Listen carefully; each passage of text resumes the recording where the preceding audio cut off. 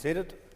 First item on the order paper is member statements, and I call Philip McGuigan. On Wednesday, 4th of February, people across the globe will mark World Cancer Day, taking an opportunity to raise awareness of cancer, but also taking an opportunity to promote the prevention of cancer, its early detection and its treatment. World Cancer Day offers an important day to reflect on the impact cancer has on individuals, families and communities across the North, and it is an opportunity to remember our own family members or friends who we have lost as a result of this terrible disease. I want to recognise also the courage of those currently living with cancer and the resilience of all our cancer survivors. This year, the campaign of World Cancer Day will seek to highlight also the emotional and social realities of cancer, aspects that are too often overlooked but deeply impact and shape people's lives. I think it's important too that I pay tribute to and recognise the contributions of those many individuals and organisations that provide fundraising, research, support and care and treatment to our cancer community and their families. As Health Committee Chair, I have had the privilege to engage with many of these groups and their staff. Groups such as Cancer Focus, Cancer Research, Macmillan, Young Lives vs Cancer, all of the various hospices and their many local support groups, as well as the groups campaigning across the North on behalf of the various different types of cancer. So I see firsthand the enormity of that work, but also the impact that it has. Here in the North, cancer affects thousands of families every year, and we know from recent debates in this chamber that we have many challenges and gaps in cancer care here. I have previously highlighted concerns around early diagnosis, unacceptable waiting times for red flag referrals, workforce pressures, outdated imaging equipment and access to specialist treatments such as CAR-T therapy. In this chamber we have heard many of the individual stories, and MLAs have often helped bring into sharp focus the very real human impact both the illness has and the shortcomings within our health system. So on World Cancer Day, I would urge that in this Assembly we unite around those unique experiences and turn them into meaningful change. Dan Forsyth. Mr Speaker, on this day last week I stood here to speak on Reval 26, which had broke over that previous weekend, and I said that this was ludicrous. There could have been catastrophic consequences for our local economy. And last Monday afternoon, my colleague Philip Brett brought via an urgent oral question to this House, and the Minister responded in what can only be described as a bullish manner, telling members here that nobody understood what they were talking about. And just remind the member that the Minister has indicated he's going to make a statement on this morning.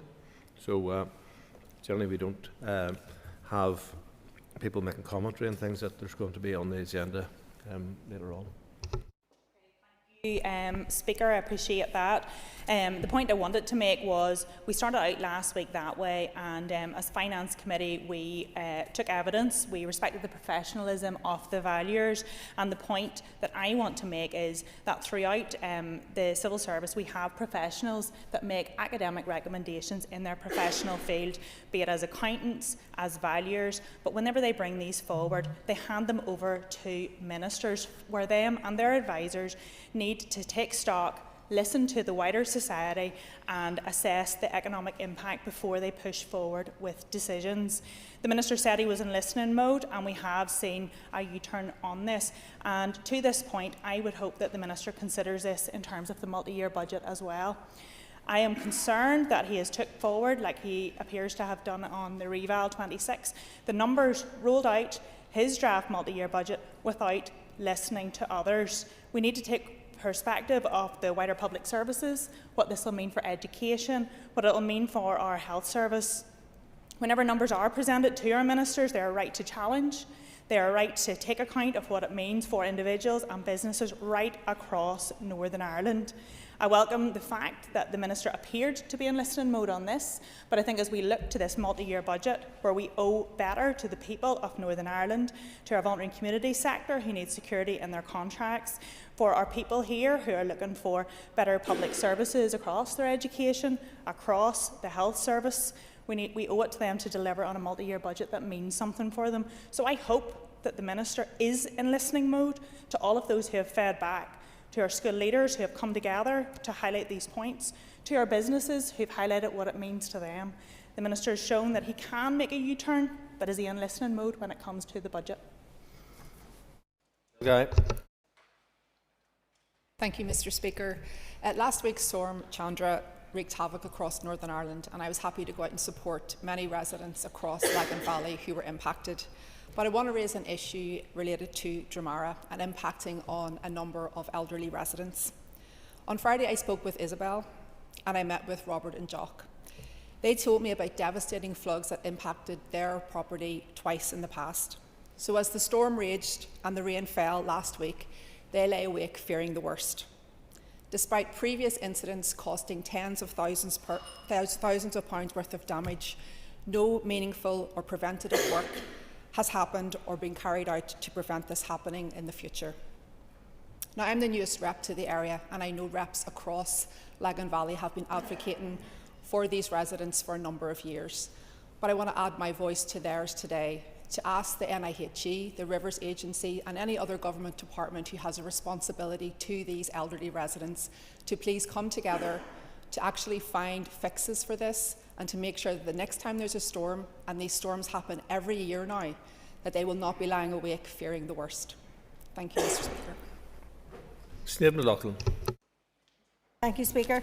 At last week's meeting of the Executive Office Committee, members heard directly from our overseas representatives based in Brussels and China and Washington.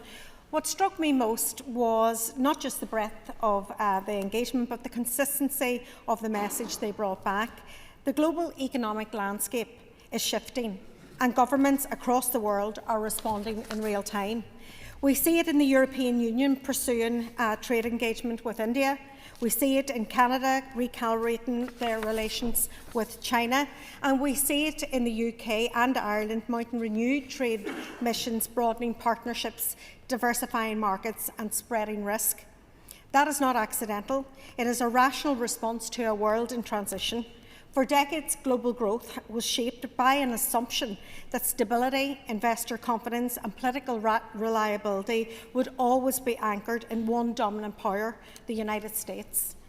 That assumption no longer holds. Investor confidence has been shaken by the unpredictability, institutional weakening and retreat from multilateralism under the Trump administration. What we are now witnessing is a deliberate shift away from over-concentration and towards balance.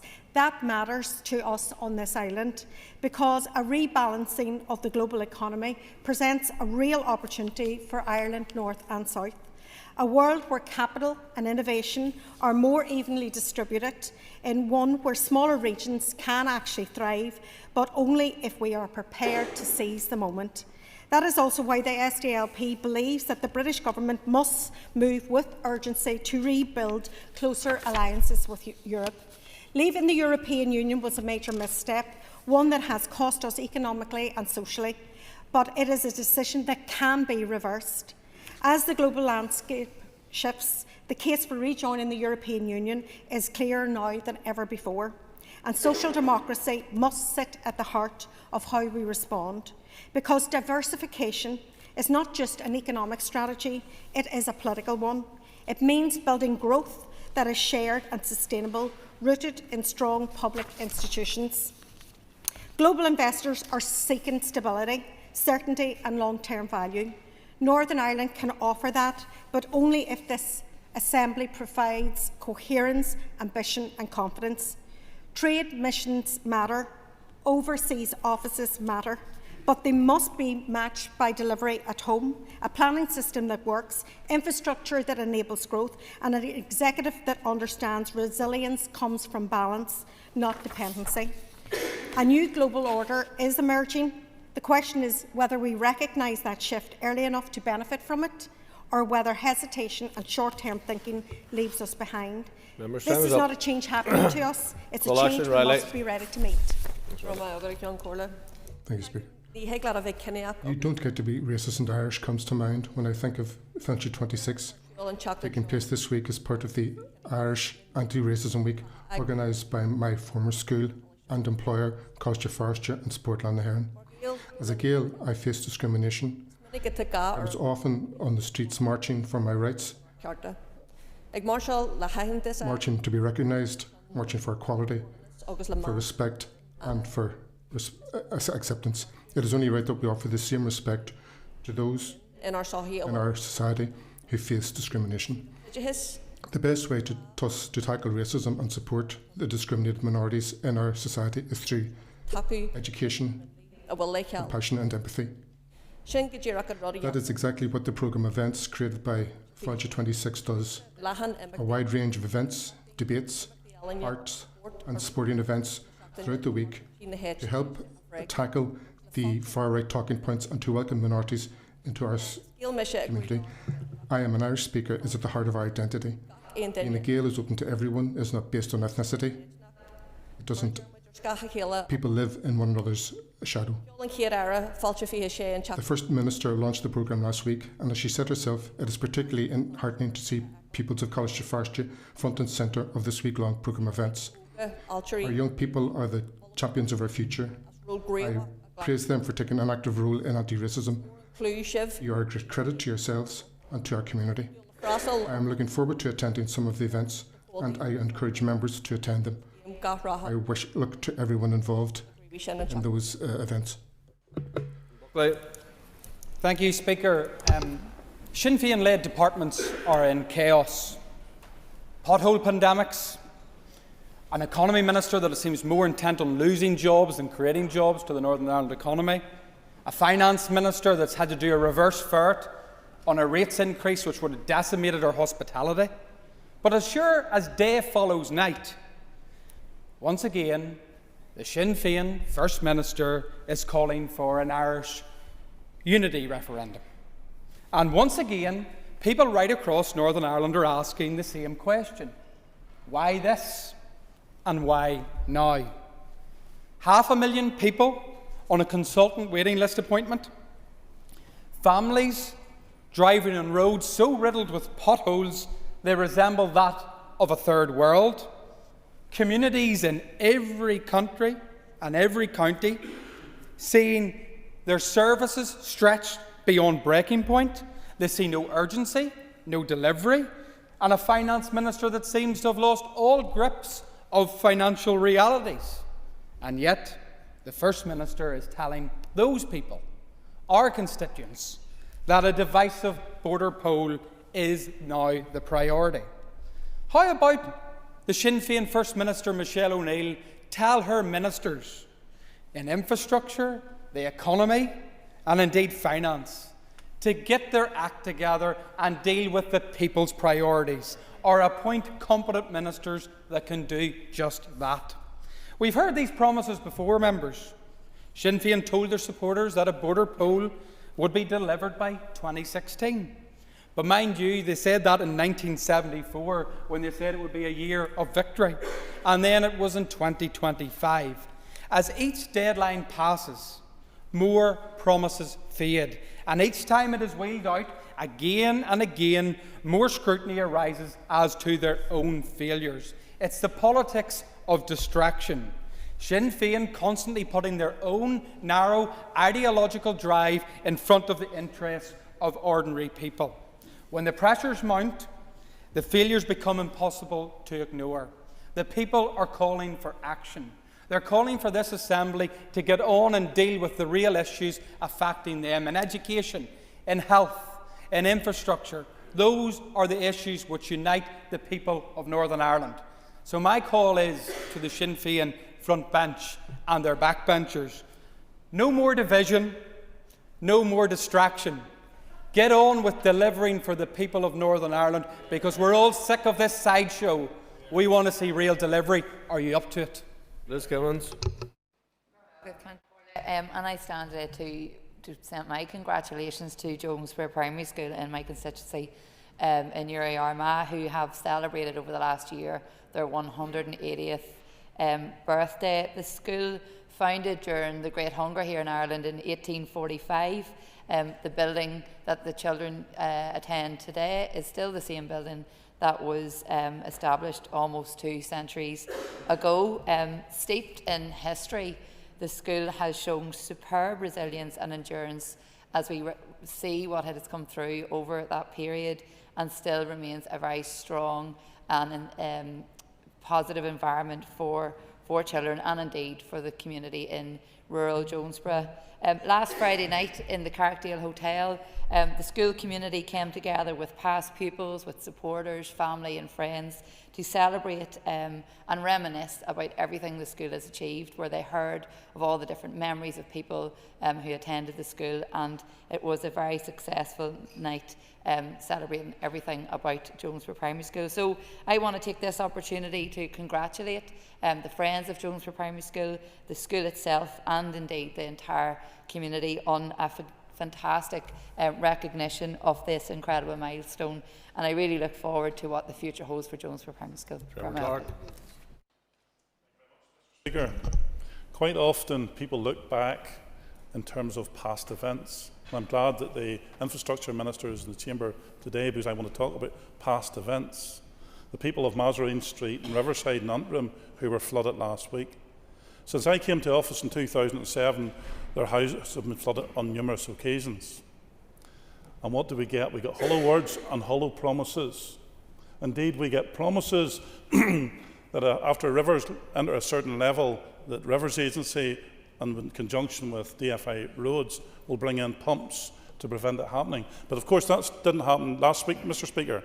Last week at after 9 o'clock, one of those residents rang and rang and rang the helpline to get the pump in action. And that pump didn't arrive to 4 o'clock, by which time the water had entered the gentleman's house. Too little, too late. Of course then we had the ministerial visit after the floodwaters had dissipated, and I'm sure with the hollow words, promises, tea and sympathy. But I see the people in Antrim are fed up with tea and sympathy. They want solutions. They've been promised for years solutions. Every time there's rain, these people are on rain watch, watching for the levels of rivers to see if their home's going to be flooded again. Some of these people are facing extraordinarily high insurance premiums, and indeed some can't even get insurance for their properties. So the question, following on from my colleague as well in terms of the failure, and the failure of the DFI Minister to take action, to actually get her department to do what it should be doing, to allow these people to look forward. And so is whenever the next rain event comes, and one thing we're sure of in this country is plenty of rain. But one thing these people want is confidence. When the rain comes, they don't have to look out and see road water levels or river levels. They don't want to see the water entering their properties. And I'll tell you what else they don't want to see, Mr. Speaker. They don't really want to see the Minister coming for tea and sympathy when they've mopped up. They want action. Colin Grath. Castlewellan Peace Maze is a jewel in our tourism offering, and it was the brainchild of Michael and Beverly Lear, who approached Eamon O'Neill, formerly of this place, and in Castlewellan Regeneration Limited, to make that a reality. And I'm delighted that they have secured a small pot of funding from the Pathways to Peace, the Peace Maze 25 years on project, to place on record just how important that this is, not only for Castlewellan, but also for our peace process. In the early days after the Good Friday Agreement, people were searching for something to hold on to. They were searching for something tangible that says things can be different, and quite literally we can choose a better way, and the Peace Maze was one of those things. It was planted by children and families from Castlewellan and the surrounding area, funded by the EU and shaped by hope rather than certainty in those days. It has become a quiet but powerful symbol of what many people believe peace could be, something that grows slowly, that is rooted in the community and is shaped over time. And what strikes me most today is that even now those who planted the trees still talk about their involvement in the process. They remember where they stood, what it meant, and they feel connected to it, and that tells us something important. Peace is not just an agreement or an institution, it is all about people.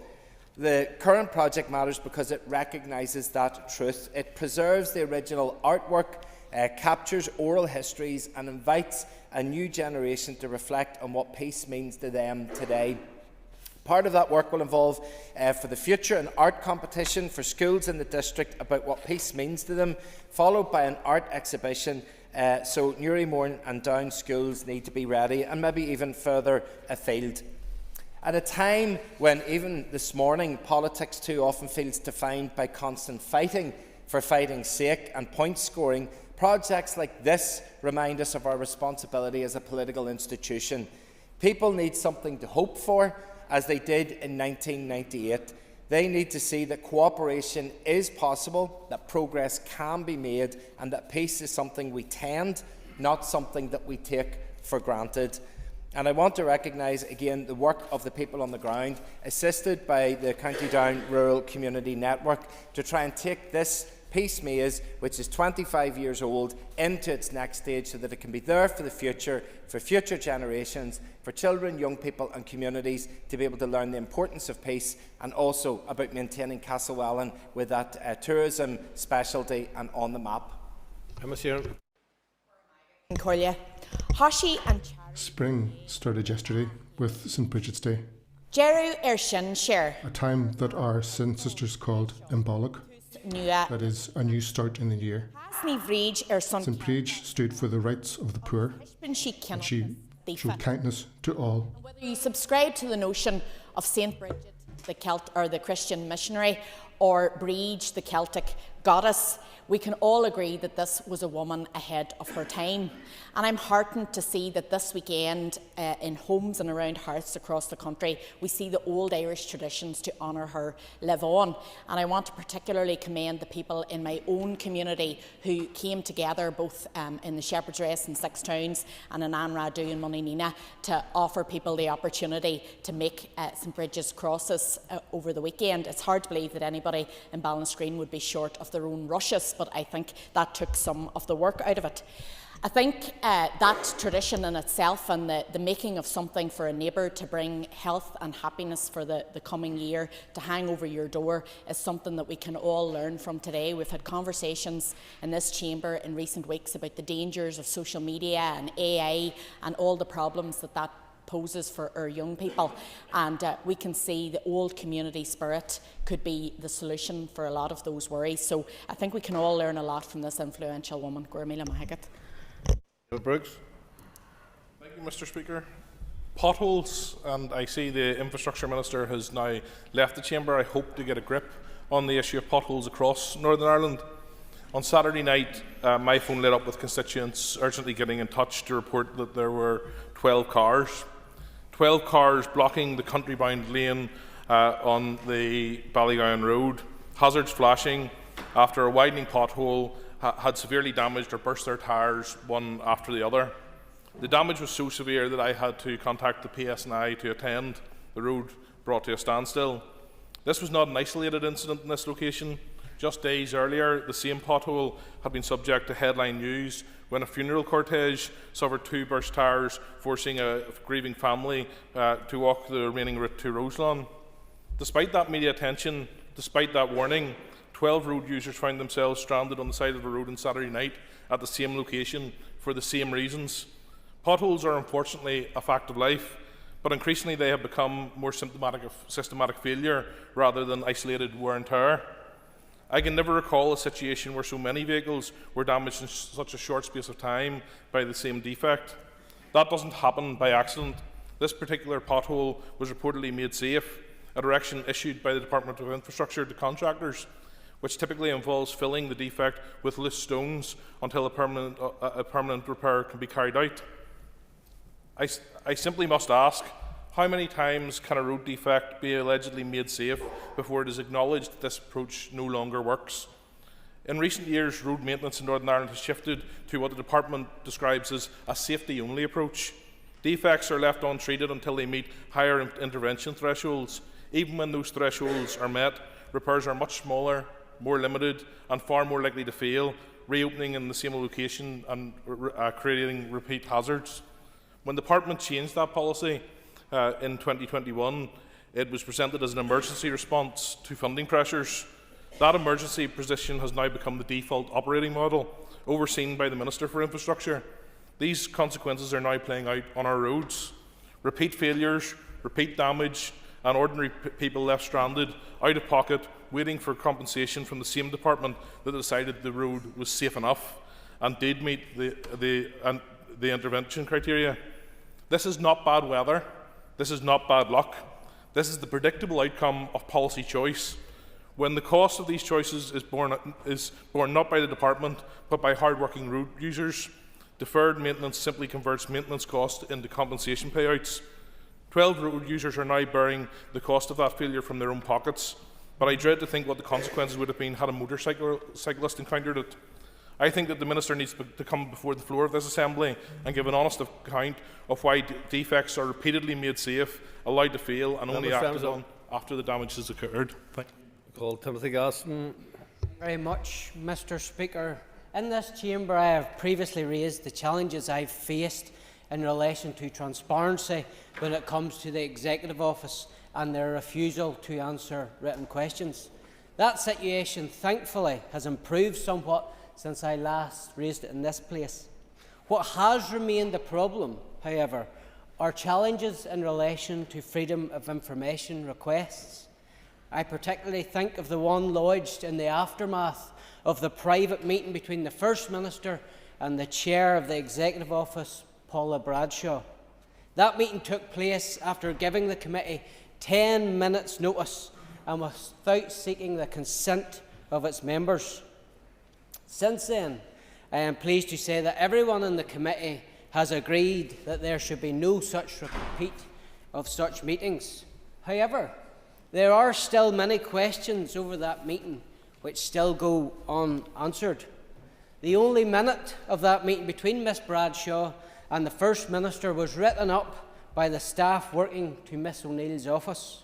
Furthermore, once released, it became obvious that the minute was only drawn up after the absence of a committee minute because it became contentious. Finally, the minute was sent to Mrs. Bradshaw in draft form before it was produced. It is now somewhat a year since I submitted a Freedom of Information request seeking the notes of that meeting that were taken in the room. I am told the release of that information, that decision notice, is imminent by the Information Commissioner's Office. Making judgments on what transpired that day in the absence of such information, I suggest, is unwise. But while I haven't seen the notes yet, over the weekend I did receive a copy of a letter from the PSNI confirming that police inquiries are ongoing into the meeting between the Chair of the Executive Office, Miss Bradshaw, and Miss O'Neill. It's time the Executive Office came clean on this issue and published all documents related to it. Making judgments while those inquiries are ongoing, I would suggest, is also unwise. I trust as well that all members will reflect upon Maria Cahill, who this morning raised serious concerns about the propriety of the Assembly debating the report which deals with her case, and yet she was never asked about its contents. That reflects very badly on this Assembly and the lack of concern for victims. I call Mr. Butler. You've got 2 minutes. Mr. Speaker, I appreciate your indulgence. Mental health disability and learning disability community and voluntary organisations, they're not facing a funding gap. What they're actually facing is a funding cliff edge, with people's mental health and workplace inclusion going to bear the cost.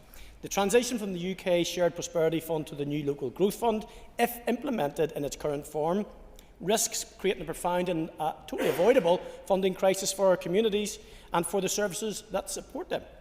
Under the existing arrangements, Mr. Speaker, funding to tackle economic inactivity in Northern Ireland has been about £25 million per year. From April 2026, it's set to fall sharply to £9.2 million, which is a reduction of around 64% due to the shift to the Local Growth Fund and its proposed 70-30 split, and that's what people are calling it. This will drastically reduce the amount available for the very services that help people into work and protect their well-being. For example, I visited Stepping Stones in Lisburn on Friday, which is an amazing charity which empowers people with learning disabilities and employment barriers through skills training. And sadly for organisations like Stepping Stones, these cuts come against the backdrop in Northern Ireland's labour market, which is already under strain. Our economic inactivity rate stands at the highest in the UK at 26.5%, as well as having the lowest employment rate for disabled people. And as the chair of the all-party group for disability, I declare an interest in regard to it. And these figures today aren't an abstract statistic. The community and voluntary sector currently supports around 11,000 people each year, many living with learning disabilities, long-term health conditions and significant mental health challenges. They're also assisting people to gain skills, secure employment and access essential intervention services, with up to 650 staff roles currently funded through the Shared Prosperity Fund. 403 of those are actually full-time posts. So I would just urge the Chamber to unite and to lobby the United Kingdom Government to change their funding model for this. Thank you. The Minister of Finance. Point of order.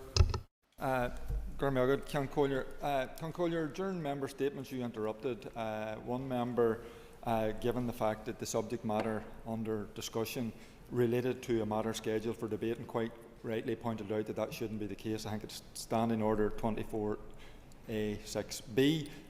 In my view, the member continued to make her member statement in relation to the subject under imminent discussion, so I think it would be worth asking your office to make a ruling. Okay, thank you. Point of order. Thank you very much, Mr. Speaker. Again, under Standing Order 24A, 6D and B, that member statements must not relate to a matter scheduled for debate in the Assembly and must not be used to impugn or attack another member. I believe that the member for Northampton, Mr. Gaston, did both during his member statement, and I would ask that you would make a ruling on such. We're listening fairly closely to what Mr. Gaston was saying. So he had a context of speaking in the first instance about transparency, and then he raised an issue around Maria Cahill. We're both borderline in my opinion, but that's why he was allowed to continue, because it was appeared to be borderline as opposed to crossing the line, and he got the benefit of the doubt. But it was more about transparency than it was about what we're discussing later on, the context of it, and that's why I didn't intervene. Now, I've received notice from the Minister of Finance that he wishes to make a statement. Minister. I wish to provide members with a statement in relation to my decision to stop the publication of the new valuation list. The process known as Reval 2026. Small and medium-sized businesses across all sectors are the backbone of our economy. The sustainable growth of our local economy is crucial for all our people, and as the Minister of Finance, I am absolutely committed to support business growth and development. Stopping this process allows space for sectors to provide the much-needed evidence to allow a full examination of the issues raised.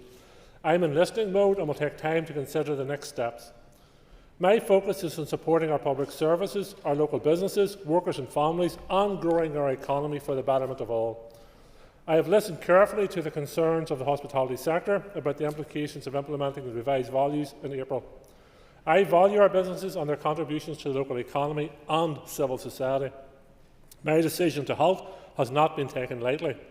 That decision reflected the clear need to take stock and to allow for constructive dialogue and engagement to ensure that any changes are implemented in a way that is fair, evidence-based, transparent and sensitive to the economic realities, both positive and negative, currently facing non-domestic ratepayers.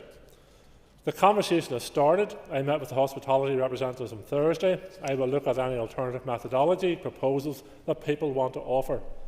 These need to be transparent and fair to every ratepayer and meet the need to support public services and the wider economy. Since becoming Finance Minister, I have been unequivocal in my support for businesses. I have extended the Back to Business scheme to support entrepreneurship by encouraging businesses to set up in long-term vacant properties. I have extended the Rural ATM scheme to help people easily access cash, something especially important in rural communities given bank closures. And I have extended the Small Business Rates Relief Scheme, which provided around £30,000 businesses with reductions of between 20% and 50% on their rates bill. I am on record as setting out my ambition to go further, including to enhance support for small businesses through this scheme. I want to see extra help going to those businesses that provide vital employment, supporting workers, families and communities. That is why my department launched a consultation on the Small Business Rates Relief Scheme in early December. That consultation closed last Thursday. My officials are now analysing the responses to these proposals, with early indications showing broad support of the approach being taken to try and help businesses despite the pressure on the executive finances. I have already set aside additional funding of £10 million in the draft budget to support those efforts. My officials are working at pace to allow these support measures, if approved by the Executive, to take effect from April 2026. Finally, on the foot of intensive engagement with businesses throughout the summer, members will be aware that I have committed to bringing forward proposals on a business growth accelerator policy. This will seek views on the policy options for using the rating system to aid business expansion, while also unlocking future increased rates income for local and central government. That unlocking of future tax-based growth would operate alongside existing initiatives brought in since the restoration of the Executive last year, such as the Back in Business scheme. This would support those businesses, including those in hospitality, who wish to expand their premises in the future. That proposal was put to my office in the engagement with hospitality business and demonstrates that my officials have been listening through the proactive engagement. In closing, I want to reiterate how important it is for me as Minister of Finance that our businesses thrive. Stopping this process allows space for sectors to provide the much needed evidence to allow a full examination of the issues. My focus remains on supporting our public services, our local businesses, workers and families, and growing our economy for the betterment of all. Thank you. Thank you. I call Matthew O'Toole.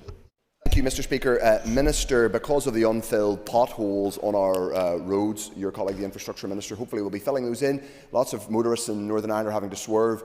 You've had to perform a full-blown U-turn, Minister, despite last week coming into this chamber and arrogantly dismissing concerns from across the House. First of all, let me say your officials have worked hard, and I think with professionalism and competence, so no blame attaches to them. But you and your advisers are paid to apply a degree of political judgment as to whether this package was ever going to be achievable. Why didn't you months ago, Minister, suggest that either this revaluation for hospitality be phased or be introduced with transitional reliefs to avoid what is now a chaotic situation where the revaluation has had to be parked entirely? That's number one. Number two, Minister, can I ask, do you regret at all the dismissive attitude that you treated members of this House with this time last week when we raised concerns from our constituents and business owners? Do you regret that, and will you apologise for it? Well, firstly, a U-turn carried out in a safe manner is part of the Highway Code. Both the political Highway Code and the roads order, and with a former police officer, I'm sure, across the road will examine that more closely. But the important point is where we are now, and I have listened to the concerns of elected representatives, I have listened to the concerns of the hospitality sector, and I have stopped the reval process. I met with the hospitality sector last Thursday. Members of that group say they will be able to bring forward proposals to me. I have offered the services of my officials to them as well in that engagement, and if we have a constructive engagement, then I believe we will be able to move forward. But any future method that we use to evaluate rates must be open, it must be fair, it must be transparent, and it must meet the needs of our public sector and our wider economy. Deirdre Hargey. And thank you, Minister, for your statement today. Minister, could you outline the next steps following the halting of the Reval 2026? And as you touched on, there are many sectors involved, the importance of those sectors engaging and providing further evidence. Thank you. The next steps are that after my engagement with the hospitality sector on Thursday, they will bring forward proposals, or certainly bring forward proposals for a way forward.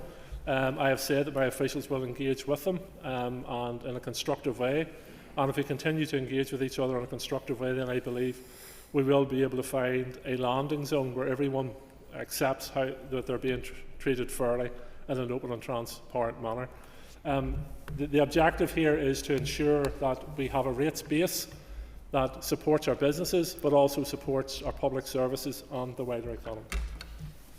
The answer side. Speaker and Minister, I welcome this change in policy. But Minister, last Monday in this House you accused members raising legitimate concerns from businesses of not knowing what they were talking about.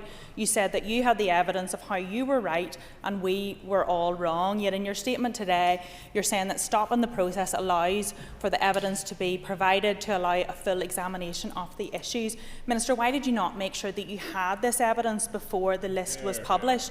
And do you consider your comments last Monday misleading the House on your evidence? I think Hansard will speak for itself, and I know a week's a long time in politics, but it's obviously a long time in history as well, because history is being rewritten as we stand here today. So it is. My comments and members' comments are clearly recorded on Hansard. I referred to last week that the methodology used by my officials was correct, and it was correctly used. The outcome of that usage of that methodology has caused deep concern within the hospitality sector. I have reacted to that concern, as I should, but the evidence base is firm, it is solid, it is open and it is transparent. And if it is to be replaced, it must be firm, it must be open and it must be transparent. David Honeyford. Mr. Speaker, I welcome the Minister, and he said he's listening, and I welcome the process is paused, but I worry that that's only a short-term stick-in plaster for as we move forward. We need to support our businesses and to grow our economy.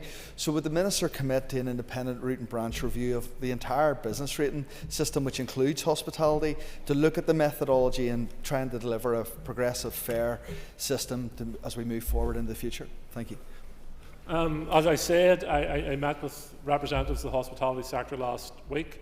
They are going to bring forward proposals. I look at them with an open mind to see what is the best way forward for this policy area, and a very, very important policy area across our entire executive and indeed our economy. But I'm open-minded in terms of what proposals come forward. But at the sake of repeating myself again, it has to be open, it has to be fair, and it has to be fair to all sectors of our economy as well. And if we can work on that basis, I have no doubt we'll make progress. For a call, Mr. Burrows, can I congratulate you, if that's the appropriate thing, on becoming leader of the Ulster Unionist Party? Mr. Burrows. Thank you, Mr. Speaker. The U-turn might have been safe, but you were asleep at the wheel, Minister, in the run-up to this. You talk about your decision being the rates have to be evidence-based. What evidence base did you have to justify the original decision to support Reval 2026? Indeed all businesses were contacted at the start of the Reval process in April 2024 with area-specific questionnaires which they were asked to return. And unfortunately, and there's a variety of reasons for this in terms of the hospitality sector, only about 30% of those were returned from the hospitality sector. So when you don't get a return from a specific business, what valuers do is they will look at returns to Companies House, they will look at evidence of the premises around that individual property, they will look at the trading relationships in that area, they will look at the market values in that area, they will look at a wide range of factors which are evidence-based in themselves, and determine what the rateable value of a property is. So it is a firm basis upon which to operate, but ideally, and this was the bone of contention in the Chamber last week, was that ideally I believe that if businesses return their valuations, then it gives each business is allowed to tell its own story. But in the absence of that, there is sound evidence sources to make your decisions upon. Emma Dolan. And Minister, I commend your swift action on stopping this process. You outlined in your opening remarks your support for businesses. Can you say a wee bit more about this support, including the support for small businesses? Well, the member will have heard in terms of my opening remarks in relation to the most recent small business rates relief consultation we've just conducted, and my officials are analysing the results of that.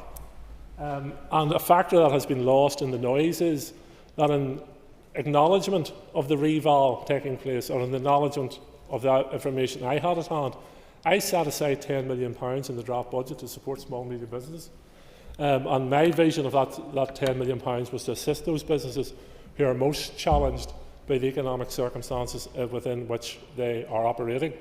We have also, as an ongoing programme of work, around £250 million of rates relief is offered to businesses here. And again, in recognition of the value they bring to our society and to our economy as well, but also the challenges they face as well. And I will continue to analyse how I, in my role as Finance Minister, can support our small and medium-sized businesses. Brian Kingston. Mr Speaker, Minister, we were told at Finance Committee last week that the average NAV increase for retailers was around 7%. Yet I've been lobbied by a whole series of small retailers close to my office in North Belfast at Ballysillin who've had NAV increases of 60% in the reval. Can I ask, as part of your review, that you look at those seemingly large increases for retailers in Belfast?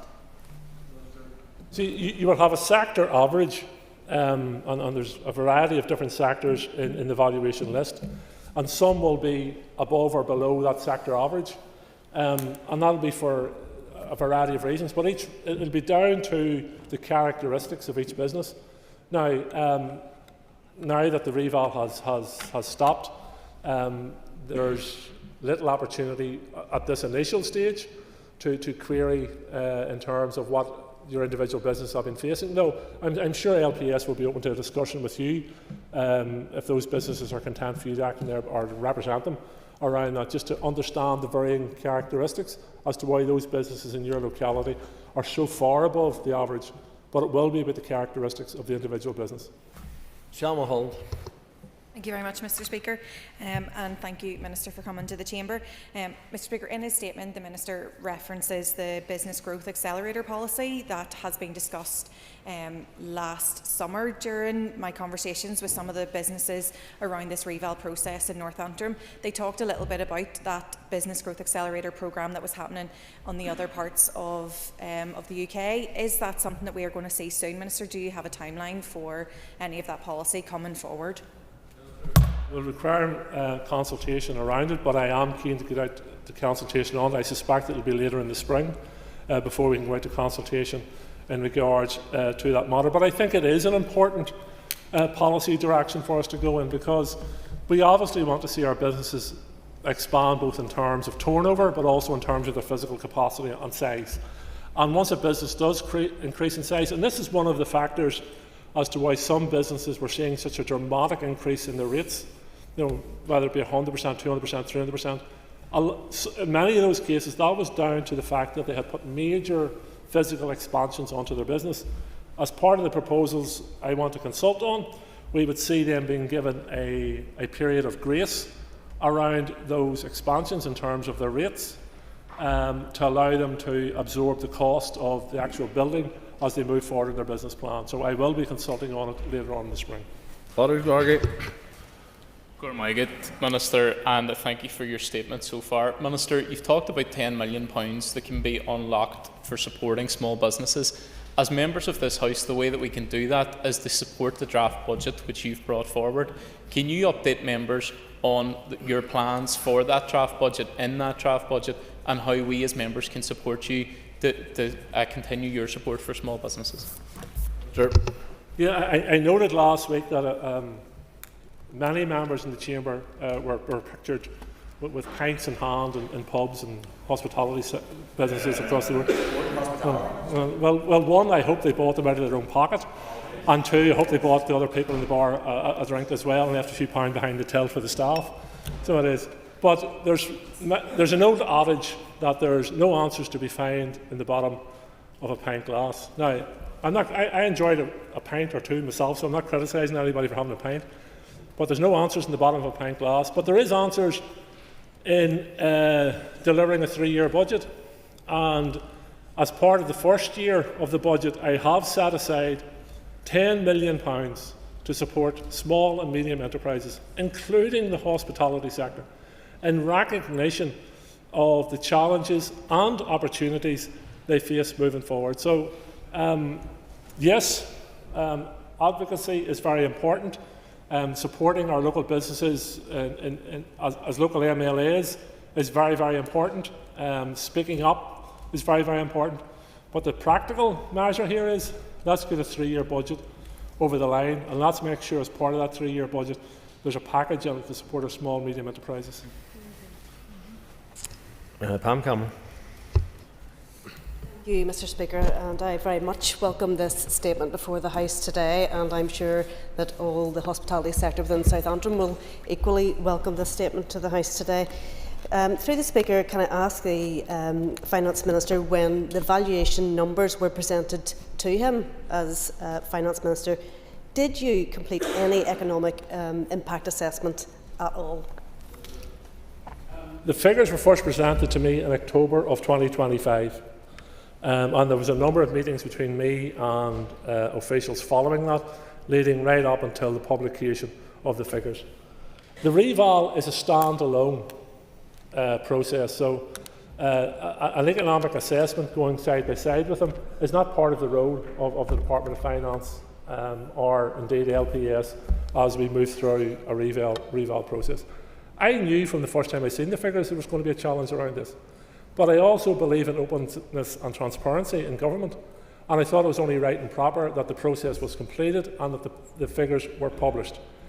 And also, as part of my preparations for the draft budget, I set aside £10 million to help businesses with the challenges they face, not only from the reval, but from other business pressures they face as well. So I was aware of the figures, I knew the challenge they were going to bring, and in my own way, I took action in relation to the draft budget. Jan Armstrong. Thank you, Mr. Speaker, and I welcome the Minister coming to the Chamber this morning. Minister, I'm presuming that your department had access to the draft valuation figures from LPS and economic projections in advance, as you say. On that basis, was it not a presumption to proceed without addressing the foreseeable impact on the hospitality sector, only pausing the process after significant public and sectoral backlash? As I've said to the previous questioner, I was aware of the figures in October 2025.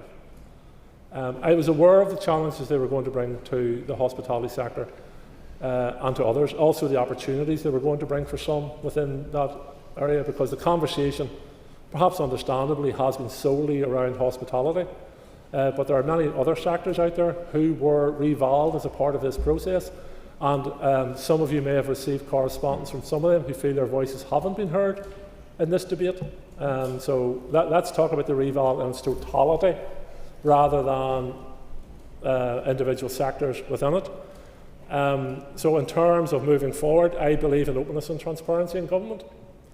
LPS carried out the service. It was published. We've seen the reaction to it. But it wasn't published in a vacuum.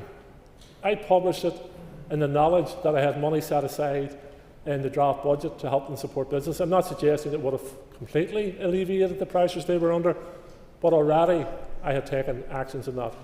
The response to the publication has meant that I don't think we would have been able to have had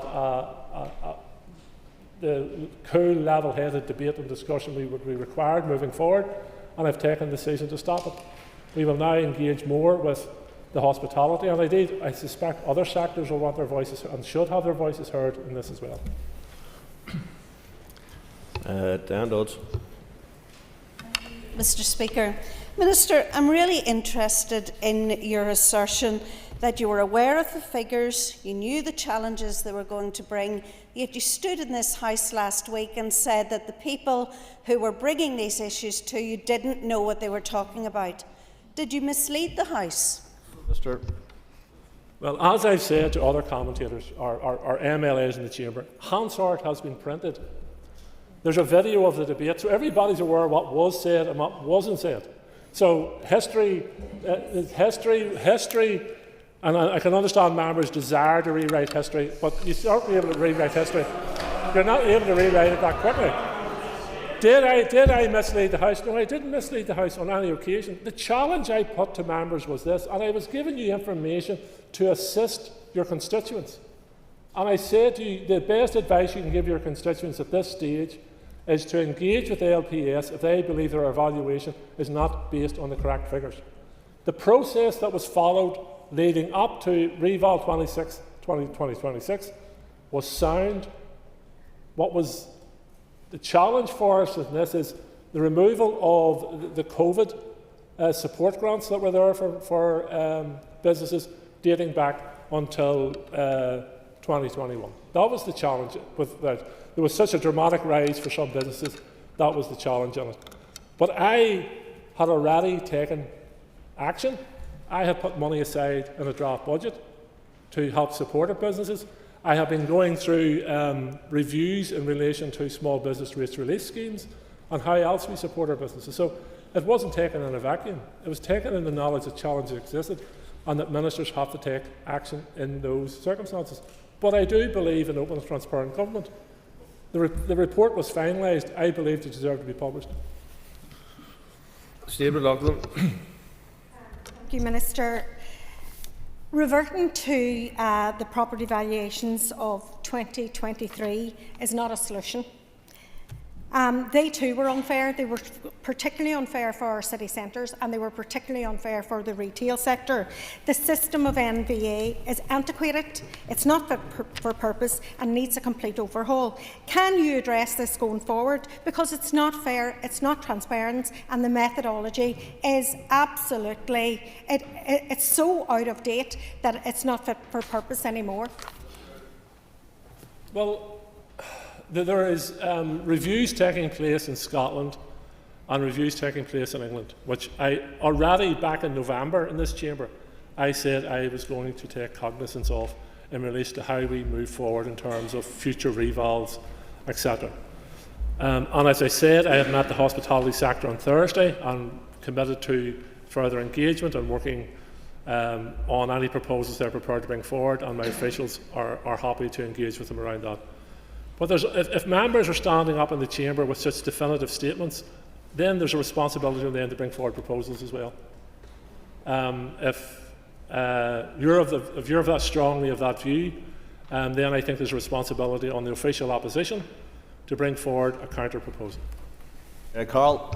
Thank you, Minister. It's clear your economic strategy is in free fall with this backtrack, and you've obviously withdrawn the increase for hospitality. But I want to know. You talk about supporting workers and families, but your proposals under the budget will see households pay 15% extra on their rates. So I'd like to hear when you'll withdraw that proposal.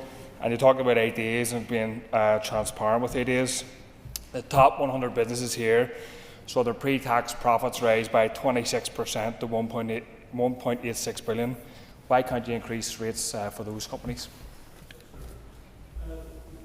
You'll be aware that I'm going through a review of all the rating policies, including manufacturing as well. So when we reach the stage where I'm doing a review on manufacturing, there'll be an opportunity for yourself and others to respond to that consultation on how we should move forward in rating all businesses. But at each stage, over the next number of months and leading up to the end of this mandate, there will be an opportunity for everyone to have a say on a wide range of rating policies which will affect non-domestic ratepayers, and everybody will have an opportunity to say that.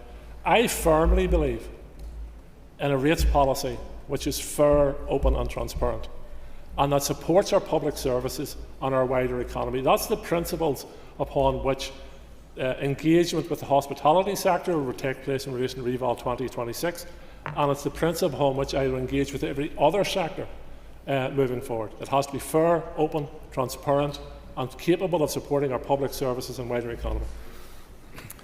Nicole Philip Brett.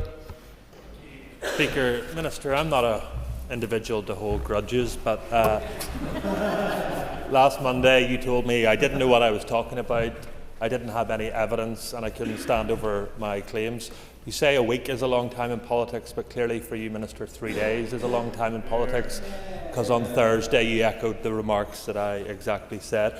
But I will not be churlish and bask in your U-turn. Minister, I just want to ask, in relation to the U-turn made by the Labour government, there is clearly going to be some Barnett consequentials for the Northern Ireland Executive. Have you had any discussions with the Treasury Minister about what that value may be and what you may wish to use that funding for? Mr. Brett, I have the Hansard of you and I's conversation in the chamber last week in front of me, and I'm scanning through it now, so you're always at risk here being corrected. I don't see any of those actual terms are used against you. We did have a robust exchange of views, I will say that, but I think your tone at the start was matched by my tone at the end. So it is. So, and you're a bit like myself. You're used to the rough and tumble of politics. But however, we will establish, our Treasury will inform us, I think around the 3rd of March, what the borne consequentials are of their latest announcement. That announcement has been made on the back of them giving support to businesses there on the basis that their reval is continuing. So all that will have to be taken into account. But the final decision in terms of what will be done with that money and other borne consequentials is a decision for the Executive. Jonathan Buckley. And as one of the last questions in this session, I think it's fair to say that the smell of burning rubber is still fresh in the air following the Minister's handbrake turn. But we will forgive him as members, not for the dangerous driving in the run-up, but ultimately in the end-up direction. Minister, anybody with a titter of wit realise that 80% plus average increase for hotels, 50% plus increase for hotels was totally unsustainable. So can I ask the Minister, does he accept now that basing rateable value for pubs and hotels off turnover rather than profitability and not inclusive of debts incurred is not a sustainable model going forward for our hospitality sector, which is largely now propping up our high street? Well, as I said earlier on, I conducted a safe U-turn, checking my mirrors and rear view mirror and cross the road, paying attention at all times to the environment around me. Just 1 second, Minister, because I want to just give you the... So, in terms of approach to fair, maintainable trade turnover, so this is how the process operates. Fair, maintainable trade turnover is the turnover of an efficient operator could achieve running a business. The rental value is a small percentage of the FMT after operating costs are deducted. So, at every revaluation, LPS is engaged with the hospitality sector to help review and update the percentages used. And I suspect the conversation we're going to be having with the hospitality sector in the time ahead will be around a number of areas, but in terms of the percentage used to evaluate the rentable value of a property after you've taken into account all the overheads that property faces. So I'm more than happy to equip members with the information in relation to the actual, because there has been a lot of debate about this, some of it informed, some of it not so informed. And I accept it is a very complicated, I have the assistance of my officials here to steer me through it, but I'm more than happy to place in the library exactly how the system works. But I suspect that issue around the percentage, etc., is going to be a focus of the discussions we will have with the hospitality sector. Justin McNulty. Can I thank the Minister for his statement. Minister, humility, I know, is not a virtue abundant in the Sinn Féin war chest. Last week, I raised with you the concerns of hotel owners, coffee chains, publicans, businesses, who said that your proposed rates hikes were shut-down increases. Minister, I and businesses welcome your U-turn, but can you now clarify which one of us did not know what we are talking about? And can you take this opportunity to apologise to me and to business owners? My reference to you not knowing what you were talking about was a general comment. In terms of, see, Mr. McNulty, I approach people as I find them, so I do. And if I'm treated with common courtesy, then I will treat those who speak to me with common courtesy. You have an awful habit of standing up in the chamber and demeaning representatives of my party and other parties, whereas if you were to adopt a slightly different tone, you'd be surprised just how well me and you would get on. I would advise the Minister that, I talked about Mr Gaston being on the borderline, and you're certainly on the borderline, Minister, with your reference to Mr McNulty. And, we're discussing a report from the Commissioner later about how they treated other members. and perhaps you should reflect on that. Move on to Colin McGrath. Business rates can cripple a business, and those in Downpatrick are aware of this, with high rates not matched with footfall due to the hangover of the floods in 2023. Will they be protected and assisted as part of this paused process? As I say, each business, and as I said, the members talking largely about retail here, will now go back to their valuations as in 2023. And I think, as I said to one of the previous speakers, was that perhaps understandably the debate has been around the hospitality sector, but if we are to move forward with a fair and open, transparent rating system, then we'll have to hear the voices of all sectors. And retail is a sector that has seen significant changes in shoppers' patterns as a result of the growth of online shopping, etc. So it is important when members are debating these issues that they are mindful that the reval was a reval of all non-domestic properties rather than simply one sector. Gaston. Much, Mr. Speaker. This day last week, the Minister condescendingly told me, "I don't know whether you have listened thus far." The problem last week or last Monday was that it was the Minister who wasn't listening, not the members of this House. I am told that your reval 2026 had an additional net annual value of 16 million across the board. This red flag exposes the process was flawed, and unless that was the underhand intention of Sinn Féin to raise rates, will you give a commitment in the House today that any future changes to the methodology for the hospitality sector, that you will give businesses more than 8 weeks' notice, which was part of the problem this time? So it was 8 weeks, as well as the massive increase that you were trying to impose upon them. For the record, businesses were first engaged in April 2024. The hospitality sector met with the then Finance Minister in May 2025. Further evidence or letters were sent out to the hospitality sector representative bodies later that summer, alerting them to the fact that the COVID discount was going to be removed, and as a result of that there would be significant uplifts in the net value of properties. And if I think I understand the member correctly, this was not about increasing the rates uplift in terms of monetary uplift. This was about a fair distribution of the rates burden across all sectors in recognition of their trading figures in April 2024. This exercise is not about collecting additional money.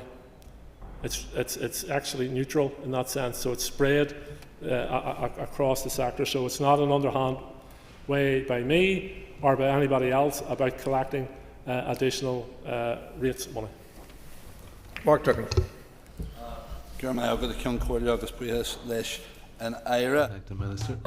Minister, I wonder if any wider review will include consideration of inequalities that exist across the region and the unfair impact that an ever-reducing rate support grant has on businesses and indeed all ratepayers in less affluent council areas. Minister. I'm open to ideas on all these matters as to how we support our businesses across all sectors moving forward. So if that's a viable proposal, then I'm open to listening to it further moving forward. That brings to a conclusion. Questions to the Minister. Point of order. Thank you, Mr. Speaker. I just wish to raise a point of order the remarks that were made to my colleague Justin McNulty by the Minister. I am the last person to go running to teacher. I ask for no quarter and give no quarter in my role as Leader of the Opposition, but that is strictly in relation to the political and the professional. I think sometimes as public representatives in this chamber we do need to be mindful of not straying into the personal. I endeavour to do that. I would just ask the Speaker to reflect on those remarks and whether they strayed a little too far into the personal. Thank you. That's why I made the comment to Mr. O'Dowd, who's, like myself, has been around for a while. He's got the grey hairs, the same as myself, to show for it, and could generally be regarded as a wily old fox. But I think he knows himself that, you know, a lot of rough and tumble in here, and there's plenty of issues where we can really get stuck into each other, and I won't hold you back. But we should stick to playing the ball and not the man. And I do think it was a tad unfair, Mr. McNulty, who is quite forceful himself, I have to say. So he's fit for a fair bit, but I thought it was a wee bit far. Mr. Wood. Not any offence, I do apologise. I thank the Minister, and I think we'll leave the matter at that. Thank you very much, members. If you take your ease, and then we'll move to another matter.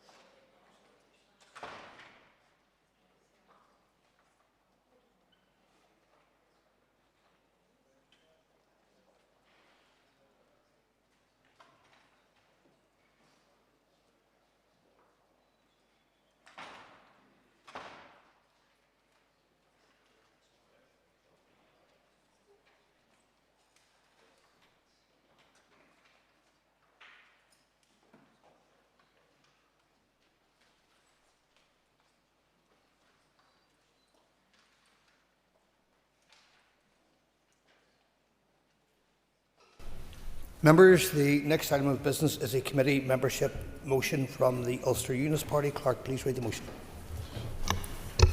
That Ms Diana Armstrong replace Mr Robbie Butler as a member of the Business Committee. Thank you, and I call John Burrows to move the motion. Deputy Speaker, I beg to move the motion. Thank you. Members, the question is that the motion standing on the order paper be agreed. All those in favour say aye. Contrary, no. The ayes have it. The ayes have it.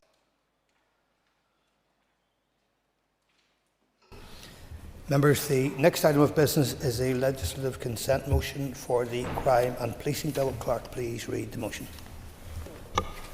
That the legislative consent motion seeking the extension to Northern Ireland of the provisions of the Crime and Policing Bill introduced as amendments in the House of Commons and House of Lords, as detailed on the order paper, be agreed. And I call the Minister of Justice to move the motion. Beg to move.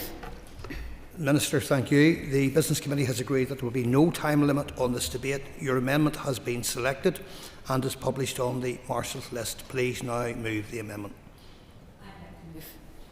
Thank you. By convention, where a member or minister seeks to amend their own motion, they are invited to address both the motion and the amendment at the same time. I now call the Minister to open the debate on the motion and the amendment. Minister. Thank you, Mr Deputy Speaker. The Crime and Policing Bill was introduced to Westminster on the 25th of February 2025. The provisions in the bill that extend to Northern Ireland deal with tackling serious crime, economic crime, sexual-related crime and increased public safety across Northern Ireland. The provisions are primarily in the justice sphere and create new offences and of more effectively dealing with serious and organised crime and the protection of victims. Members will be familiar with the contents of the bill, and you will recall that I brought forward an earlier LCM which received the agreement of the Assembly on the 23rd of June 2025. The contents of this LCM relate to amendments tabled at Commons report stage and Lords Committee stage. The Department has engaged with the Northern Ireland Human Rights Commission in relation to these amendments. The Commission has advised that the ECHR analysis provided by the UK Government appears to be broadly sound and that the provisions in the bill which will extend to Northern Ireland are compliant with Article 2.1 of the Windsor Framework. There are 12 provisions for which I am seeking the consent of this Assembly to extend to Northern Ireland, and I wish to elaborate briefly on each of those provisions. The first is Clause 36, provision regarding the bulk and suspicious sale of knives. A new clause for Northern Ireland, duty to report remote sales of knives, etc. in bulk Northern Ireland, would be inserted, which would replicate Clause 36 for England and Wales. This clause would insert a new Article 54B into the Criminal Justice Northern Ireland Order 1996, which would introduce a duty on sellers to report any reportable sales of bladed articles made remotely. A reportable sale of bladed articles would be 6 or more knives sold in a single transaction or to the same buyer, or residential premises in 2 or more transactions within a 30-day period. There would be a limited exception for a qualifying set of knives. A qualifying set would be a set of at least 3 knives that differ in size or shape and are packaged for sale as a single item, such as, for example, a typical kitchen knife block.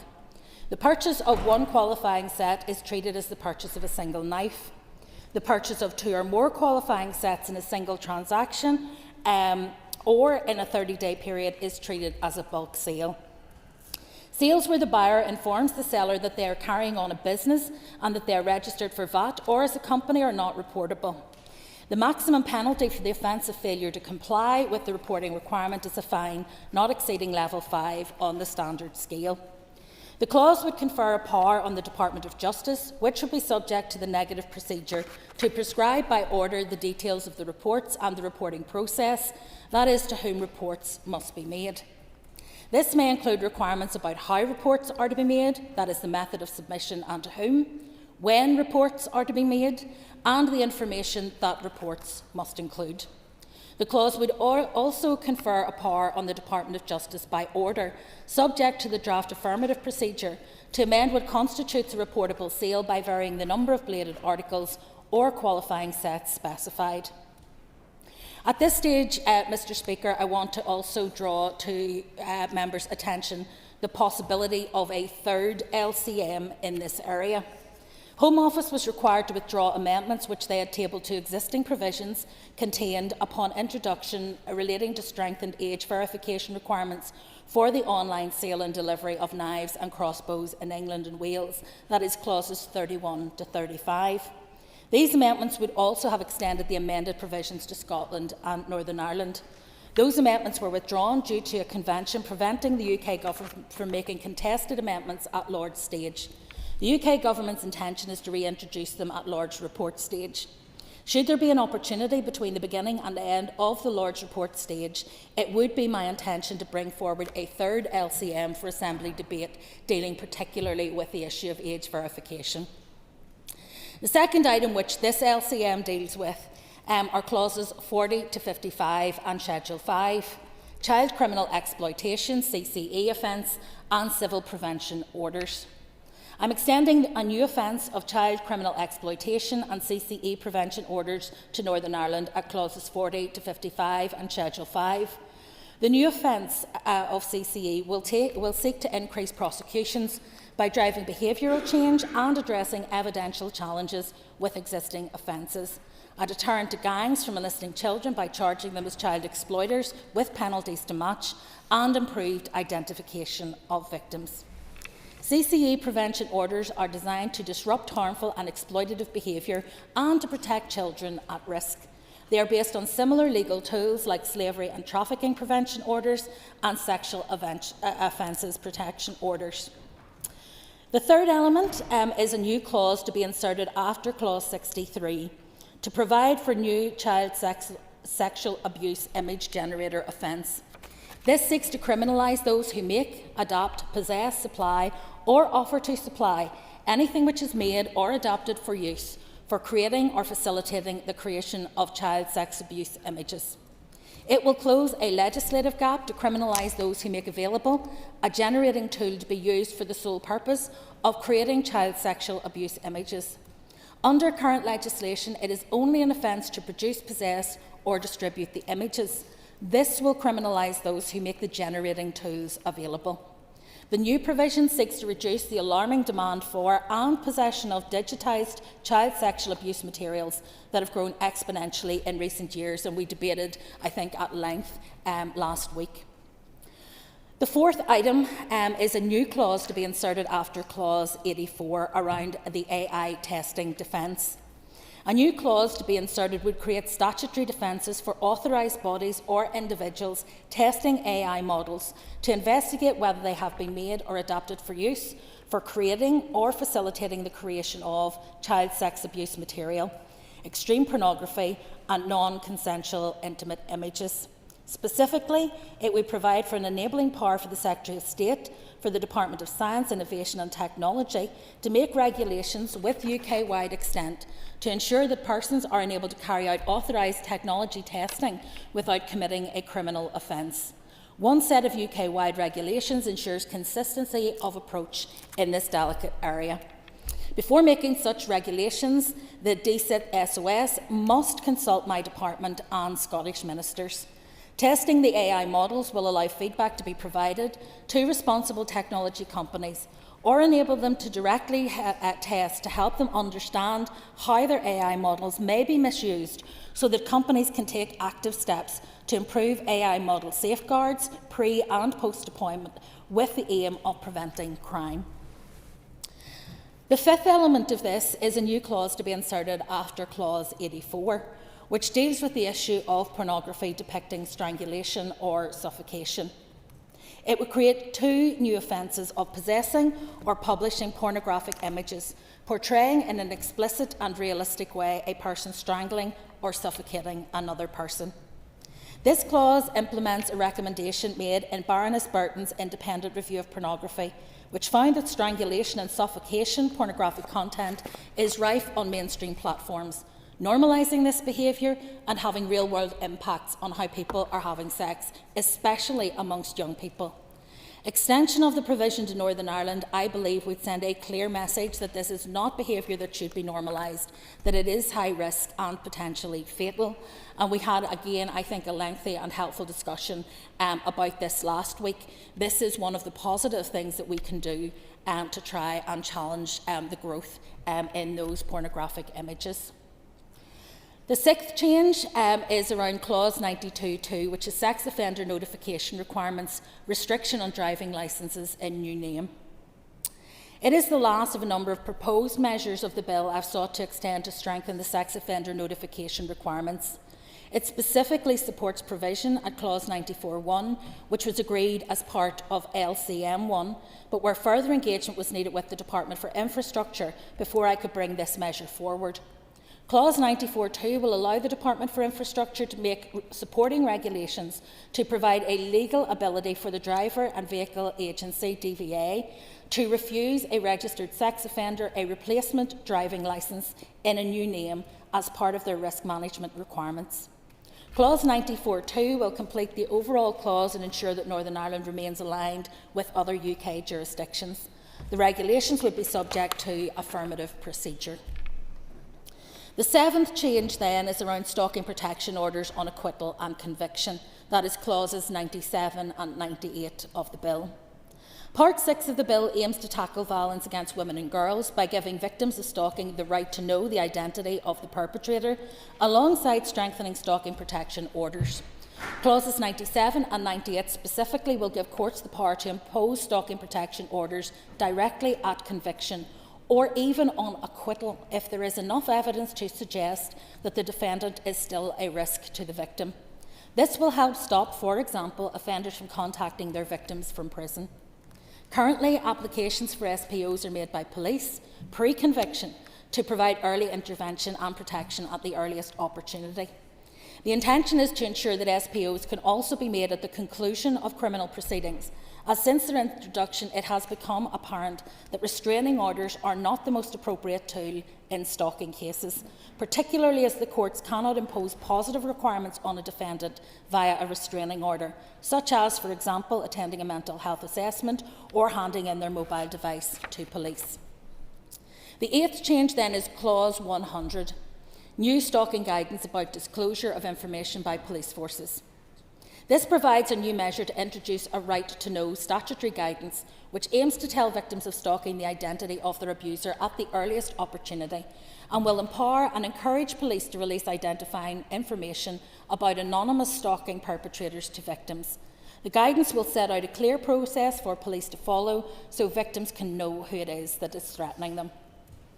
The ninth element of this is clause 104 around child abduction, and it is to protect children by closing a current gap in the law relating to child abduction to make it an offence for a parent or other guardian or carer who has lawfully taken a child out of the UK to detain that child abroad for longer than the permitted period without obtaining the appropriate consent or the authority of a court order. The 10th change then, Clause 105, is removal of the supervision exemption from the definition of regulated activity. This is a Department of Health measure which has been included at the request of the Minister for Health. Clause 105 will remove the existing supervision exemption in the definition of regulated activity in Northern Ireland, which means that currently those in supervised roles are not eligible for an enhanced with barred list check. Therefore, schools and other employers are not able to find out whether somebody working or volunteering closely and frequently with children on a supervised basis is barred from working in regulated activity with children by the Disclosure and Barring Service. This amendment means that everyone in such roles will be eligible for the highest level of criminal record check carried out by Access NI, an enhanced with children's barred list check, regardless of whether they are working under supervision or not. The 11th element of this are clauses 130 to 137 and 190 and Schedule 19, which deals with access to remotely stored electronic data, or RSED. Members will be aware that the use of technology plays an increasing role in tackling crime. It is important that legislation keeps pace with technological developments. We all increasingly use devices and store our data in the cloud or remotely rather than on the device itself. These new powers will take account of that development. The provisions aim to provide a clear legal basis for search and seizure of RSED and respond to recommendations from the Law Commission in England and Wales and the Independent Reviewer of Terrorist Legislation. They will create a dedicated power for police and law enforcement agencies to extract information from one or multiple online accounts in criminal investigations, including counter-terrorism and national security investigations. The provisions will ensure that where police and other law enforcement agencies are already entitled to search and extract information from an electronic device, they can also access and extract remotely stored information connected to that device. The provisions include a number of safeguards to ensure that any interference with Article 8 rights is necessary and proportionate and in the interests of national security, public safety and for the prevention of disorder or crime. The 12th element then is clause 138, and that is access to driver licensing information. Clause 138 will enable the police to access driver and vehicle licensing agency data, that is DVLA, driver information automatically at the point of operational need for policing and law enforcement purposes beyond road traffic enforcement. It is important to be clear with members that the DVLA is responsible for driver licensing in GB only. Accordingly, this clause applies solely to GB driving licence records and has no impact whatsoever on Northern Ireland licence holders. While this enhanced DVLA data is limited to GB driving licences, it will nonetheless deliver operational benefits for policing where it can be lawfully applied. In particular, it will support faster and more reliable identity verification, support for serious and organised crime investigations, safeguarding activity and the location of missing or vulnerable persons. Access to DVLA data will be strictly governed by regulations and a statutory code of practice. The regulations will have the force of law and will set binding requirements covering who can access the data, lawful use, mandatory training, data handling and security. All organisations, including the PSNI, will be required to sign up to and comply with that code of practice before they are permitted to access DVLA data. Crucially, I have secured additional safeguards in respect of Northern Ireland. These include a requirement for my formal consent before the regulations can be commenced in Northern Ireland, and a commitment that the Code of Practice will include a dedicated Northern Ireland section developed collaboratively with my department.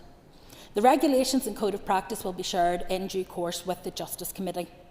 In addition, the Secretary of State for the Home Department will be required to publish an annual report detailing how these enhanced powers have operated in practice, the benefits realised for public protection and public safety, how compliance with the Code of Practice has been supported and assured, and whether the use of data has raised any concerns in relation to specific organisations. I fully appreciate that the Assembly's preference is to legislate on Northern Ireland matters where possible, and indeed that is my own preference. The bill is in its final stages in Parliament, and with the legislative constraints in the current mandate, it would not be possible to bring equivalent provision via an Assembly bill in the near future. I believe on this occasion, therefore, it is appropriate that these amendments be made in a Westminster bill, and again ask for the support of the House in passing the motion. Before I conclude, Mr Speaker, I would also like to place on record my thanks to the Justice Committee for its report, and I welcome its support for the LCM. I would also like to record my thanks to executive colleagues for their consideration of the issues. It has been something of a long and winding road. I'm not going to break into song, you will be glad to hear. But it has been quite complex with the changes that are happening in Westminster and keeping abreast of that. So I appreciate people's patience while we navigated to where we are today. So I thank you for your consideration of the motion, and I look forward to your contributions to the debate today. Thank you. Thank you. And I call the Chair of the Justice Committee, Paul Frew. Mr Speaker, and I welcome the opportunity to speak on this motion as Chair of the Committee for Justice. The Minister has outlined the purpose of this second LCM for the Crime and Policing Bill and the provisions that it will extend to Northern Ireland. So I will focus my remarks on the Committee's consideration. The House will be aware that Committee for Justice agreed on the 29th of May last year that it was content with the Department's proposal to extend the number of provisions in the bill by way of an earlier legislative consent motion. During the Committee's considerations of that first LCM, the Department had indicated that it was likely that a second LCM would be required for provisions for which policy development was ongoing, or that were expected to be added as the bill progressed through its stages at Westminster. At its meeting on the 3rd of July, the Committee considered a briefing from the Department on the provisions that it thought were likely to be included in the second LCM. At that stage, along with most of the other provisions we are discussing today, this included measures relating to policing barred and advisory lists and strengthening age verification requirements on the online sale and delivery of knives and crossbows.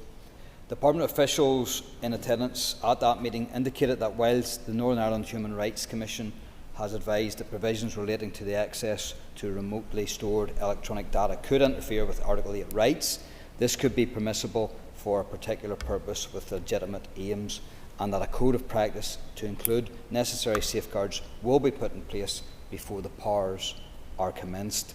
The Committee drew the second LCM to the attention of the Committee for Health, given that the provision for the removal of the supervision exemption from the definition of regulated activity falls within the policy responsibility of the Department of Health. On September the 11th, 2025, Department officials provided oral evidence on the second LCM. In response to members' questions, officials advised that guidance will be developed and awareness raising taken into account as part of the implementation plans for the new offences created by the provisions relating to child criminal exploitation, the use of AI models to produce child sexual abuse materials, and the child abduction provisions. The Committee was also advised at this stage that the Home Office would take the lead in drafting the necessary code of practice with regards to access to remotely stored electronic data.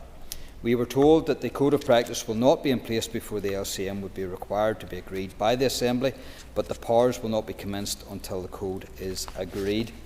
In the discussions relating to barred advisory lists, members heard that the lists would only be made for the PSNI and not for other relevant bodies such as the Northern Ireland Policing Board and the Police Ombudsman, the Airport Police and the Belfast Harbour Police, who had indicated their desire to be included. Members expressed concerns about the potential gap that could be exploited in not extending these provisions more extensively. At its meeting on the 9th of October, the Committee considered an update which included notice of the Minister's intention to extend two further measures to Northern Ireland, which relate to the creation of a statutory defence for persons testing AI for CSA material, extreme pornography and non-consensual intimate image abuse, and criminalising the possession, distribution or publication of pornography depicted strangulation and suffocation. The Committee was disappointed and concerned to also be informed in that update that given the volume of amendments that needed to be drafted for the Lords Committee stage, it was now not possible to draft clauses to create a barred and advisory list for the PSNI. In response, the Committee wrote to ask if the Department had considered including the necessary provisions within the Justice Bill or any other piece of primary legislation that it was intending to bring forward within the Assembly mandate. Members welcomed the response, advising of the Minister's intention to bring forward an amendment to make provision for Northern Ireland policing barred and advisory lists for all law enforcement bodies in Northern Ireland. Mr. Speaker, I know that concerns have been voiced about the number of planned amendments to the Justice Bill. However, this is a serious matter and, depending on the circumstances, could potentially be a safeguarding risk. The committee therefore felt it sufficiently important to suggest the inclusion of barred and advisory lists in the Justice Bill by way of amendment in order to close that gap. More recently, at its meeting on the 20th of November, the committee noted 2 further updates from the Department in relation to the second LCM.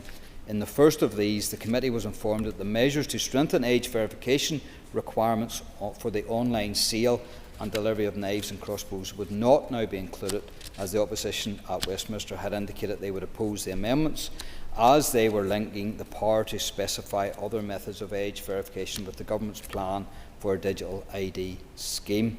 The other update was to advise that the measure to expand the lawful purposes for which the police can access the DVLA driving licence database, which had been removed from the first LCM, would now be included in this second LCM, following a revised approach by the Home Office.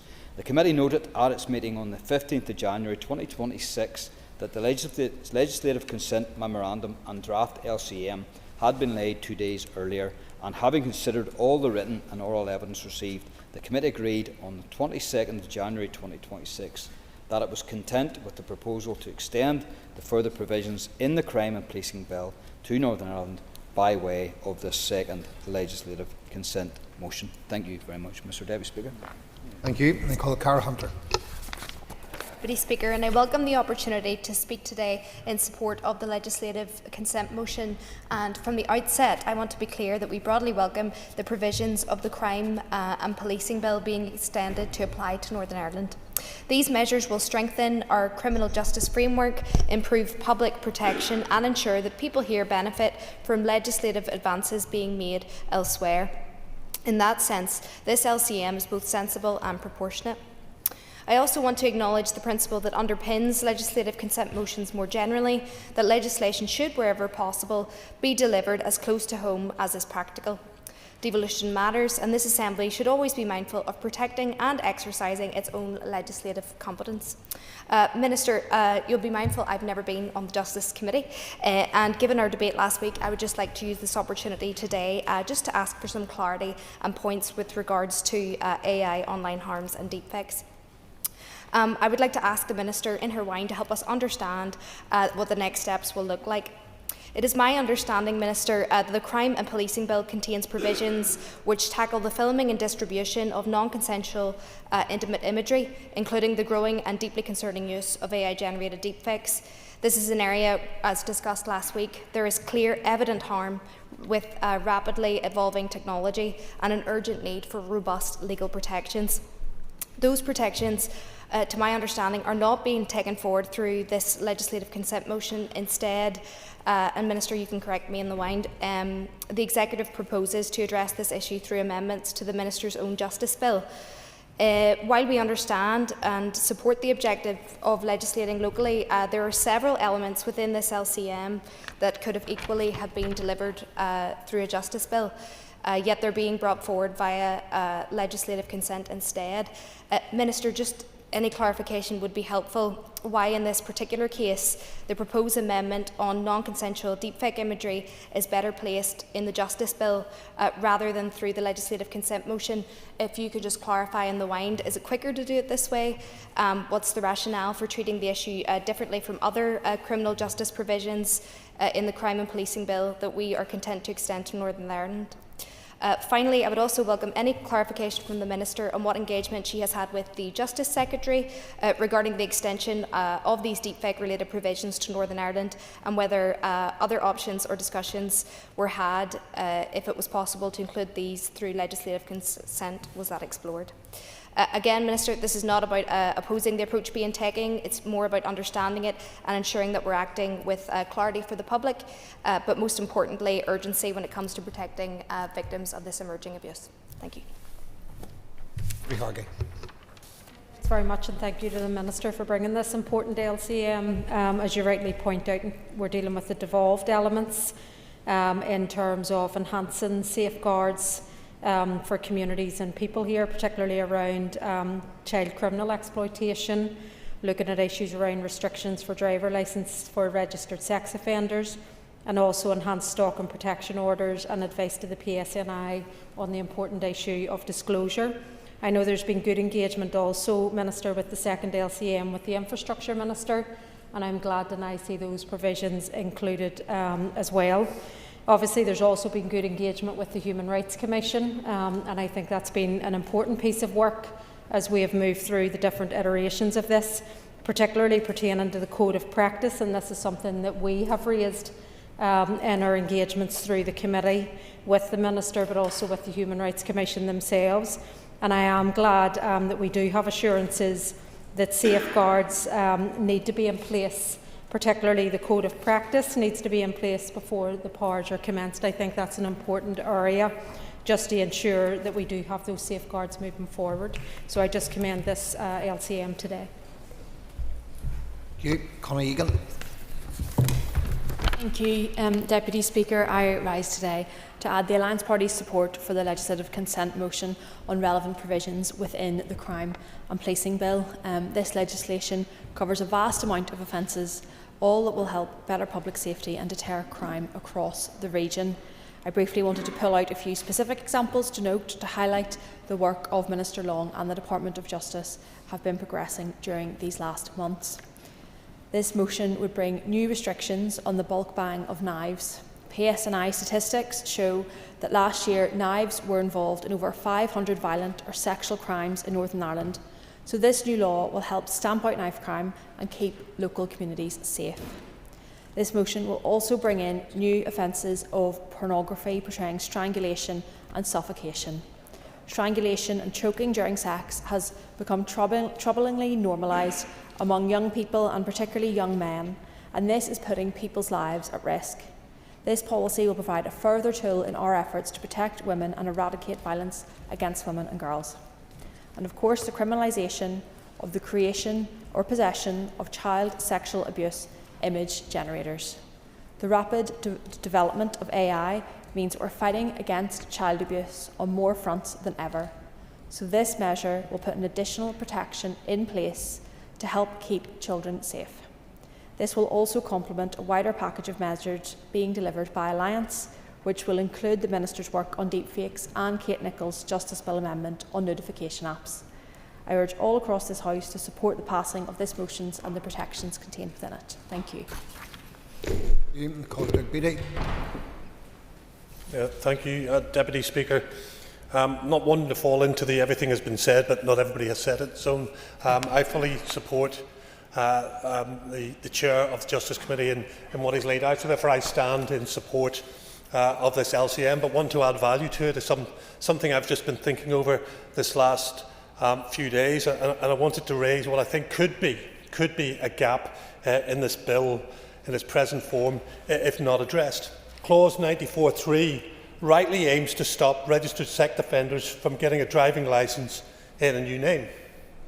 But we must consider the dangerous window before registration, the often lengthy periods between arrest, charge and trial. We know there are major delays in sex offences coming before the court, sometimes years, and we know that the vast majority of sex offenders give a late guilty plea. What currently stops an individual arrested or charged with a serious sexual offence but not yet convicted from legally changing their name and obtaining a new driving licence during this delay?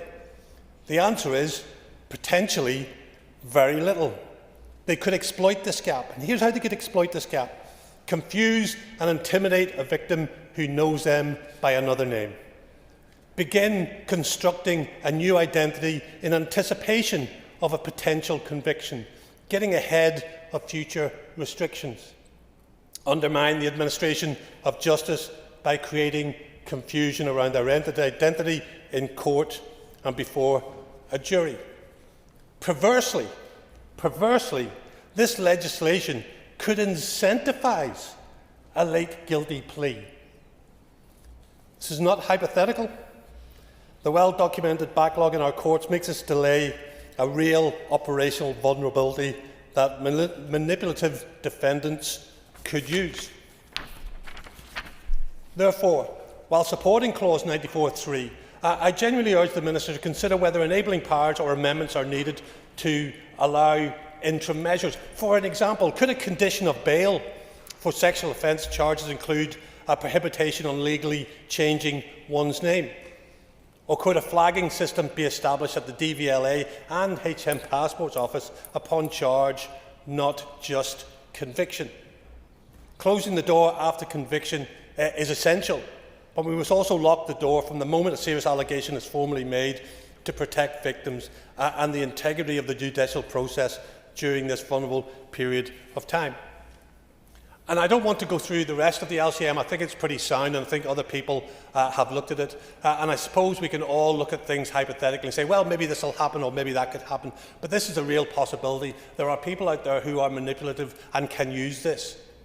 And if you're charged with a sexual offence and you know it could be 2 or 3 years down the road, and you decide, well, do you know what, I'm going to put in a not guilty plea, even though I know I'm guilty, and in that interim period, set up a new life for myself, including a new driving licence, then we really have a bit of a gap there, which I think we need to address. So I hope the Minister could look at that for us and just see if there's anything that we could deal with that. Thank you, Mr. Deputy Speaker.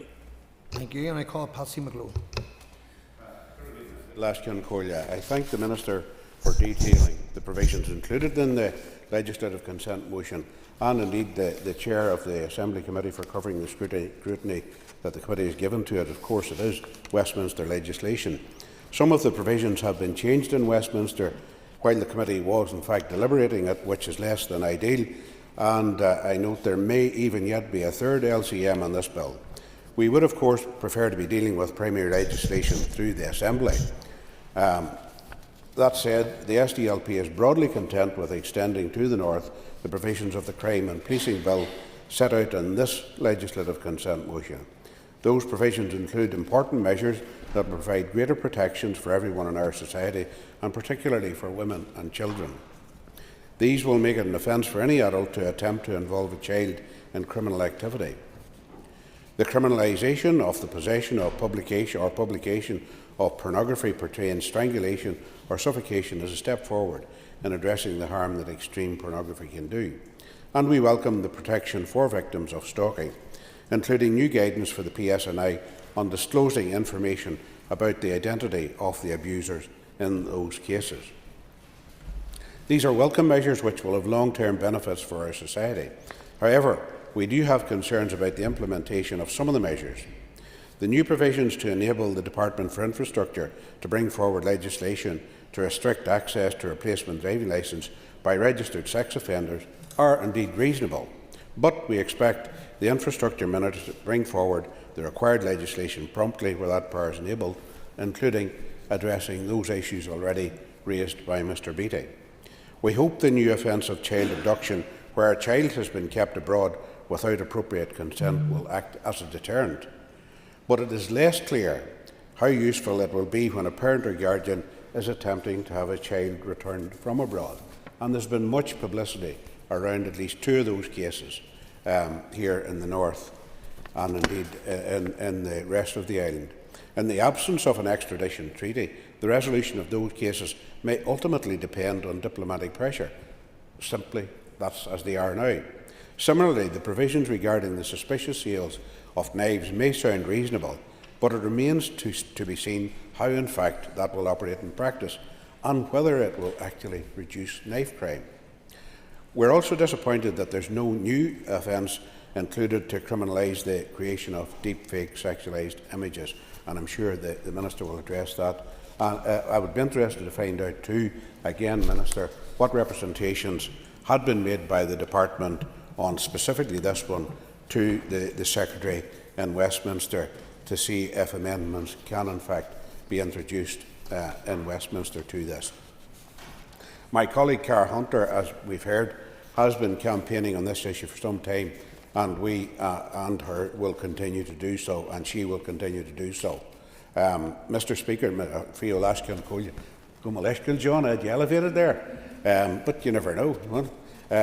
Lashkin Coley, we do welcome the provisions in general. We have concerns, as I have outlined, about some of those measures, how those measures will operate in practice. As with all powers, their effectiveness will depend on their implementation and the allocation of available resources by the relevant ministers. Thank you. Before I call the Minister to wind, I remind members that members or ministers seeking to amend their motion are invited to address both the motion and the amendment together when moving and when winding. Call the Minister to wind on the motion and the amendment. Minister. Thank you, Mr Deputy Speaker, and I want to thank members for the very thoughtful contributions that we've had to this debate today. It's obviously quite wide-ranging in terms of the LCM. It is the second LCM on this particular piece of legislation, and as I indicated in what I was saying, there is the potential for a third LCM. Unfortunately, whilst that is complicated and often frustrating, it is completely out with our control as a department. Changes that are made to the legislation as it journeys through the House of Commons and the House of Lords, we just have to respond to as and when we get the opportunity. And so I hope members understand that there's no discourtesy on my behalf, either to the committee or to this House, with the frequency of those changes. In terms of the questions asked about non-consensual deep fakes, a couple of things I would want just to make people aware of. Provision for creation of deep fake images was originally intended to be included in the Crime and Policing Bill. However, at short notice, it was instead moved and included in the Data Use Access Act in 2025. The timings of that change, which were by amendment, meant that we were not able to proceed as had originally been intended with an LCM. And so, as deepfakes are a really important matter that have been on my radar for quite some time, and obviously we were concerned about that, we held a public consultation on these last year. Given the importance of the matter and the fact that the underlying legislative base on which we are building is different in Northern Ireland to that in England and Wales, and indeed that in Scotland, we believe that it was preferable to legislate locally, taking account of those local issues. However, it is clear that the timing of that will depend on when the Justice Bill arrives in the Chamber and is processed through the normal Assembly processes in terms of when we can actually land those changes. But we're working hard. The draft amendments for deepfakes is being processed, and we're hopeful that when the bill comes to the House, we will be able to make that amendment at consideration stage. So I think overall we will get a better and a more accurate suite of offences in taking it forward locally, but also practically we would not have been able to do this through an LCM.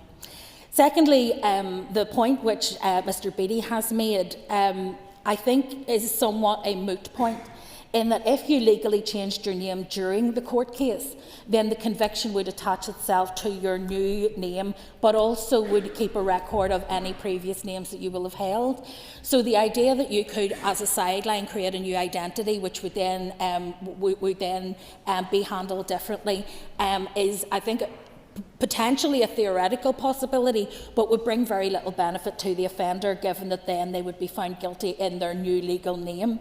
The issue here is to ensure that people are not able to, with impunity, change their name once they're convicted of sexual offences, and I think that that's the scenario that we're trying to protect. In terms of the department, of course, we keep any law under review, and we are always looking at where there may be any gaps. And so, if there are issues that are of concern, we are more than happy to take evidence about those. But in terms of this LCM, it would not be in our gift to change the primary legislation that we are accepting a legislative consent motion for. That has already been drafted. That is already before the House of Commons and the House of Lords. It is really whether or not we want to bring these specific provisions to Northern Ireland or not. And I think so far, the department has suggested that this would be something, and the committee has agreed, that would be beneficial. On child abduction, it would obviously be preferable for disputes between parents to be resolved through civil proceedings, and this is intended to complement the Hague Convention process for return. So it's not a panacea. There will always be practical challenges in enforcement, and it will, of course, depend on relationships between law enforcement and the various agencies. But I do believe that this will be an enhanced opportunity to ensure that where one parent, for reasons that they haven't sought the permission of the other carer, guardian or parent in taking a child abroad and detain them there for longer than was agreed, and that they will be able to bring that before the courts and have that child returned to its regular place of abode. I think that's quite a powerful. I think that is quite a powerful addition to the suite of measures that we have. And just finally, Mr. Speaker, with reflection on the issue of whether the number of knives is an indicator of people's propensity to commit knife crime. Sadly, most of the evidence indicates that it is, that people who collect large numbers of weapons, large numbers of knives and other bladed objects do tend to have a propensity for violence and therefore are more likely to use them than perhaps those who have a smaller number of knives. I'm not talking here about the kind of stuff that happens where it is an impulsive crime, but where somebody is actually committed to gathering knives, collecting knives and then using them, particularly some of the more specialist bladed items that we're of course also having an amnesty around for destruction.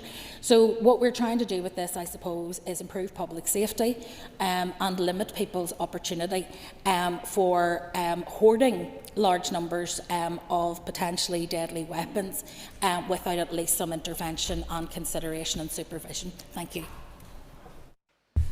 Minister, thank you. Members, the question is that the amendment standing in the name of the Minister of Justice be made. All those in favour say aye. Contrary, no. The ayes have it. The ayes have it. So the question now is that the motion as amended be agreed. All those in favour say aye. Contrary, no. The ayes have it. The ayes have it. Could members just take their please before question time begins, for which there will be a change at the table.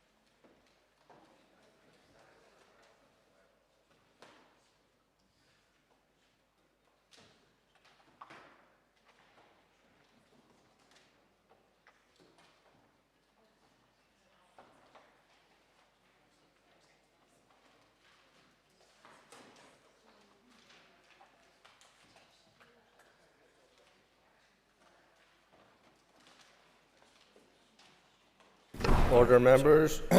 Move to questions to the Executive Office. Question number 1 was withdrawn after the deadline. I call Ms. Anya Murphy.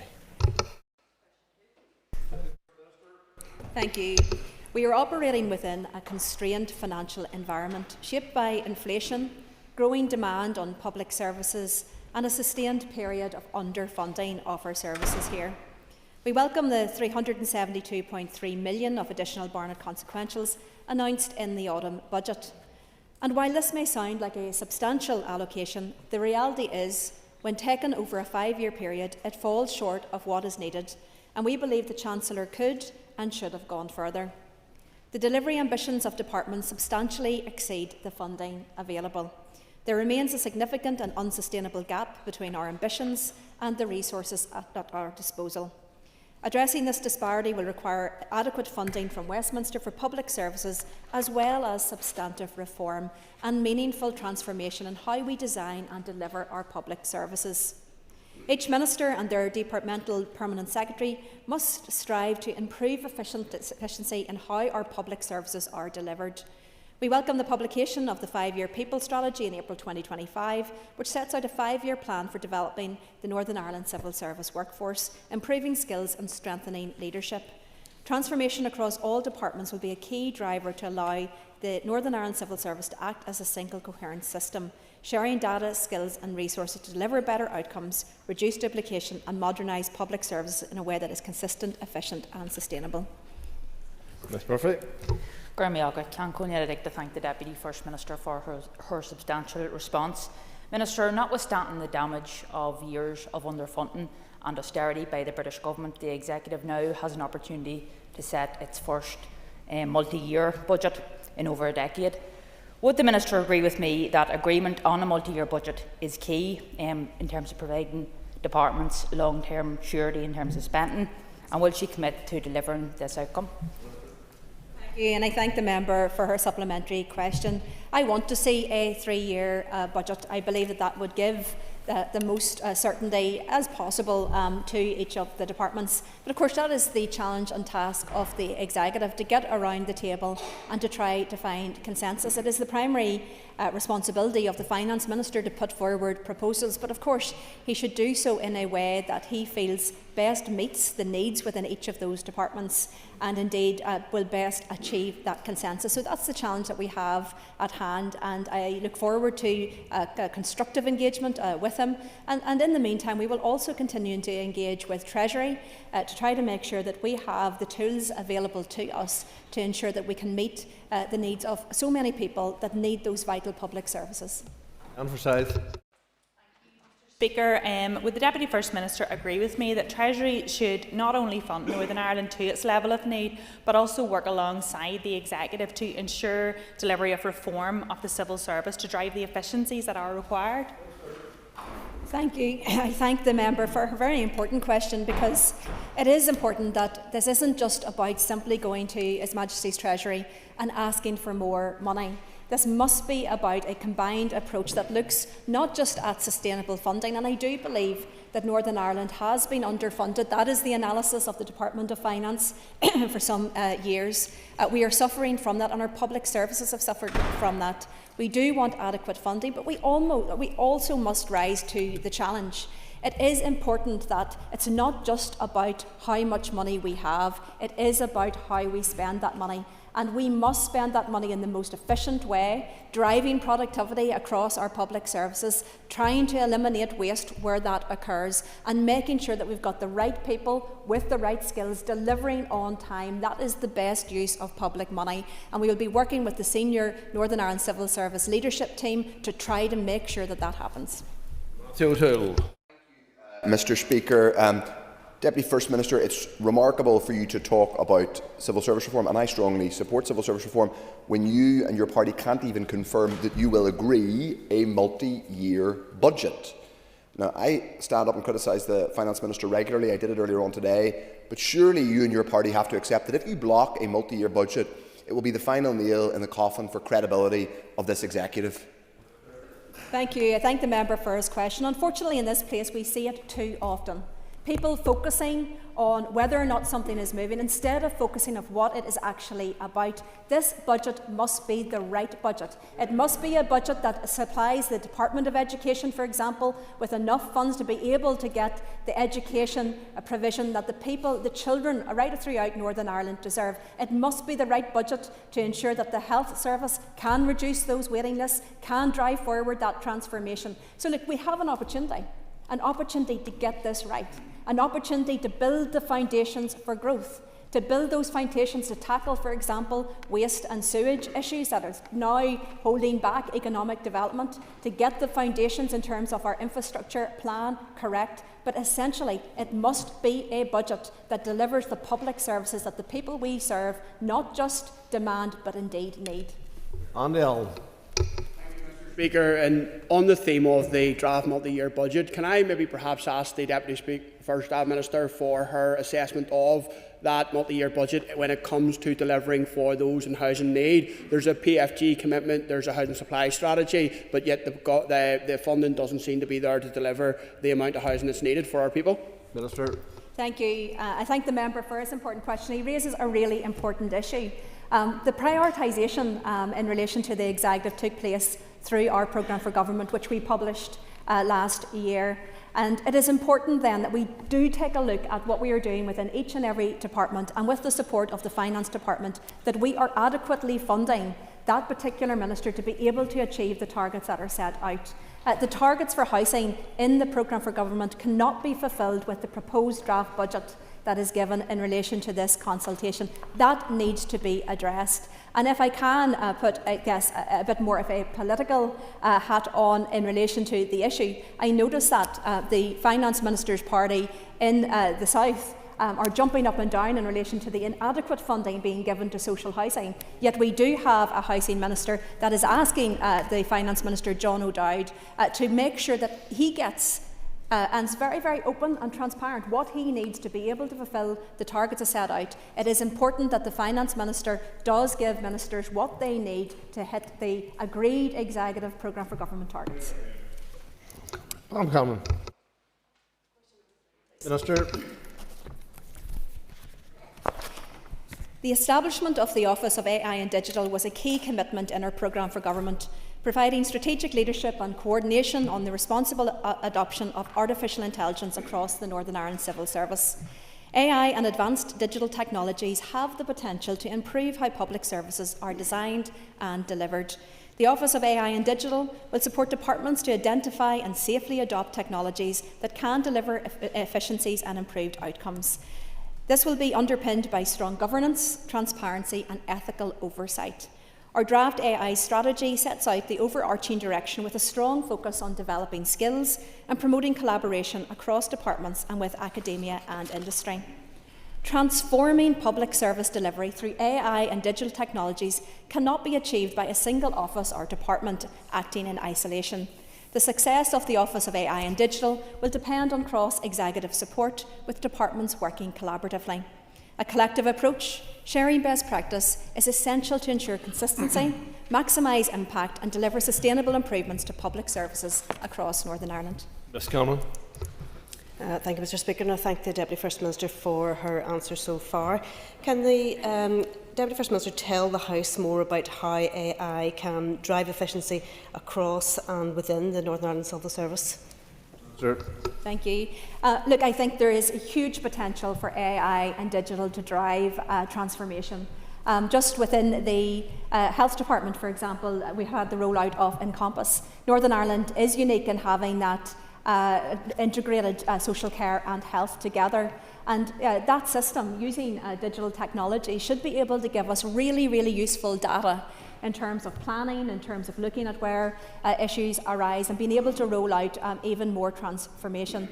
And that can be replicated right across our system. Of course, it has to be done in an ethical way, but I'm pleased to say that the upskilling of civil servants in relation to AI in particular, but also digital skills, is well underway. Just within the Executive Office, I think we should have just over 300 people by this time next week, having gone through additional training in relation to AI, and that is something that we're trying to push through right across the service.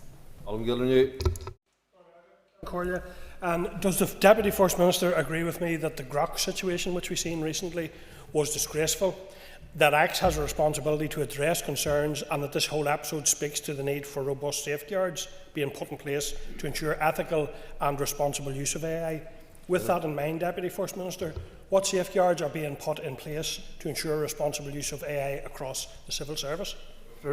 Thank Thank you. And yes, of course, we've seen many abuses in terms of some of these technological advancements. Some of the aspects of these advancements, of course, have been very, very positive, but it brings with it a darker side, and we need to be very careful about all of that. I think it's also important that the framework ensures consistency in how and when we are using AI. We shouldn't be afraid of AI and digital transformation. It does have huge potential, but that's why in the draft strategy, which will be very shortly coming out for consultation, we have embedded the core principles and governance within that. So effectively, the ethical framework will be part and parcel of that key strategy which will be consulted on, and that will really set then the tone and the direction for the entire of the public sector. Sorry, Carl. Minister, we've heard a lot about the benefits of AI, but I don't know how much ministers are aware of the dangers of AI, the dangers of artificial superintelligence, which people said could threaten the whole of humanity. These are people who have worked in the sector. Impact on energy supplies, data loss, job losses. Data showed in Britain that AI has led to a huge loss of jobs in the last year. So this is a sector that at the very least needs to be regulated and brought under control. Can you indicate how that's being done? Well, thank you. As the member will be aware, there's a number of different places looking at this particular issue. I was disappointed, I have to say, to hear that we would not be able to get Northern Ireland included in the Westminster legislation in relation to the monitoring and of AI in relation to particular images and the generation of those images. I'm sure that we've just heard in this place from the Justice Minister about bringing forward our own legislation. That is something that I'm continuing to pursue, because of course it would be much quicker to do that as part of the Westminster legislation. But where the member is absolutely correct is that we need to have an ethical approach to AI. So while legislation will be required, in my view, to try to catch up and deal with some of the dark side of these potential technological advancements, including within AI.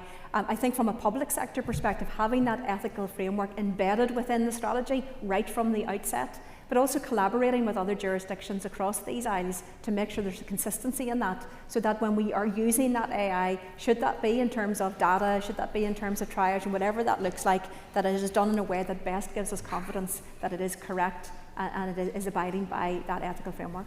Finnegan. Concordia Kesh Evra Cahar, question 4. Minister. Mr. Speaker, with your permission, Junior Minister Joanne Bunting will answer this question, and will group questions 4 and 14 together. Thank you, Mr. Speaker. Ending violence against women and girls is one of the most pressing challenges facing society today.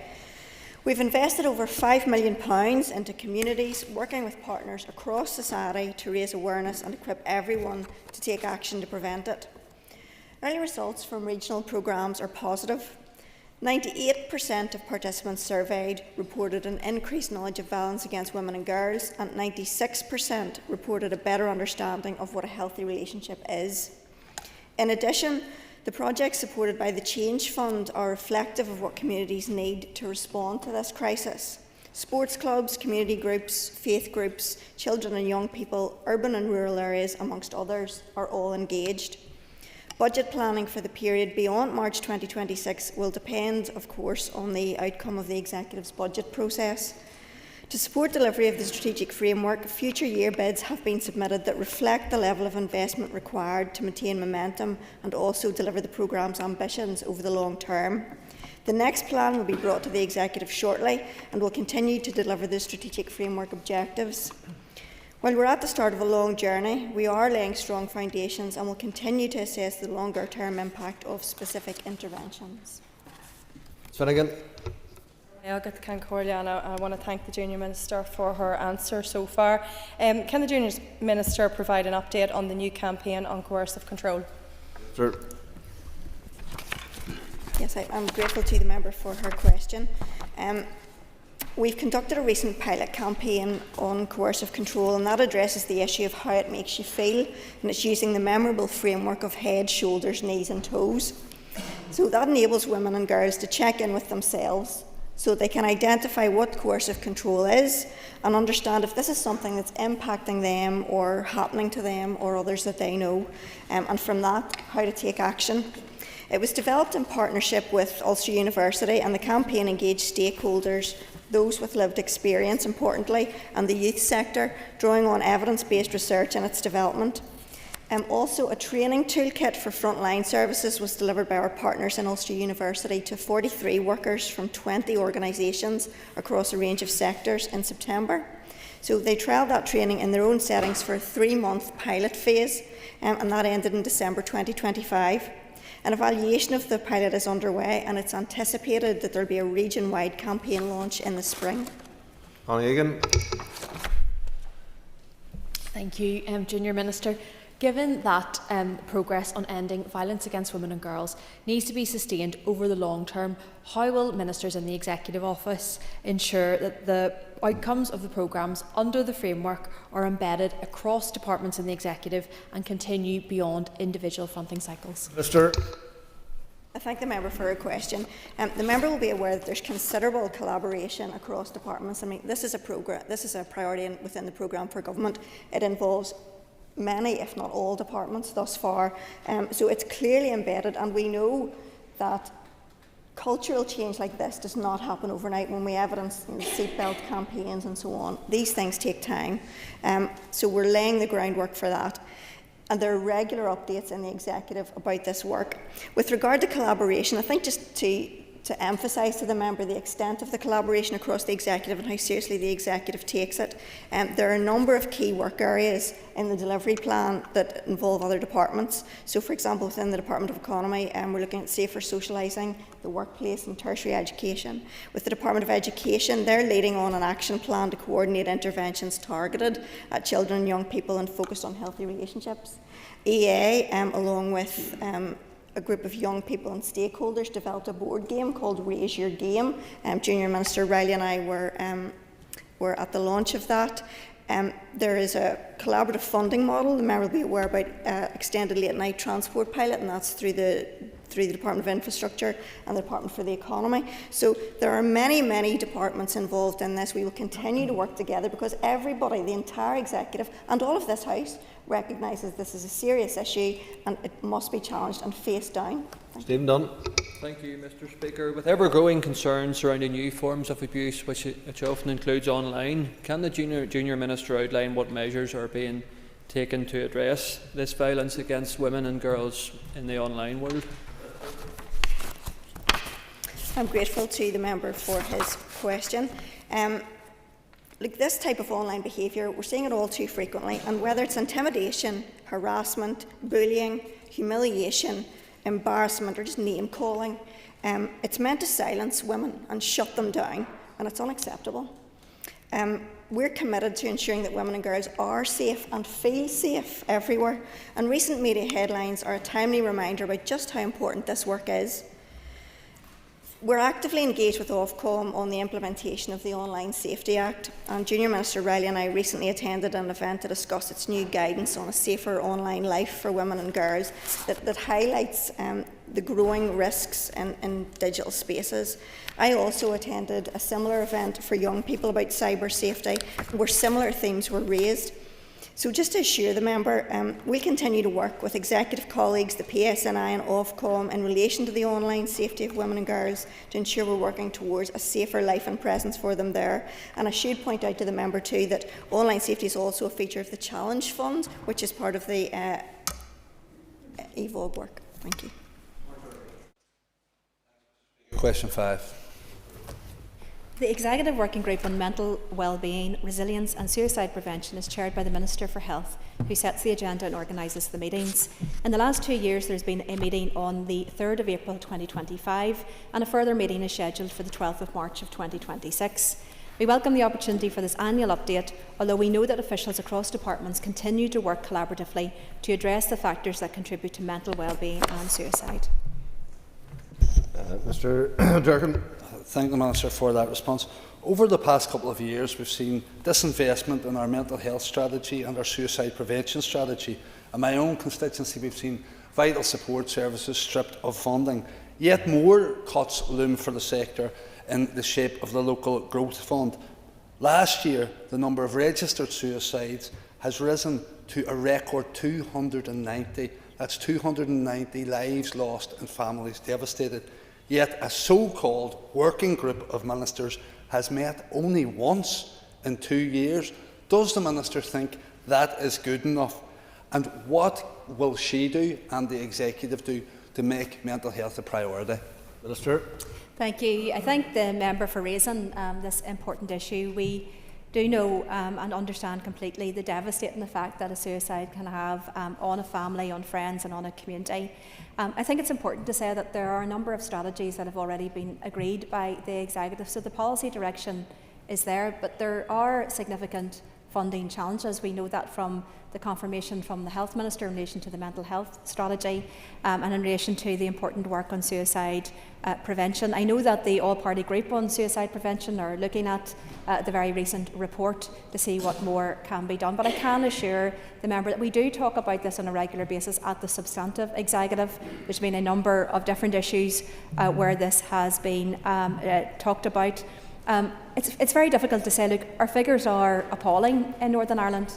It's absolutely dismaying, but no figure is too high or too low. We want to eliminate it completely, but we are, I think, at the far end, right across these aisles in terms of high levels of suicide. That is something we want to work with. I think importantly, we want to mainstream this within a number of funds. So while the budget is quite challenging within the Department of Health for these strategies, we can mainstream this within ending violence against women and girls, within our Together Building United community, within our racial equality funded schemes, within CIT and so many others. I think that's a really important piece if we're going to make a real tangible difference on this. Orla Flynn.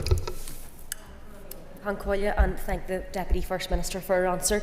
Minister, you referred to the inquiry that was launched the other week there from the Suicide APG on actually looking at potential cross-departmental funding from all departments on this issue of suicide prevention, because it does cut across all departments. And does she think that the work, when the recommendations are brought forward and that piece of work is carried out, that might assist the executive subgroup around what each minister can bring to the table to try and save more lives?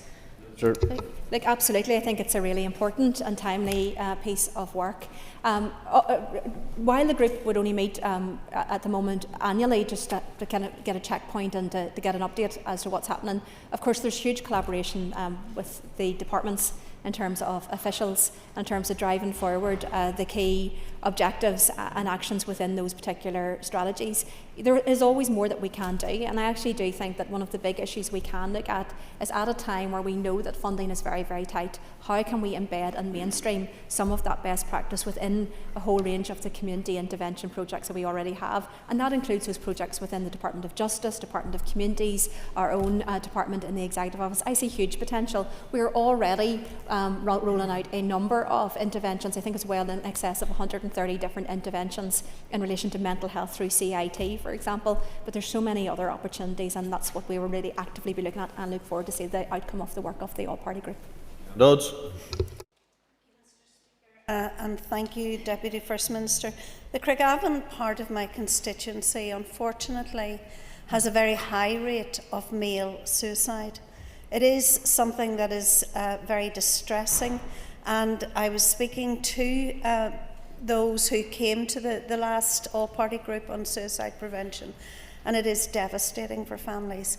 What specifically can be done in relation to this phenomenon of young male suicide, and how can we get all departments across the executive to think about these things as they're producing policy?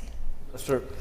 I thank the member for her important supplementary question, and you're absolutely right. As indicated, we know that this is devastating for the family, for the friends, but also for the community. And very often we see a number of suicides in and around that particular area, and that can have a compounded impact. There's no doubt about that. I think there is more that we can be doing in terms of working collaboratively. We know that there are a number of factors that are indicators in relation to this issue. We know that those that are in deprivation, young men living alone, those are a number of categories that have a much higher rate, unfortunately, of suicide. So we can target that because we do have a wide range of interventions, as I said, across the Department of Justice, Department of Communities, but we also importantly have that data to try to identify those that are most vulnerable. So I think this is certainly a very key area for that cross-departmental working, and one that needs to be embedded right across the executive. I will raise it again with the Minister for Health, who does take the lead on these issues, but you're absolutely right. I think there's more that every department can be doing to work together. Donald Donnelly. Thanks to the Minister for that answer. Given the urgency of the need to improve mental health and suicide prevention, how is the Minister ensuring that the Executive Working Group is driving coordinated action across departments rather than just functioning as an advisory group? So in this area, as I've indicated, the Executive has previously agreed a number of strategies, and there's a number of strategies exist. So it's not a case that the group is necessarily doing policy development or pushing forward new actions within that. We know that the actions already agreed are underfunded and some of those actions have not progressed. It really is a good opportunity to have a sense about what is happening and try to identify what more can be done. I do think that the opportunity does lie on us trying to embed and mainstream across a number of our policies. Look, there's no doubt about this, that there is a huge opportunity to try to break down silo working within departments, not just on this issue, but on many different issues. Should that be anti-poverty? Should that be about promoting of good relations? Should it be around raising mental health or educational aspiration? None of these things happen in a vacuum. We know that they are interlinked and intertwined in terms of poverty, perhaps even poverty of ambition. We know that geographically there are areas where it is more likely to have a series of these particular challenges. So there's many different programmes that we can be using, all designed to have a multi-objective sort of policy in place within communities, and we need to do that much more, because I think that is the more efficient way to do it, but also makes sense in terms of these projects to make sure that they have a number of different policy objectives in the work that we do. Trevor Clark.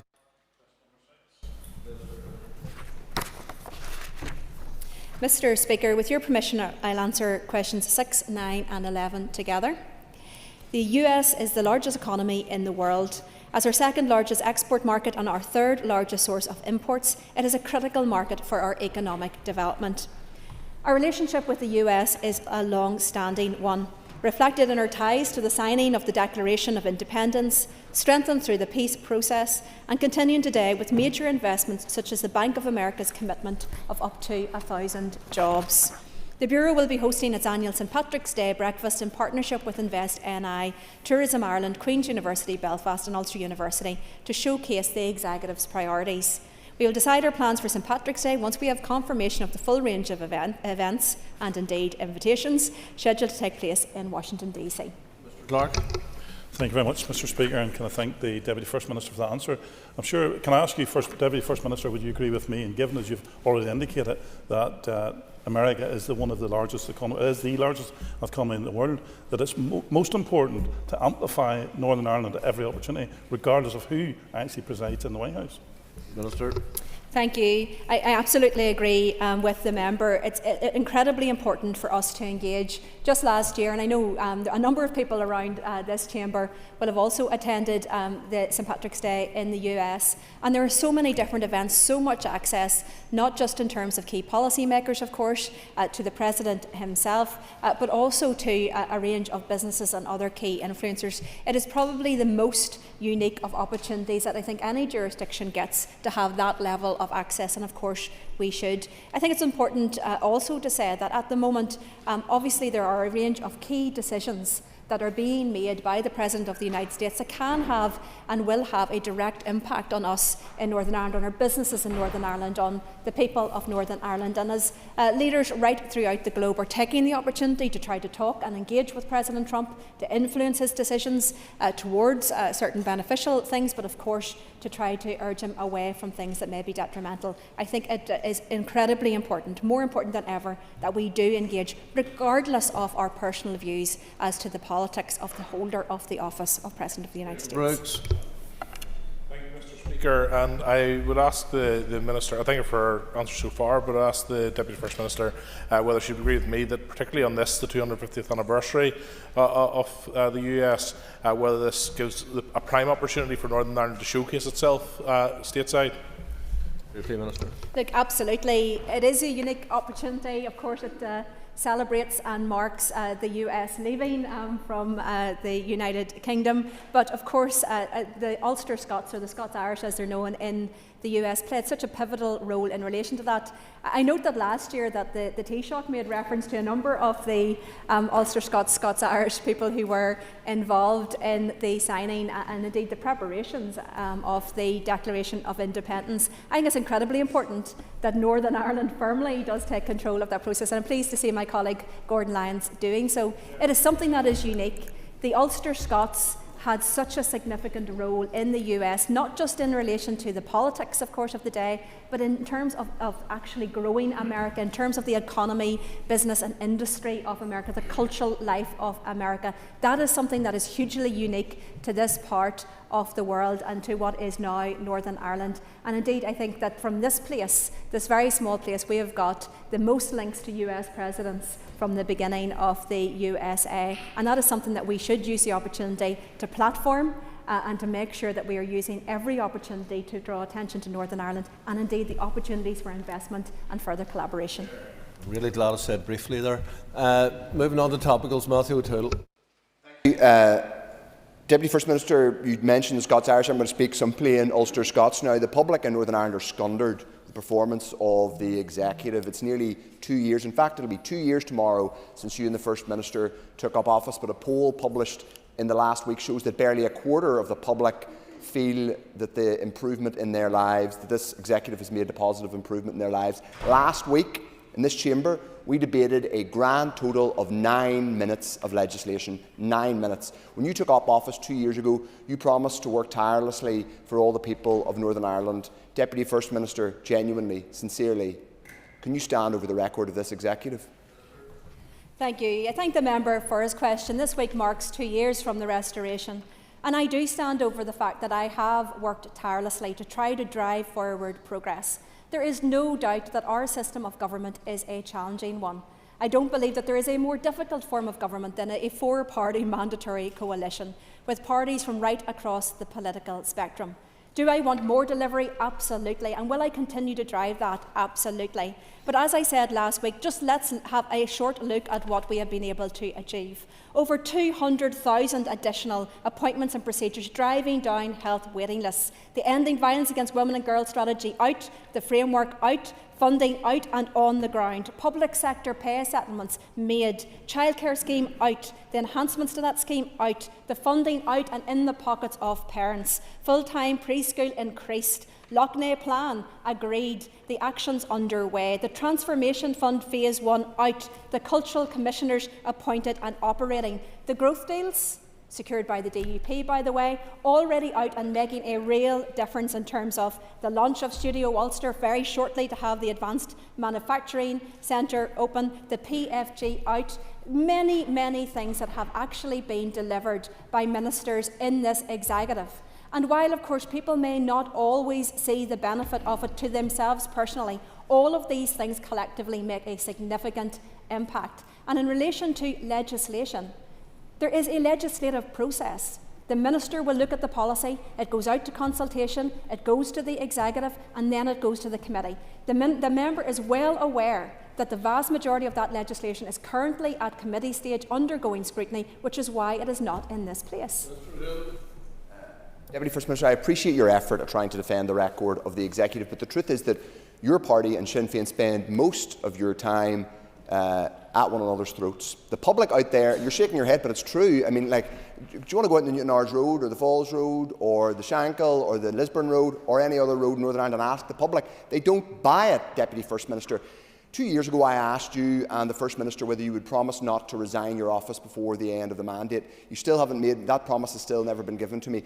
Can you at least accept, Deputy First Minister, that for the public to take this place seriously again, we need a genuine, serious process of Assembly and Executive reform to improve how this place works? Because genuinely, it can't go on like this. Well, I can advise the member that I think I know how I spend the vast majority of my time. I don't need to ask anybody about how I spend the vast majority of my time. And it is trying to drive forward delivery from a very difficult system. I would remind the member of a significant amount of delivery thus far, but also the fact that we are not done at this point. There is so much more to do. I am not standing here and pretending that everything is perfect, that delivery is where I would want it to be. It is a frustrating system to try to drive delivery through, but a critical piece of that will be civil service reform and making sure that we have a system of delivery. When we look at some of those key things that have not been delivered, it is not because of a lack of political agreement. There has been political agreement, a budget has been attached to that, and it is always over to the system where the system has a focus on process instead of progress too often. So we do need to drive that efficiency and reform. We need to right-size the civil service. We need to get the right people with the right skills helping us to drive forward delivery in every single department. That is going to be critical. It's not just about how much we have, it is about how we are using that money and how we are driving that delivery in every single department. Robbie Butler. Mr. Speaker, I know the Deputy First Minister will be well aware of the question that I'm going to raise because it's directly attributed to your own constituency. So the Infrastructure Minister has a detailed consultation out on the reopening of the Knockmore line. Can the Deputy First Minister outline any help that the Executive Office has given, any questions they have raised or any resource that they have brought to that to make this a reality? Thank you. And certainly, look, I'm very enthusiastic about the proposals. There is a significant cost, of course, attached to that, and as the member will know, there are huge pressures on the system. Certainly that is something that we need to be feeding into our wider infrastructure plans. We need to not just do what needs to be done today, we must also plan for the future in relation to infrastructure. But when it comes to the Infrastructure Minister, I know, and I'm sure he also has got this from many constituents from across Lagan Valley, and I'm sure every member has got multiple contacts from people in relation to the state of our roads. It simply is disgraceful. People are frustrated, cars are being damaged. It is time for the Infrastructure Minister to get on also with dealing with those everyday issues in terms of the potholes and the state of our roads. But you're absolutely right, I want to work with the Infrastructure Minister and the rest of the Executive in terms of planning also for the future in relation to these types of initiatives. Butler. Deputy First Minister for her answer. I'm not sure if that was a yes, you have done some work with her in regard to this, because this would be a capital project. If you do travel to the US on St Patrick's Day, will you get a commitment to engage the US President on pre-clearance for Belfast International Airport? Because I see that as a real boon to Northern Ireland's prosperity and open up those really valuable transatlantic routes for American travellers. Thank you. As the member will know, I am hugely enthusiastic about trying to re-establish transatlantic flights from the US to Northern Ireland, and indeed other transatlantic flights if we can secure them. I can confirm that we have been working very constructively with the airport, looking at the opportunities around this. I will be doing everything that I can to try to get that route re-established. And of course, you're absolutely right. The pre-clearance would be a very good thing to have. I think it is important, though, that it needs to be a realistic prospect of getting a transatlantic flight back before, in my view, that the US will consider that. But as I've said, we are actively working on getting a transatlantic flight, and hopefully this will progress over the course of the next number of weeks. Jerry Kelly. The Deputy First Minister will be very aware that 55 years ago the Parachute Regiment commanded the streets of Derry and massacred 14 innocent people. Despite the ongoing denial of justice and to the families, your party leader last week disgracefully told the families that they should move on. In line with the Minister's statutory obligations to represent all victims, will the Deputy First Minister refute these highly inappropriate and highly insensitive comments? Thank you. I thank the member for his questions. The member knows I've worked very closely with victims and survivors right across Northern Ireland for many years, and I always believe in a very sympathetic and empathetic approach to victims and survivors. Legacy is one of the big issues that was not resolved in the Belfast Good Friday Agreement. Far too many victims and survivors, including the 90% of victims and survivors of terrorist atrocities, have never seen justice. There are many people who know truth. There are people in this room who know truth and have not come forward to the authorities to tell the truth that they know about what perhaps they did. And I would appeal to all in this chamber and indeed across Northern Ireland, that if you have a truth, if you have knowledge about a crime that was carried out, a terrorist act or atrocity, you should come forward, speak to the police and give those families closure, because all families deserve closure, all families deserve truth. Mr. Kelly. Well, we just listened to Asa Fragra. I thank her for her answer. But does she accept that the families, and you didn't answer the question, that the families of those killed and injured on Bloody Sunday, like all other victims, are fully entitled to truth and justice? And could she answer about her leader, what he said last year? Thank you. I'm not sure if I could be any clearer. I said very clearly, all families deserve truth and justice. Too many families have been denied truth and justice, and that includes the 90% of those victims by terrorist acts and atrocities. And I do think that people across Northern Ireland are appalled by the hypocrisy of some who demand truth from some, but are not prepared to give truth themselves, when they themselves know that they hold that truth that could give great comfort to the families that they made a victim of. So I have been absolutely clear. I believe that all terrorism was wrong. I believe that all victims deserve truth, and all victims deserve justice. Could the member say the same?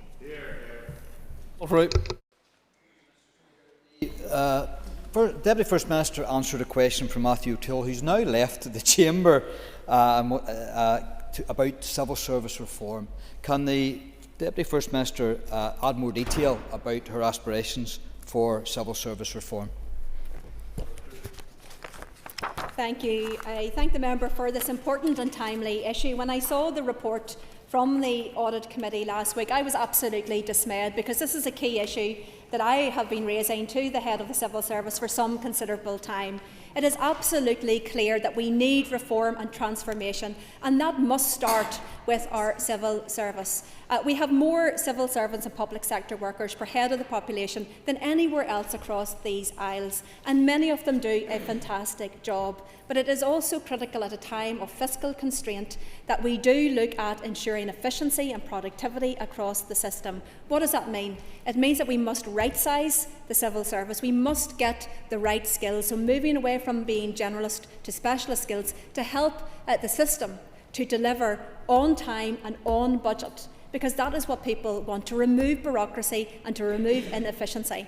And indeed, it's commonly referred to across the system, not just here, but indeed across the globe, as that sludge, that process and procedure that is holding back progress. And people are deeply frustrated. We need to see more progress instead of all of the process. And that is a critical issue in terms of driving that efficiency, effectiveness and delivery across our system. Mr. Frew. Mr. Speaker, I thank the Deputy First Minister for her answer there. Whilst she's fighting to reform the civil service and government, will she come down to North Antrim to see firsthand how voluntary and community groups work the community and assist people, and maybe then government could take a leaf out of their book? Thank you. Look, absolutely, I'm more than happy to go with the member to Ballymena and to talk to people. I think it's incredibly important in all that we do that we listen to people on the ground, see what the needs are, see where we can support and help.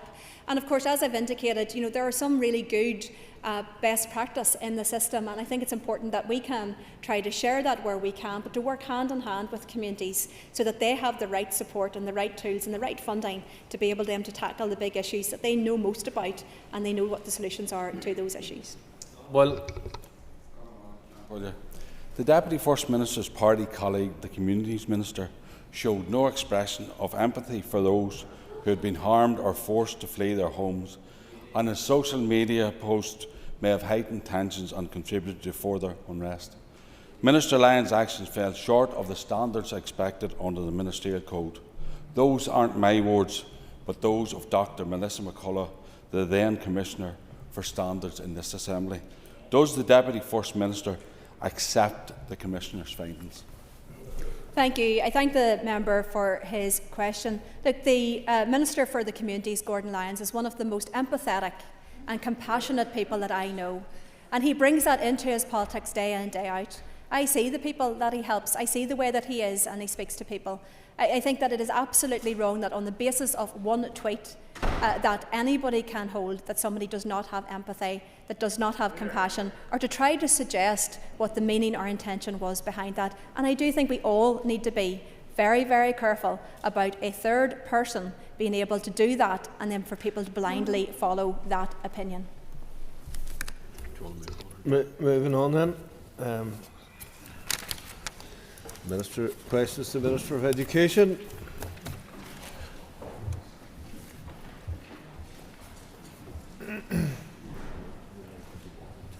Speaker, do you want that retyped up really?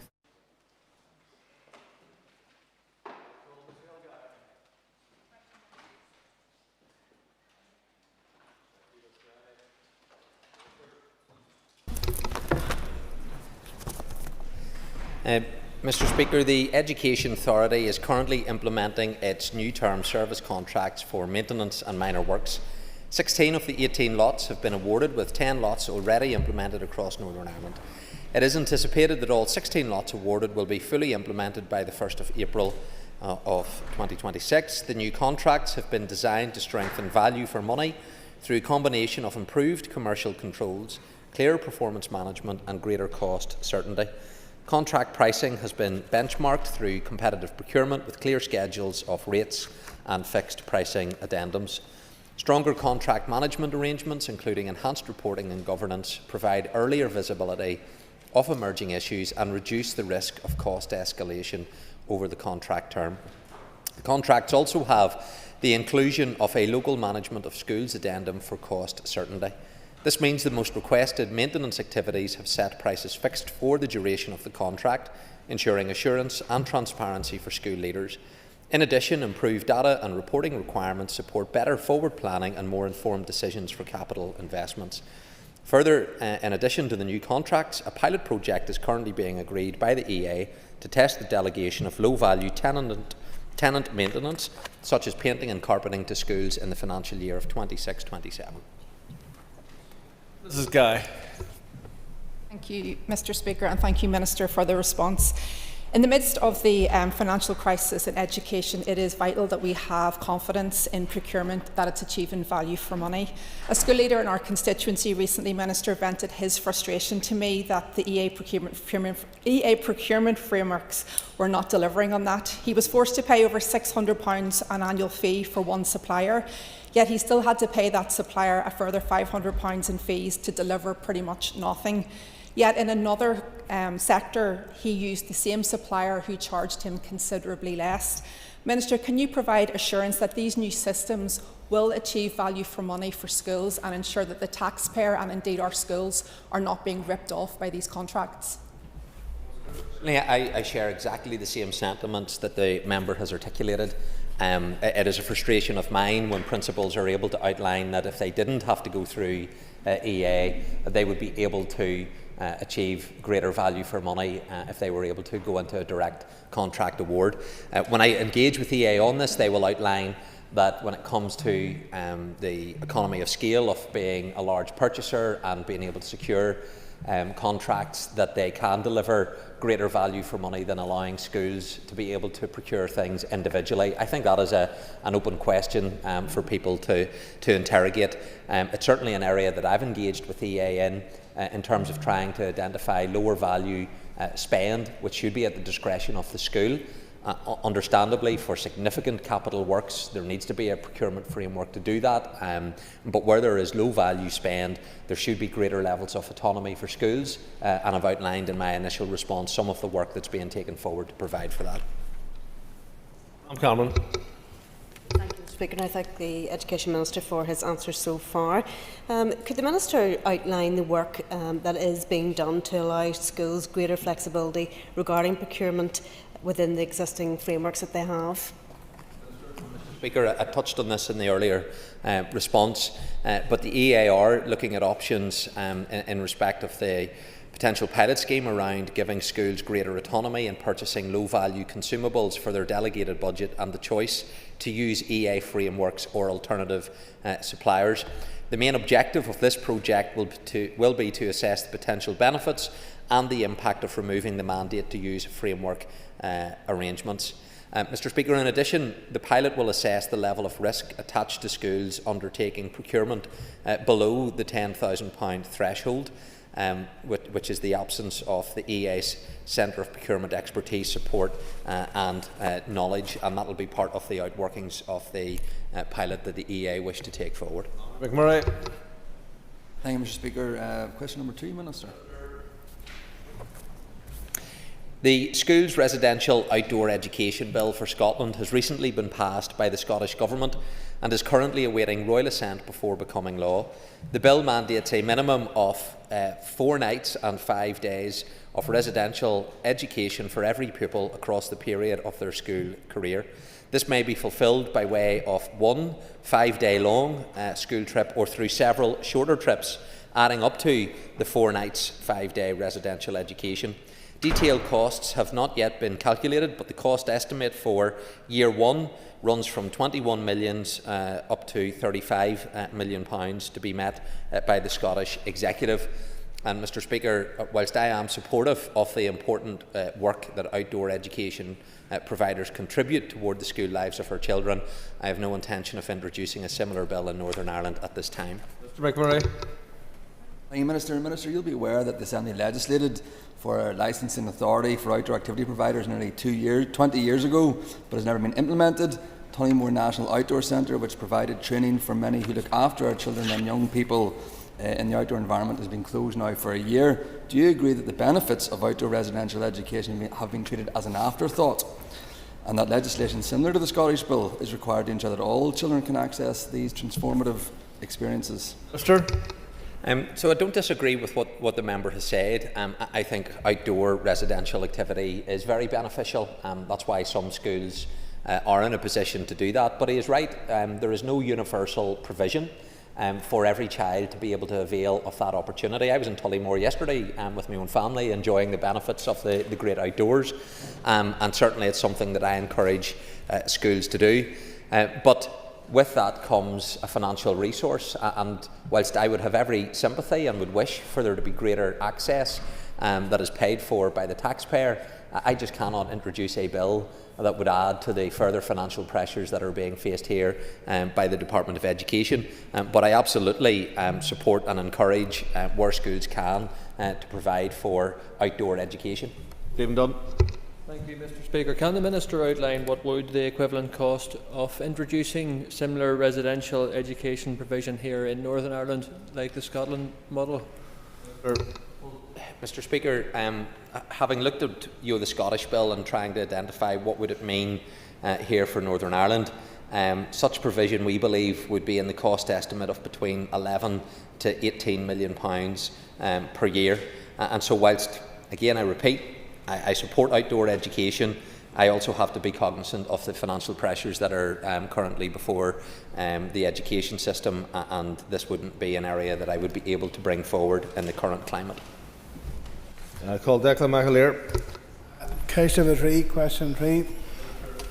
The Council for Catholic Maintained Schools, as the planning and managing authority for Catholic Maintained Schools, has indicated that it will seek to increase the admissions and enrolment numbers at Dean McGurk College via the development proposal process, as outlined under Article 14 of the Education Libraries Order of 1986. CCMS has confirmed that it began the consultation process for the development proposal with governors, staff and parents on the 17th of December last year. The proposals being consulted on is to increase the admissions and enrolment numbers of the school from 80 over 440 to 100 over 600 from the 1st of September of 2027, or as soon as possible thereafter. This phase of the consultation process has just finished on the 24th of January. Should CCMS decide to proceed with the proposal, it would then progress to the Education Authority, and on receipt of a development proposal, there is a statutory requirement for the EA to consult with all schools affected by it, including the school that is subject of the proposal. While the development proposal is being progressed, the school remains able to apply for temporary variations to request an increased intake whenever there is oversubscription in the area. Mr. McAleer. response on the issue to declare an interest as a parent of children at the school and as having taken part in the CCMS case for change consultation. Minister, I understand that the final phase of any development proposal plan would be the department doing an 8-week consultation, which will ultimately come to your desk. Can you give us an assurance that whenever it would reach your desk that you would process this as expeditiously as possible? Thank you. Well, can I thank the member for the supplementary? And I know this is an issue that he has long campaigned on and has met with me on numerous occasions, presented petitions, and certainly he has been a strong advocate for the school in question. I've outlined the process that we need to follow.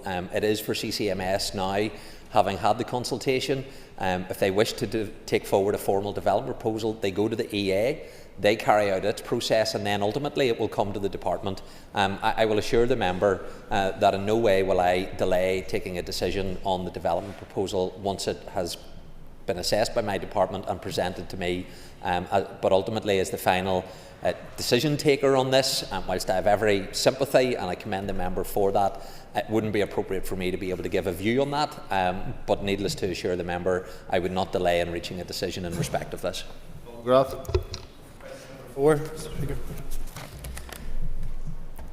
There are several areas of support available for schools that have undertaken transformation. This is detailed in the Departmental Circular 2018/15 that issued in October of 2018.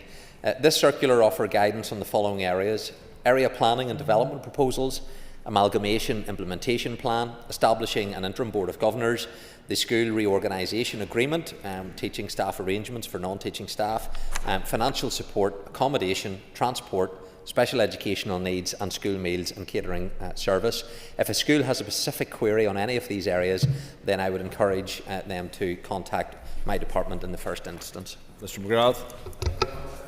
For his answer, and I suppose maybe the question here is on the basis that these schools come together and amalgamate and take the leap as we try to reduce the capital footprint across the north in terms of schools to try and save money and redirect it to the classroom.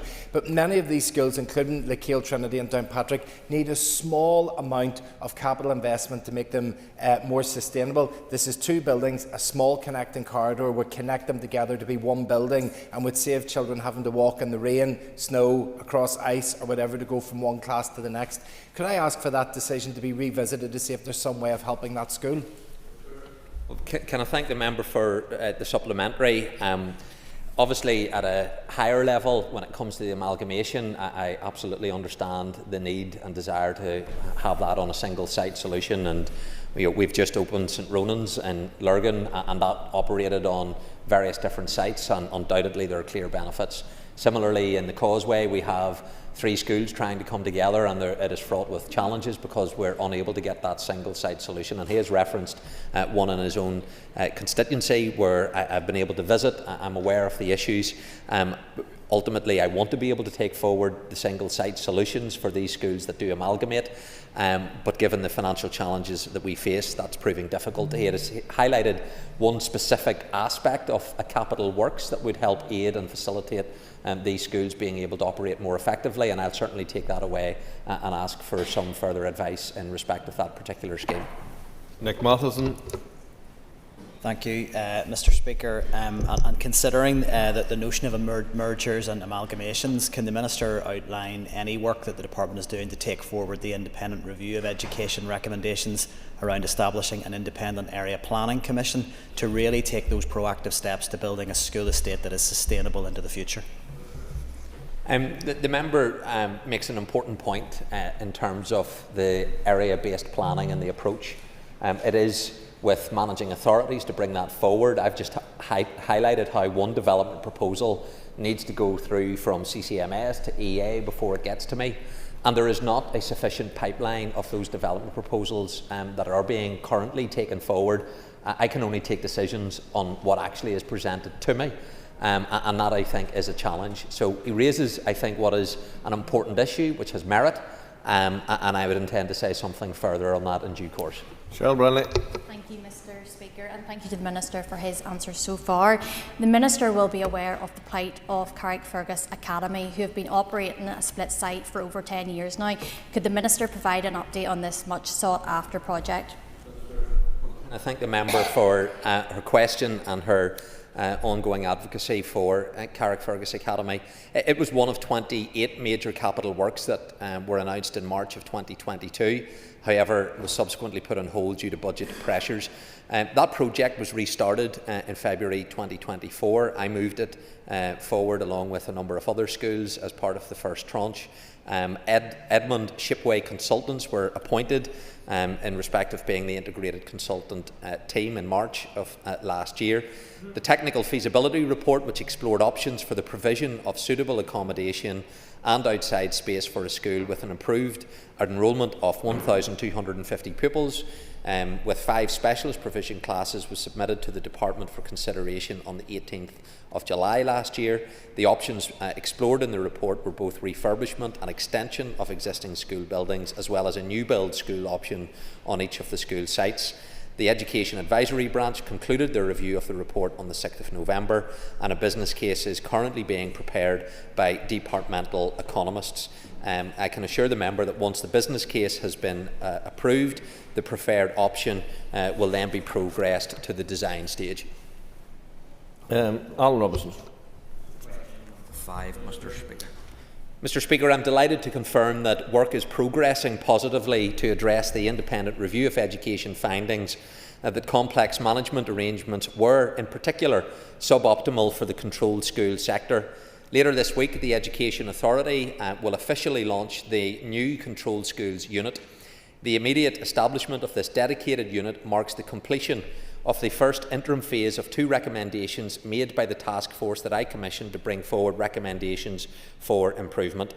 The second phase involves the establishment of a new organisation with statutory powers to provide the full remit of a managing authority for controlled schools. My department recently completed a public consultation on this proposal, attracting 744 responses, including from almost half of all controlled school principals in Northern Ireland. There was overwhelming support for the proposed change. 91% of respondents agreed that support for controlled schools must improve, and 84% backed the creation of a new dedicated organisation. Such a response provides a strong mandate for change and commands prompt action. I intend to present my proposal again, bolstered by the unequivocal consultation findings, to the Executive for agreement, with the intention to begin work on the necessary primary legislation. Mr. Robinson. Thank the Minister for that response. Could he detail to us what evidence is there that current support arrangements are inadequate for the controlled sector specifically? And I thank the member for the supplementary. In respect of the evidence, the task force consulted extensively with a range of stakeholders. They expressed a need for clearer sectoral vision, proactive leadership and improved support for school improvement focused on raising outcomes for learners. The feedback received through my department's recent public consultation echoes the findings of both the independent panel and the task force. 91% of respondents agreed that there was a need for improved support for controlled schools. Further themes in the commentary highlighted the need for improved advocacy and equity with other sectors. A large number of respondents commented that the EA is overstretched and conflicted by its dual role, and expressed a desire for a dedicated body to represent controlled schools to promote their ethos and challenge misconceptions around the sector. Respondents also strongly emphasised the need for leadership support for principals and governors.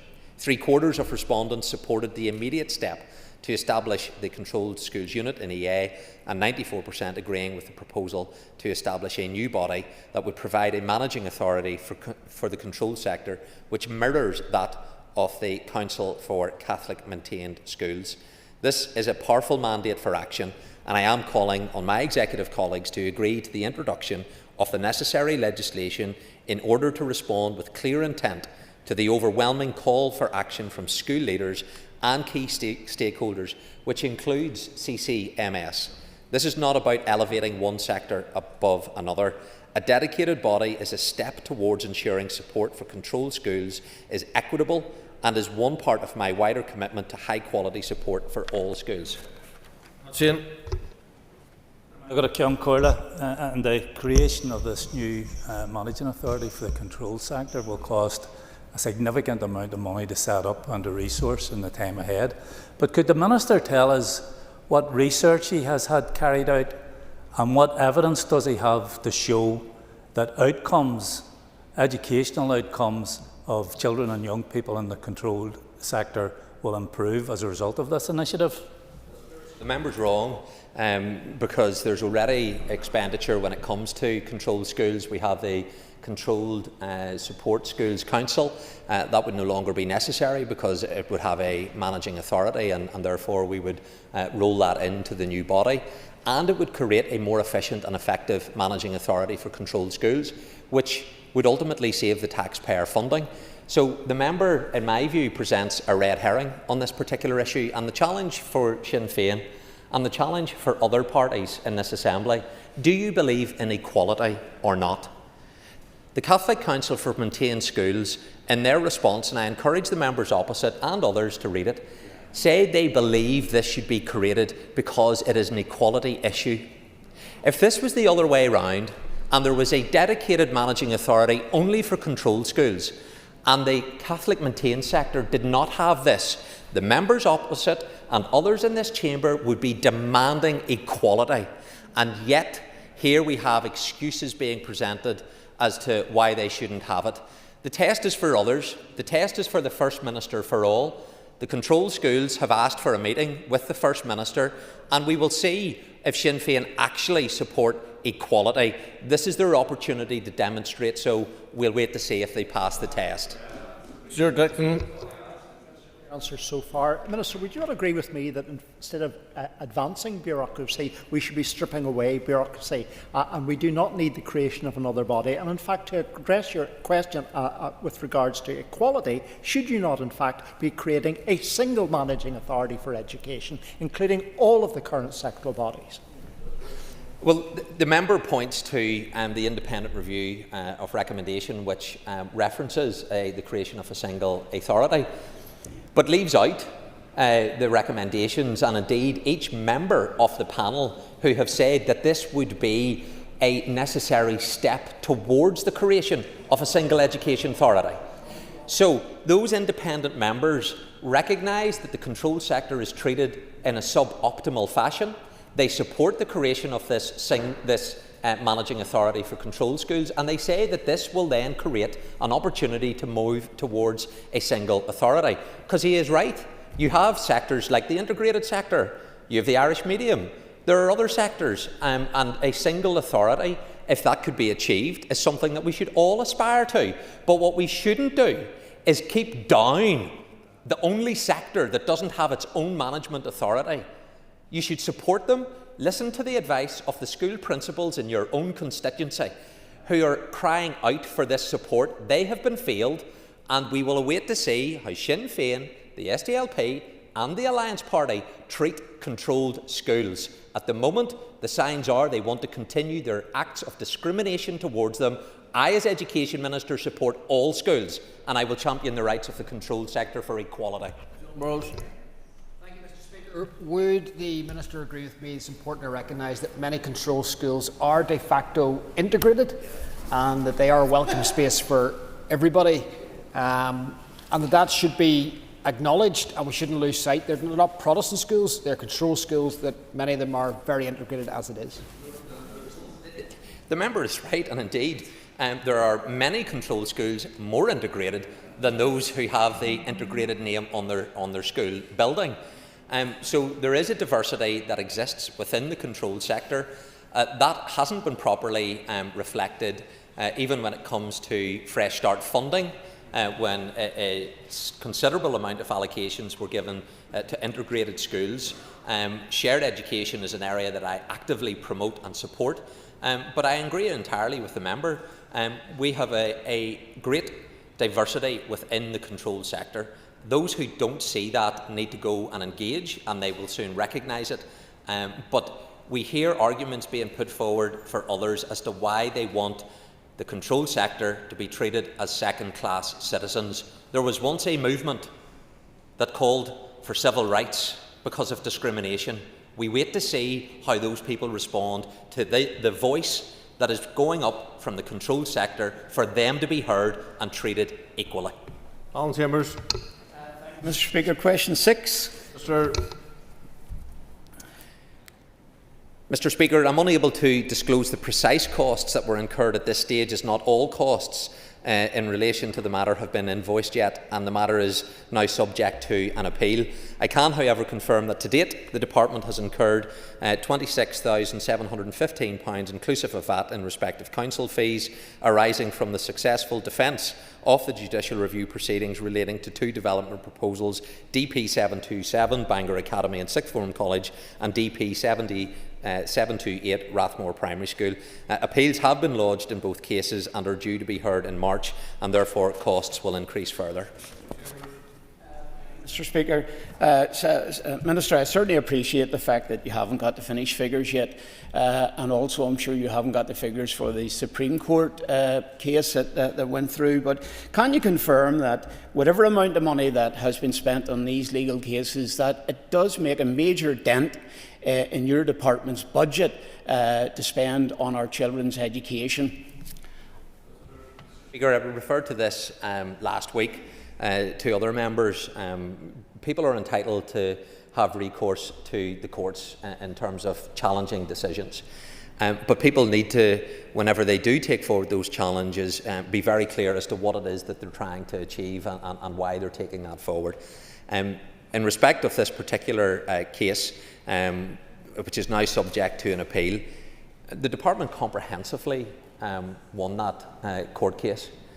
We'll wait to see how it goes by way of appeal.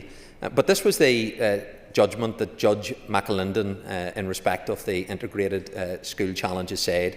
All too often now, matters are brought before the courts in the guise of a legal challenge, when in fact they are blatant policy challenges. Such litigation strategies are to be deprecated. So whilst I appreciate not everyone will agree with my decisions, these were found to be entirely rational and legal. But the challenge has already cost the taxpayer from my department. It has also cost the taxpayer from the Legal Services Commission because it was legally aided, and these costs continue to accrue, as has the raised challenges, which again my department successfully defended, and that case has cost almost £100,000 out of my department's budget, which should be being spent in our schools. Morris Bradley. Speaker, and I thank the Minister for his answers, but just to follow on, Minister, what other legal costs have recently been incurred by your department?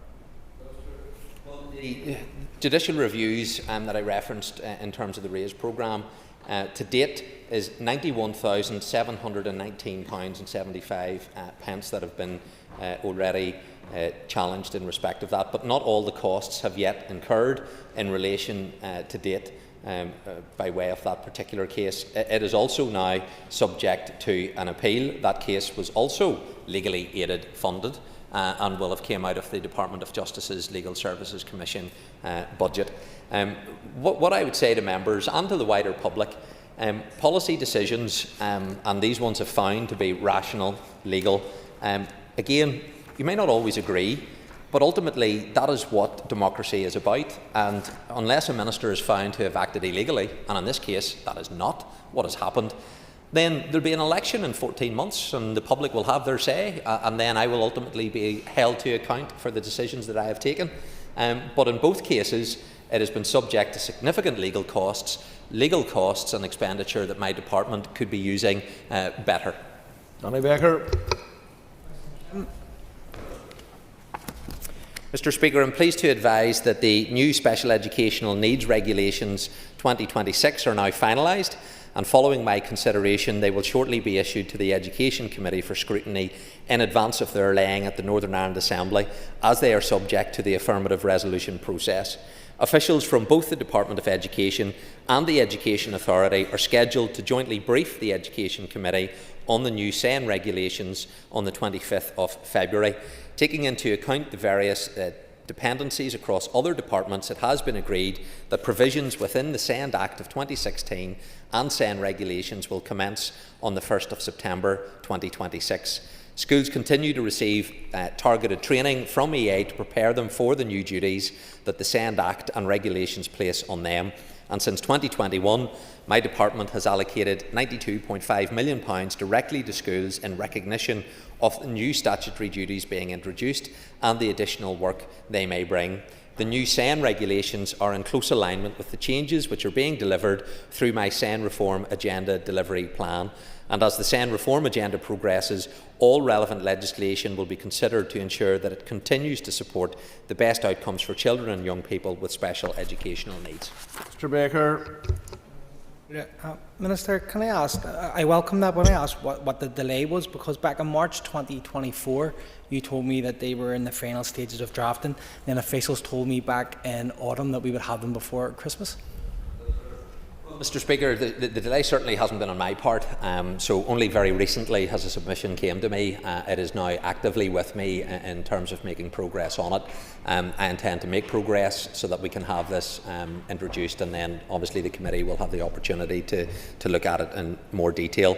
I think what's important is we make sure that this is effective and ultimately that it will achieve what we all wanted to achieve, and that's better support for children with special educational needs. But there certainly hasn't been any delay on my part, and I'll seek to expedite this as soon as possible. Moving on to topical questions, Cara Hunter. Thank you, Mr Speaker.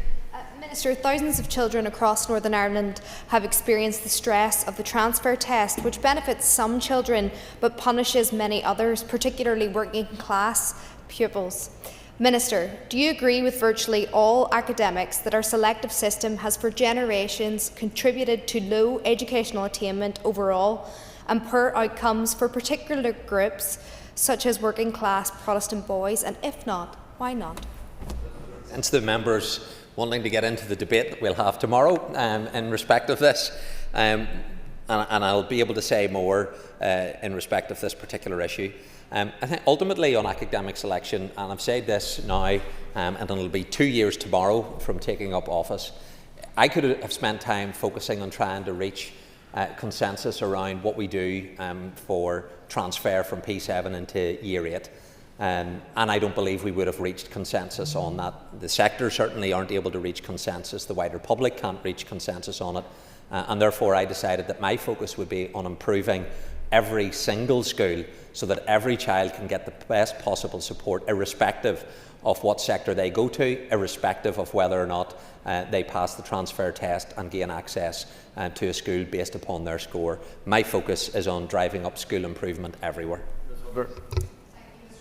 Thank you, Minister. Even for parents and pupils who do participate in the system for understandable reasons, the process is unacceptably opaque, especially for those who wish to resit the exam but cannot. Minister, you have said that you're happy enough for this exam to continue, but will you be exploring the ability for our children who are unhappy with their grade to potentially resit? It's not that I'm happy for this test to continue. I've recognised that there is an inability to reach consensus around what would replace it, and that is open to debate in respect of that particular matter. The law allows for schools to select based upon academic selection. That has facilitated schools to develop the test, which is currently through the CIAG. Obviously, in the past, we had 2 different examinations taking place. I think it's welcome that that has been reduced to 1 to gain access into whatever school you seek to apply to, irrespective of what sector that is. I think there are other questions that members could discuss, because I think sitting the test in an environment which you're not used to adds to the stress of that particular occasion, rather than sitting it in the primary school that you have been going to for many years. But that is obviously something that many people, as a point of principle, if they're opposed to it, don't want to engage in that. However, I think there should be space for that conversation to take place. So I'll have more, Mr Speaker, to say in respect of academic selection in response to the motion tomorrow. Stuart Dixon. Mr Speaker.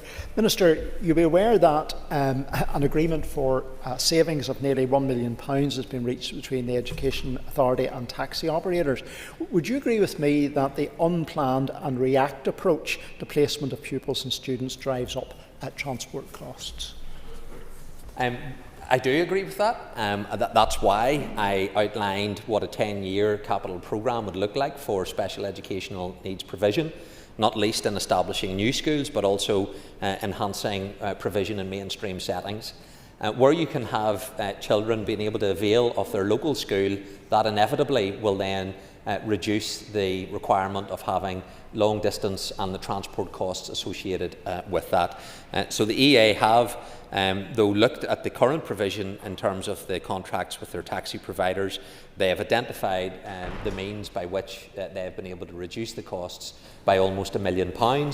I understand that for some taxi firms that reduction in payment can be a challenge, but my responsibility and that of EA is to transport children and young people to their school setting at the best possible cost.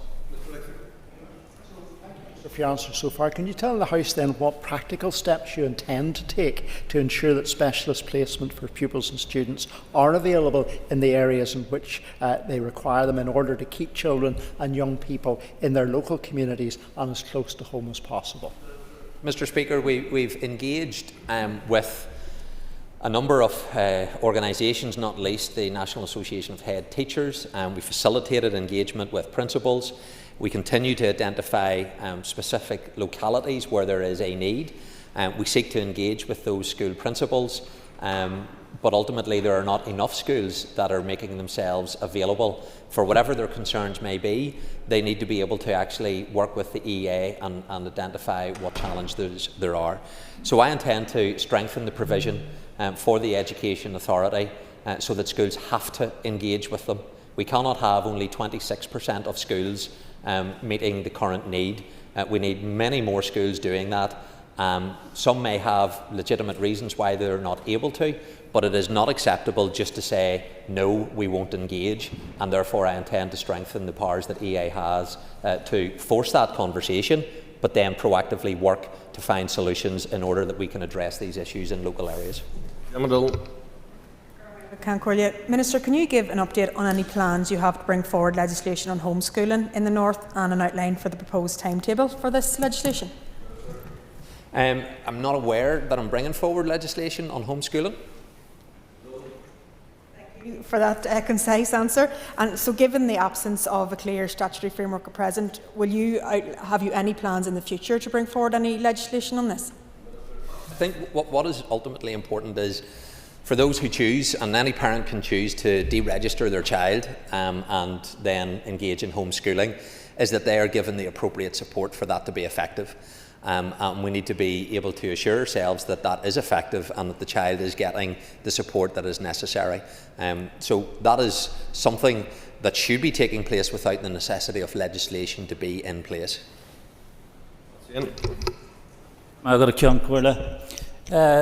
One of the arguments the Minister has advanced for setting up a managing authority for the control sector is that it will improve the outcomes for children and young people in that sector.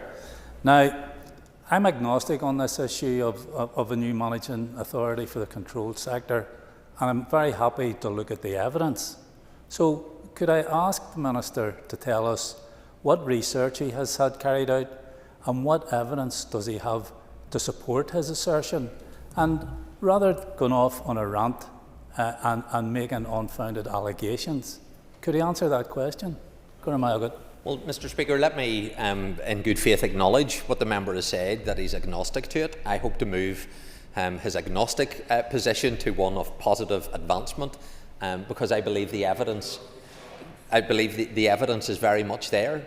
It has been well documented in terms of the consultation exercise. So don't take my word for it if you struggle to believe it. Take the word of the principals who have provided their response as part of the consultation exercise, and there certainly is evidence around academic attainment for controlled schools, particularly in working class areas, and when you contrast that to Catholic maintained schools, they outperform controlled schools despite having a very similar demographic.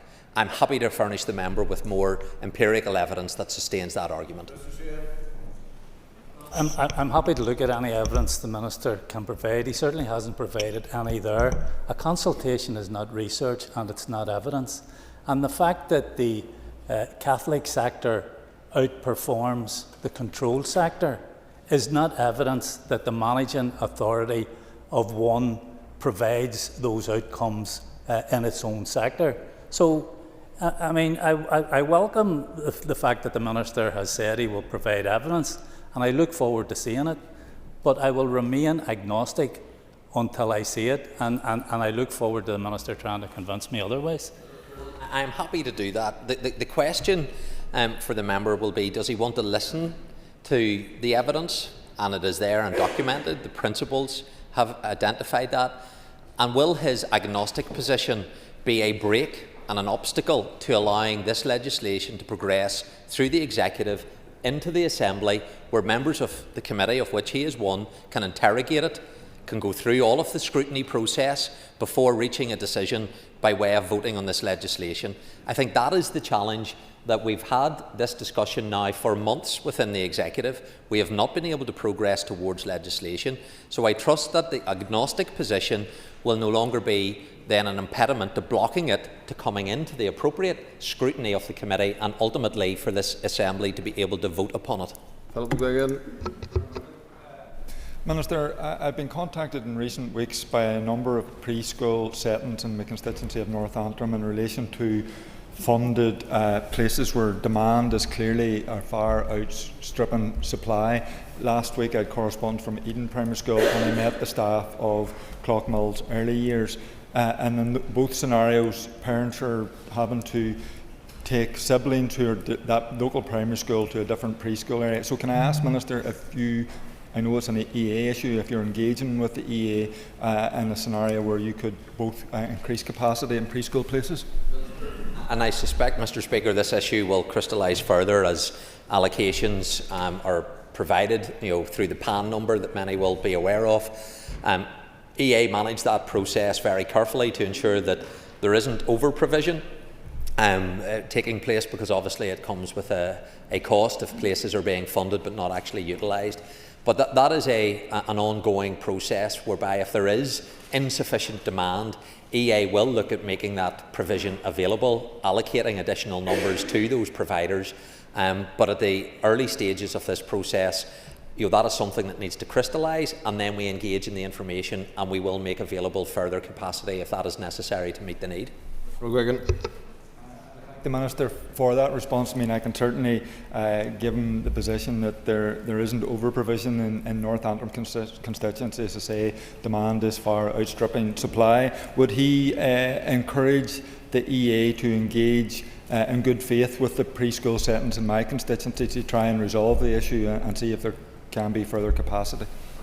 Yes, if there are specific issues, members in the past, whenever this information gets into the wider public discourse, and they've brought to me examples of those settings, I certainly will happily engage with the Education Authority for them to address those particular matters. It is an operational decision ultimately. It's not one that I have ministerial discretion in that regard, but I'm happy to facilitate any dialogue that is necessary with EA and those providers. Matheson. Thank you, Mr. Speaker. And Minister, you'll be aware of a number of nursery schools who have stepped up to take a SPIM provision, including Newton Ard's nursery school in my own constituency, but who are not being given the promised 3,000 funding due to some sort of bureaucratic issue with the common funding formula. Can you commit to resolving that and getting the £3,000 funding they were promised delivered to those settings? More than happy to look at the particular example. If the member wants to correspond with me and with the individual nursery named on that, I will look into it.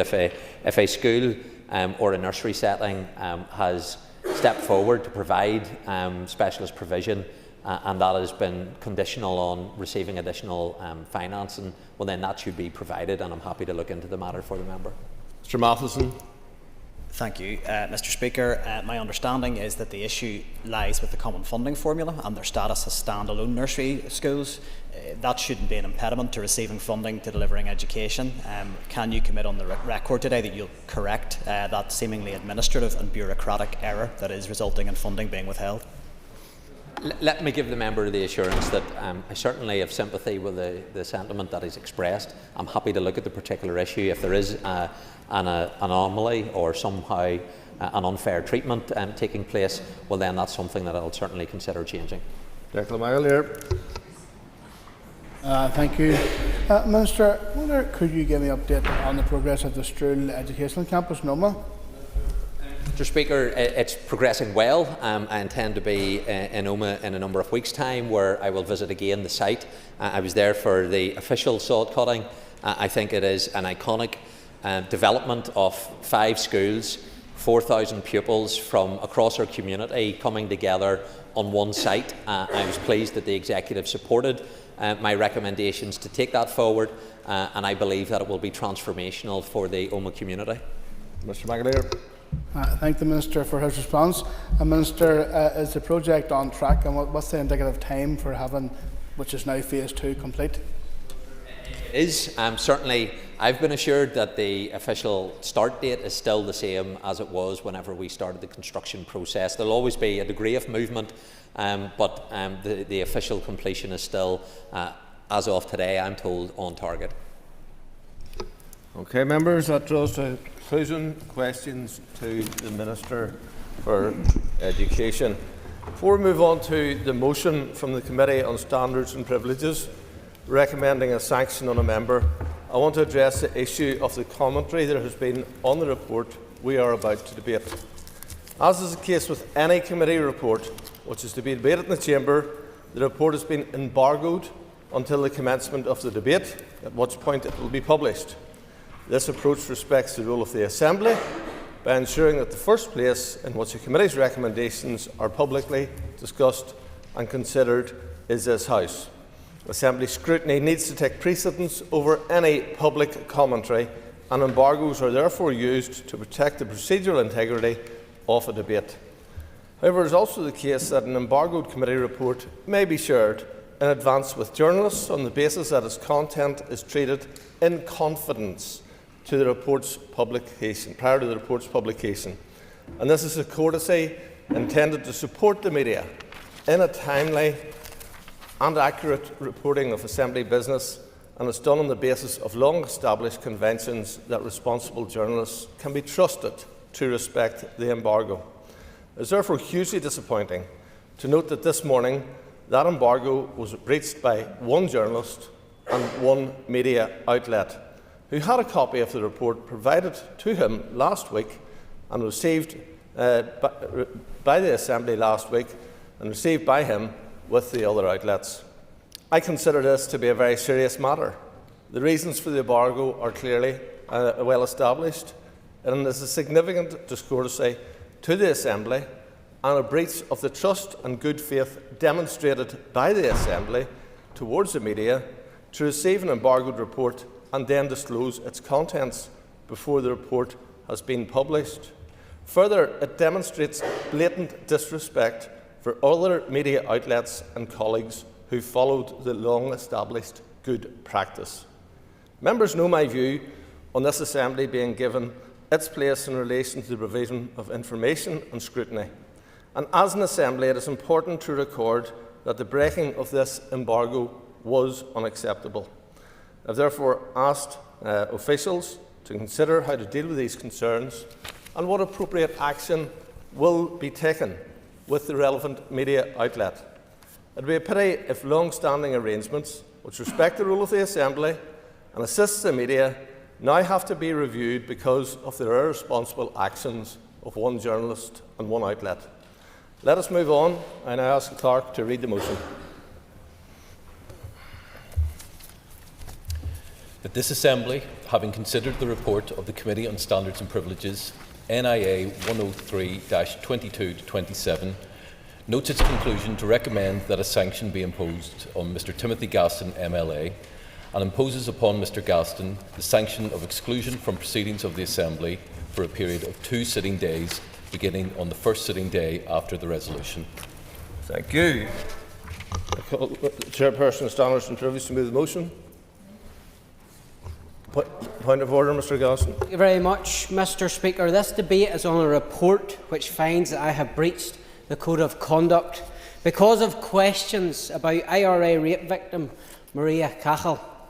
This morning, Ms Cahill informed the public by way of her X account that she was not informed of this debate that was taking place, not contacted during the Standards Commissioner's investigation, and not considered in any way during the committee's deliberations on this report.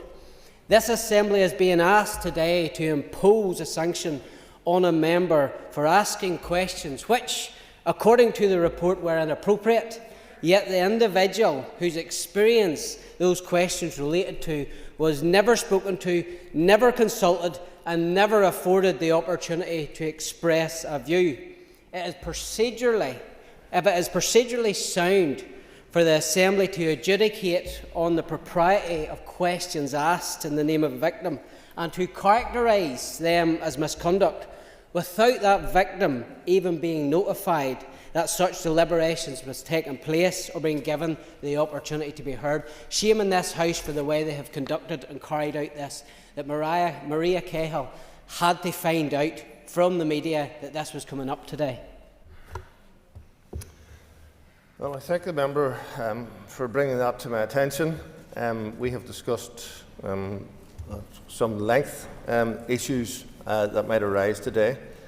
This hasn't been one of them that we have discussed, and therefore I propose to suspend the sitting until 15:45, and at that stage then we will resume the sitting. Point of order, Mr. I think it would also be worth consideration whether a member should have to declare an interest in raising a point of order about a debate on an issue about that particular member. I think the interest is quite obvious, but nonetheless, the issue raised is one that I need to take advice on. So I'll be speaking to my legal people over the course of the next 10 minutes, and we'll resume the sitting at 15:45. Thank you. Point of order, Mr. Burns. I imagine it has been considered, but has it been considered that there is potentially a PSNI investigation into matters that are linked to this, and is there any need to consider pausing this for that to be exhausted? Thank you for that. That matter was discussed this morning, and that issue can run concurrently with the matters before the House today, so that is not an issue that would discount us from carrying out our role, but we will consider this other issue that has been raised by Mr. Gaston now. Thank you. It's suspended until 15:45.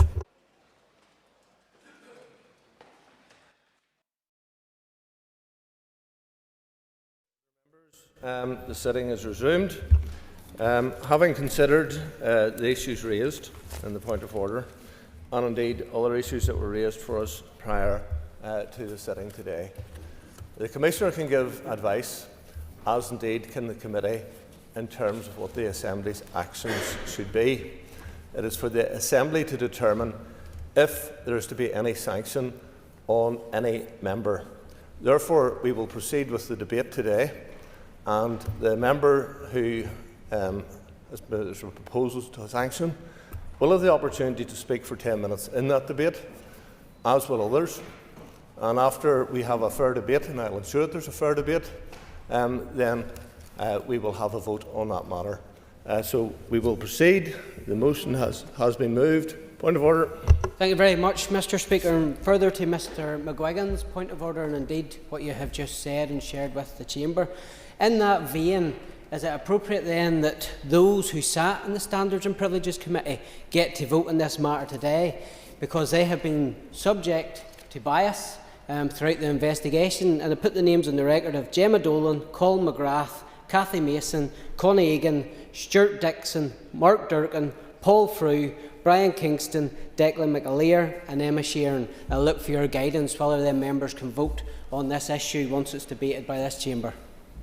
If the member has an issue about individuals and having conflicts of interest, undeclared conflicts of interest or anything else, that of course can be referred to the Commissioner, who's a new Commissioner by the way, who will come in with a clean slate on all of these matters.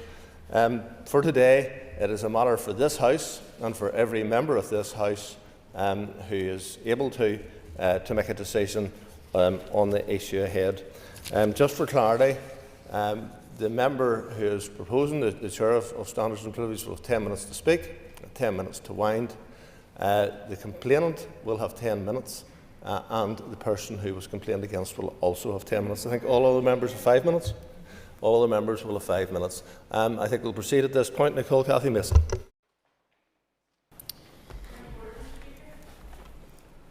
Order, Ms. Egan. Mr Speaker, I think it's important to correct the record for what Mr Gaston has just said, and I would like to put on record that I excused myself from all proceedings in the Standards and Privileges Committee because I had an interest, and I think that's important to put on the record, and I don't want that to be misrepresented by anybody. Mrs Mason, thank you. I welcome the opportunity to open the debate on this motion from the Committee on Standards and Privileges. The motion calls on the Assembly to impose upon Mr Timothy Gaston, MLA, the sanction of exclusion from proceedings of the Assembly for a period of 2 sitting days. If the motion is approved, Mr Gaston will be unable to participate in plenary proceedings on Tuesday the 3rd and Monday the 9th of February. He will also be unable to table any business or attend any committee meetings if they happen to be scheduled to take place on those days. The Committee's adjudication report details its considerations and conclusions on the complaint by Ms Paula Bradshaw against Mr Gaston regarding his conduct during proceedings of the Committee for the Executive Office, during which Ms Bradshaw was in the chair. The report also attaches the investigation report by the Independent Commissioner for Standards at the time, Dr Melissa McCulloch, as well as various written submissions from Mr Gaston and a copy of the statement he made during his oral hearing with the Committee.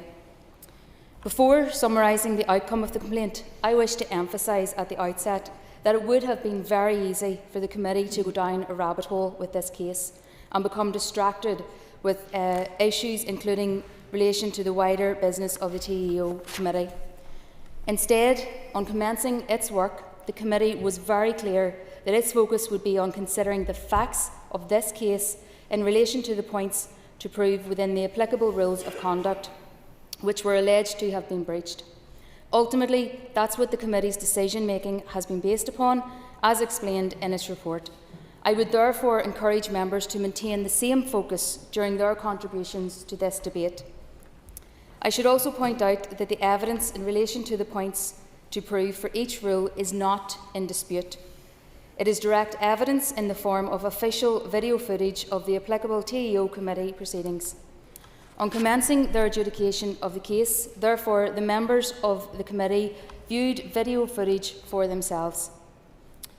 I will now outline the Committee's consideration and conclusions on each of the alleged breaches of the Code.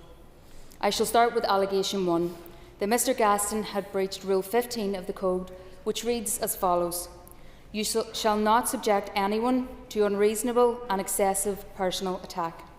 The conduct in question here was Mr Gaston's directive to Ms Bradshaw to, and I quote, "Take a step back, you're okay, breathe." The Committee noted in particular the Commissioner's conclusions that this comment was unreasonable and excessive, as it firstly served to undermine Ms Bradshaw's authority as TEO Committee Chairperson by implying that she was emotionally unbalanced or incapable of managing the proceedings, thereby casting doubt on her competence. Secondly, can reasonably be perceived as dismissive or invalidating. And thirdly, can reasonably be regarded as gratuitous personal insult. Having assessed the evidence and the fact, the Committee agreed with the Commissioner's conclusions that Mr Gaston's breathe comment was an unreasonable and excessive personal attack on Ms Bradshaw, which was in breach of Rule 15. It was clear to the Committee that the comment, including the context in which it was made, was unreasonable in terms of being beyond the limits of acceptability, excessive in being more than is necessary, normal or desirable, and a personal attack as it amounted to an abusive remark or severe criticism directed at an individual, i.e. Ms Bradshaw. The Committee also concurred with the Commissioner's conclusion that Mr Gaston's comment amounted to a gratuitous personal comment rather than political speech, and that its finding of a breach was justified for the protection of the rights and reputation of Ms Bradshaw. Turning to Allegation 2, that Mr Gaston had breached Rule 13 of the Code, which reads as follows: "You shall not act in any way which improperly interferes or is intended or is likely to improperly interfere with the performance by the Assembly of its functions or the performance by a member, officer or staff of the Assembly of their duties." The Committee therefore examined whether Mr Gaston's conduct or behaviour improperly interfered with or was likely to improperly interfere with either the performance by the TEO Committee of its functions or the performance by the TEO Committee Chairperson, Ms Bradshaw, of her duties. In particular, the Committee was clear from the evidence and its legal advice that Mr Gaston asked 9 questions which did not pertain to the work. No, I won't. You will have your opportunity. You'll have your 10 minutes. Did not pertain to the work of the TEO and that were clearly political and irrelevant. That he persisted despite repeated requests from the chairperson and advice by officials to stay on topic, and that Ms Bradshaw intervened in order to uphold the rules and to ensure the proper functioning of the TEO committee. After weighing up the various considerations, the committee concluded that persistent, repetitive and excessive nature of Mr Gaston's conduct meant that he crossed the threshold in terms of acting in a way which improperly interfered or was likely to improperly interfere with the performance by the TEO committee of its functions and the performance by Ms Bradshaw of her duties as chairperson. Following careful assessment, the committee upheld allegation 2 in concurring with the Commissioner's finding that Mr Gaston breached Rule 13. The committee also decided that this was justified in terms of Mr Gaston's right to freedom of speech under Article 10 of the Convention. I should point out that this finding means that Mr Gaston is the first member to have breached Rule 13. In addition, the committee has agreed that Mr Gaston's conduct was inconsistent with various of the principles of conduct. I'll now turn briefly to the Commissioner's finding that Mr Gaston had also breached Rule 10 on the basis that he failed to observe or comply with a policy, guidance or instructions issued by the Assembly Commission, namely the Behaviour Code. The Assembly Commission's Behaviour Code sets out clear expectations that all individuals working within Parliament buildings should act professionally and uphold the highest standards of integrity, courtesy and mutual respect. In addition, the TEO's committee's own protocols emphasise the importance of courtesy and respect for each other, as well as for the authority of the chairperson. From its review of the evidence, the committee was clear that Mr Gaston's unprofessional behaviour and discourtesy was particularly pronounced. A finding of a breach of Rule 10 was also justified. That said, the committee did not factor this breach into its considerations in relation to its recommended sanction. This is because, as part of a wider package of recommended improvements to the MLA Code, the committee will be proposing to the Assembly that the Behaviour Code becomes a principle of conduct rather than a rule of conduct. Under the committee's upcoming proposals, the recently agreed unacceptable behaviours policy would instead be the enforceable rule for this type of misconduct. I shall now explain the committee's reasoning in relation to the recommended sanction in deciding on a proportionate, appropriate and justified sanction to recommend to the Assembly. The committee had regard to all of the circumstances of the case, including, firstly, that Mr Gaston's conduct took place in a public committee session, therefore his statements could reach a wide audience and have reputational consequences for Ms Bradshaw. Secondly, the particular nature of the breaches of Rules 15 and 13. And thirdly, the fact that Mr Gaston had not accepted that he had breached the code. The committee also had regard to its legal advice on the matter, to the range of sanctions available and to the sanctions recommended in similar precedent cases. If this motion is approved, it will mark only the second occasion to date when the Assembly has excluded a member from proceedings, the first being Dr Steve Aiken in 2024 when he breached Rule 12 through the unauthorised disclosure of confidential information and Rule 16 by failing to cooperate at all times with the Commissioner's investigation. Whilst every case must be decided on its merits with a view to maintaining a fair and consistent approach across breach cases, the committee is therefore recommending a comparable sanction in Mr Gaston's case. To conclude, the committee reached its decisions on this case on a unanimous basis. As is appropriate with conduct cases, the committee members left party politics aside and made their decisions objectively on the evidence and the facts before them. And I hope that approach continues in this plenary debate today. Finally, the committee is clear that the recommended sanction of excluding Mr Gaston from Assembly proceedings for a period of 2 sitting days is appropriate and proportionate. I recommend this motion to the House.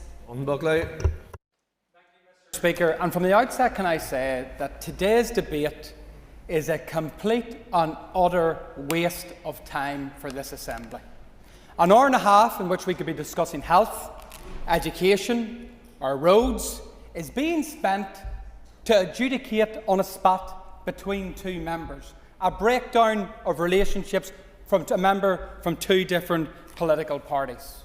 I mean, the talk about missing the wood for the trees. What was the context for this committee meeting? This hasn't been talked about at all by the committee chair. Michael McMonagle, a former Sinn Féin press officer who worked for the party in media roles and at Stormont, had been charged and later pleaded guilty to a series of child sexual offences, including an attempt to incite a child to engage in sexual activity and sexual communication with children for offences spanning between 2020 and 2021. He was later sent to prison.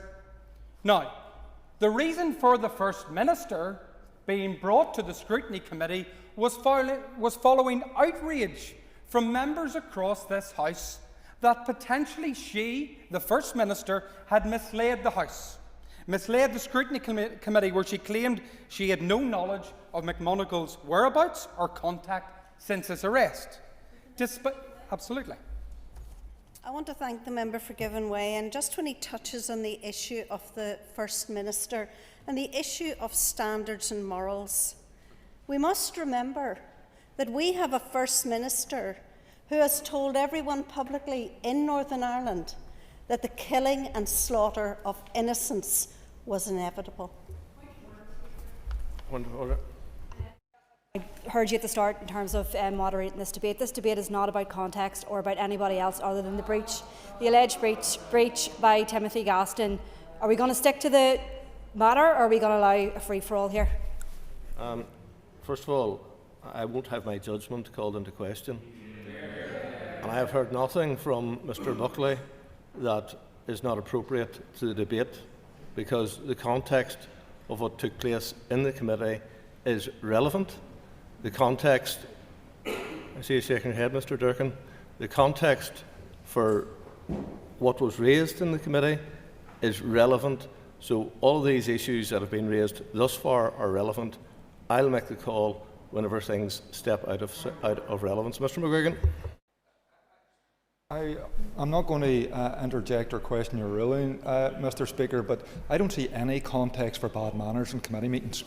Well, I think you are, Mr McGuigan, so you'd be best not to do it again. Mr Buckley. Thank you, Mr Speaker. Again, here we have it. We're not even allowed to debate the context of this very report. Members, you are not judge, jury and executioner. Every member, regardless of their party, has an electoral mandate to be in this place. They speak for the people that they represent. We may not like the words that they use or the positions that they put, but they are entitled to put those points across. I was saying, Speaker, before the points of order, this was despite the First Minister being photographed several feet from Mr McMonagle in this very building. The second point, which there were matters on the record, was that potentially the First Minister had misled the committee as to when she learned that her party staff had provided 2 references. That's the context. Why was it before the TEO committee? Because they have a responsibility for safeguarding. An issue that should matter to every member in this Assembly. But as usual, today we're told, say nothing, say nothing. I mean, members, it won't wash. It won't wash that the relationship between Mr Gaston and the committee chair, Mrs Bradshaw, has evidently fallen down. It's clear for us all, for anybody that actually watched the committee. It was absolutely shambolic. I won't, because I won't get an extra minute I've already given away. We won't see a case like this before, because the scrutiny of the committee was absolutely disastrous. It was a stain on the scrutiny ability of this Assembly, that here we had a serious issue of safeguarding. A minister, in this case the First Minister, brought before the committee, and the committee descended into a free-for-all. Now, what led to that? Because I think that's key as well. A pre-meeting with the committee chair, with the witness. No prior knowledge to the committee members. I think it was somewhat 10 minutes before the meeting actually commenced. That was shambolic.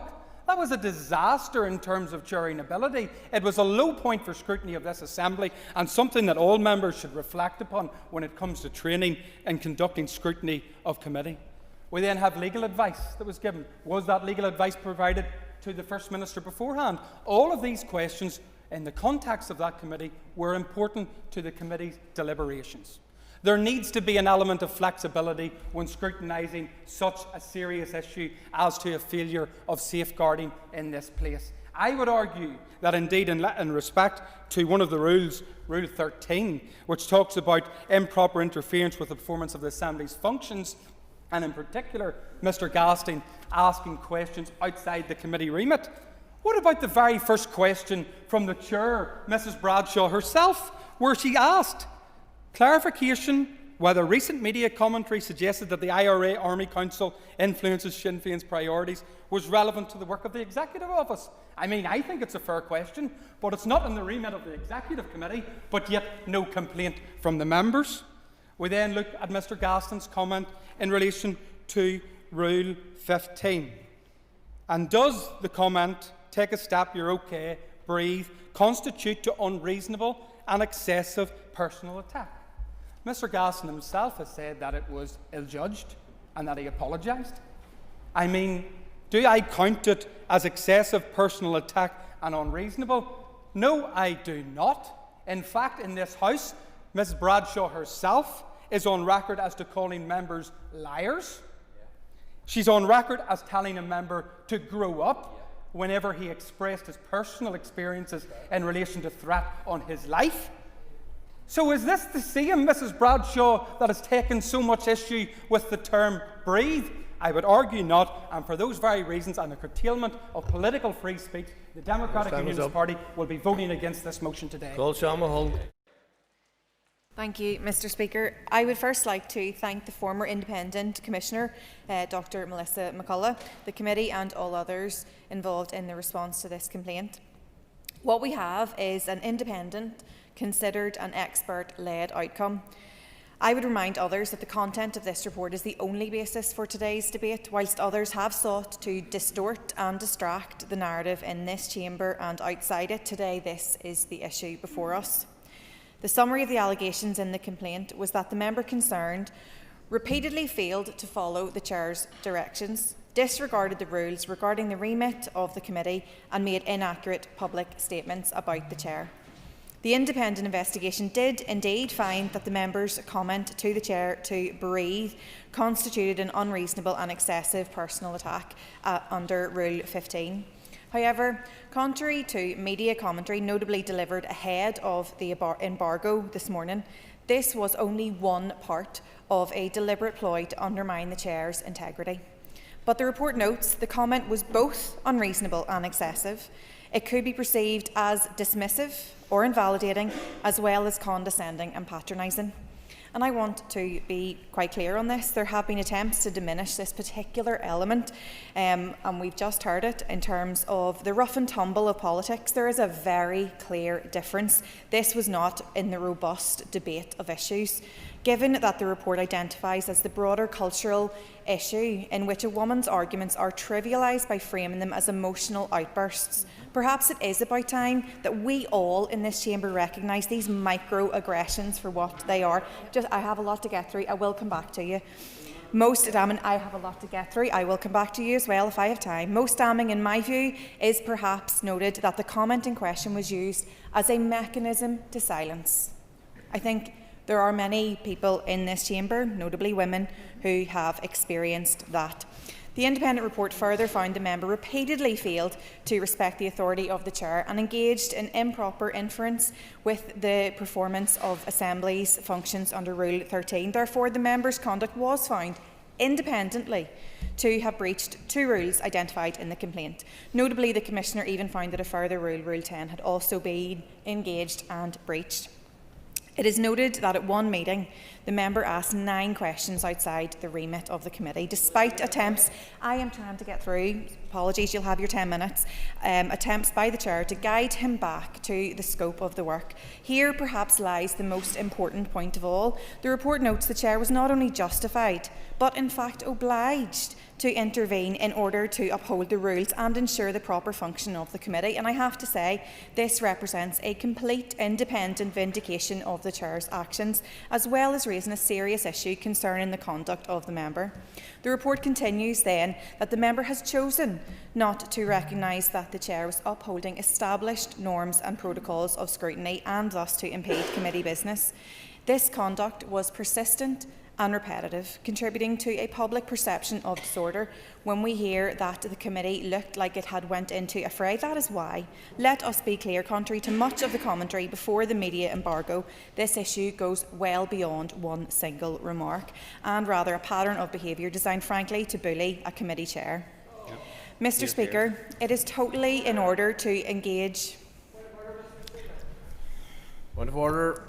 I find it awfully rich today that my comments in the committee are what we're debating here today, and then at the same stage the member says about me bullying the Chair. I ask for your ruling on that, because I think it's completely unacceptable. Not a point of order, and the member will have an opportunity to address the House for a full 10 minutes. So if members wish to give way, they're entitled to do that. They'll get an extra minute, and if they don't, they're also entitled to do that. Ms Mulholland. Mr. Speaker, it is totally in order to challenge public policy.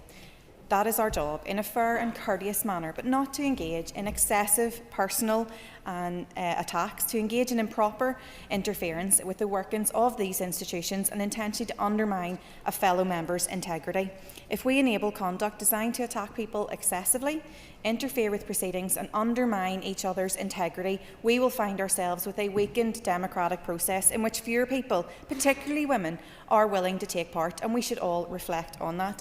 Finally, we can see, of course, the standard deflection process has begun, but I would hope that we can focus on the issues that are before us today. Let us be clear, there is only one member of this chamber today who has been found to breach a number of our code of conduct. To agree that we can involve ourselves in robust challenge without the desire to derail business, and certainly without the toxicity and the personalising, that fundamentally is what this is all about. Thank you, Mr. Speaker. John Burrows. I wonder what the public will think when they watch on today, us spending so much time and energy dealing with a matter that happened so long ago, with so many pressing issues in our society. I will cut to the chase, because I think it has been accepted by Mr. Gaston that his conduct was suboptimal.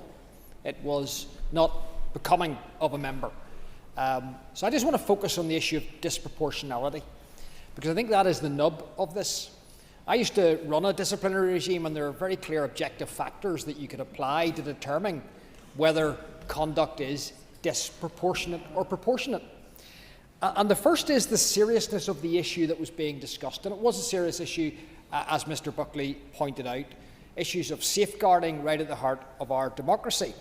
But the second is, and as referenced by the Commissioner, this happened early in Mr. Gaston's career in the Assembly, and there hasn't been a repetition of it. So that is a mitigating factor when we look at the appropriateness of the sanction. The third is that there's a prompt apology. Again, that is something that is recognised across disciplinary regimes for all different regulated professions, that is a mitigating factor. Yes, I will give way. We have noted the apology that was given there. Was the apology given in public? No, it was given in private, but I think it has been repeated afterwards. So there was a prompt apology. In fact, the apology being prompt is about the only prompt thing in this whole incident, which has cost a lot of money and a lot of time. There's also the fact that it's very much established the principle of proportionality that runs through all of this. You're supposed to choose the least punitive sanction that achieves the purpose for imposing any sanction. And the committee has jumped to one of the most serious sanctions without fully demonstrating why the other sanctions were deemed inappropriate. In fact, the fact that there hasn't been a repetition of the behaviour would suggest that even if we believed that the conduct had been proven, the least serious sanction would just be to note that there was bad behaviour, not to actually exclude someone for 2 days. I note members around this side of the House are often talking about human rights and equality. Article 10, the freedom of expression, actually gives the most substantial protection to, guess what? Political speech. And the jurisprudence is so clear that particularly if a member of a legislative assembly is talking about something of public interest, it has to be the most egregious breach to justify a sanction, let alone removing a member for 2 days from representing who? Their constituents in North Antrim, as it happens to be. The other point I should say is that looking at this with a insight into professional misconduct, I do wonder why there was a bonus breach found, and that was Rule 10. In many ways, that's what's called double counting. There's nothing fresh in the breach in Rule 10 that doesn't apply to Rule 15 and 13. It's just an additional made-up bonus breach. Now, we do have to see this in the context, and it is a very significant context, that proportionality when it comes to fundamental rights, and this is a fundamental right of freedom of expression, proportionality includes necessity. Anyone who actually believes in human rights, and we often get lectured by human rights from those on this side of the House, would have to be convinced that it is necessary, that there is nothing else that can address this other than excluding the member for 2 days, when clearly there are other sanctions available. And there is a context here as well. Many people will look on. This is a place where we have had a member say, "Victory to the Palestinian resistance." Hours after, babies were mutilated, women were raped, people were taken hostage and killed. That was found not to be a breach. Not to be a breach. Not as the man who said it. No wonder he thinks it's not relevant to people out there. People will wonder what we are doing in this place today. Wasting time, wasting money, when someone could have said, you know what, don't act like that again, and if you do, it'll be dealt with more seriously. So for all those reasons, that this is disproportionate, it is punitive, and it is unnecessary, we will be voting against the sanction. Mark Durgan. Mr. Speaker, this debate deserved to be approached calmly and seriously, because what's at stake here isn't a single exchange or a single individual, but the credibility of our standard system and the public's confidence in this Assembly. We established an independent Standards Commissioner precisely to ensure that matters of conduct are assessed fairly, consistently and outside the cut and thrust of party politics. Wishful thinking, maybe, but the parking of politics at the Standards and Privileges Committee room doors probably reflected by the unanimous vote of those committee members to pursue this route of action.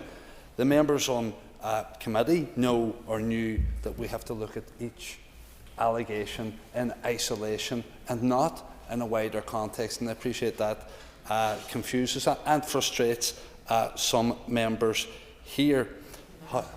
Certainly. Would the member agree with me that, in line with the comments that have been made by the previous speaker, it would be normal practice for the Commissioner to engage both human rights and legal advice whenever she comes to her conclusions within any report? So therefore we can assume that human rights were engaged in relation to this report. I thank the member for her intervention. I don't think I'll require the extra minute. There's someone who's relatively new on this committee. I think one of the things that struck me is that certainly the Commissioner didn't, or the new Commissioner won't do these types of things willy-nilly. The amount of advice that is sought and got before any action taken drags these things out and draws them out, and it takes even more time. And I can understand members being concerned about the use of Assembly time to debate a disciplinary issue, although coming from the DUP who collapsed this place for 2 years, I do think is a wee bit rich. But if we only respect these rulings when they're convenient, then the system itself becomes meaningless. The Commissioner found that the language used was inappropriate, patronising and unreasonable in context. Many people, particularly women, watching this debate will reasonably recognise the tone and implications of that remark as misogynistic. That doesn't mean that robust scrutiny is being curtailed. It means that basic respect still matters in this chamber and in our committee rooms. Thank you very much for the member giving way, and since he's become an expert on this topic, can I ask him for his thoughts when the chairperson labelled Mr Burrows, told him to grow up, and indeed said to Mr Buckley, liar across this house? Does that mean that's misandry? Is that a case of there's 3 instances here where it's misandry towards men from this chairperson? Thank the member for the intervention. I'm not sure I profess to be an expert on these matters, or indeed any. However, I've taken from an expert on all. Again, I find that a bit rich. We deal with each issue as it presents itself. The member wishes to make a complaint, he can go ahead and do so. But committee chairs have a responsibility to enforce remit and procedure. Undermining that authority through personal remarks doesn't strengthen accountability. It actually weakens the very scrutiny that this Assembly, and that Mr Gaston in particular, depends on. An apology is important, but it doesn't automatically end the matter. Standards only have value if there are consequences. Otherwise, they're simply words on a page. Framing this process as some sort of witch hunt also does real damage. It undermines an independent office holder and sends a message that accountability itself is somehow illegitimate. If there are ambiguities in the Code of Conduct, and we've established that there are, then we should and will examine them carefully and transparently in future. But today's decision is about whether we respect the rules as they currently stand. Sorry, unfortunately, I'll run out of time. Upholding this ruling is not about silencing anyone. It's about reaffirming that this Assembly expects professionalism, respect and accountability, and that our standards process is about something that the public can trust. Thank you. Paul Given. Speaker, I was chairman of the Standards and Privilege Committee once upon a time, having been in here now for 16 years. Subject to many complaints from members of the public and others, which a commissioner investigated and subsequently dismissed, including when I was chairman of the Justice Committee, from witnesses that appeared before it. I note a complaint that went in by Mr Gaston. The commissioner who ruled on this didn't deem it necessary to carry out an investigation, and yet previous commissioners investigated me when I was chairman of the Justice Committee. So I think that is a question for the Standards and Privileges Committee to address by way of consistency of the approach that was taken. But I read many a report, some that never were publicised in my role previously as chairman of the committee, made for very interesting reading, I have to say, about the conduct of some members. But I have to say, this report, the approach taken by the committee, sets a new low that is going to tie up committees of this Assembly with spurious allegations and investigations that will come into this Assembly that we will then have to debate and discuss.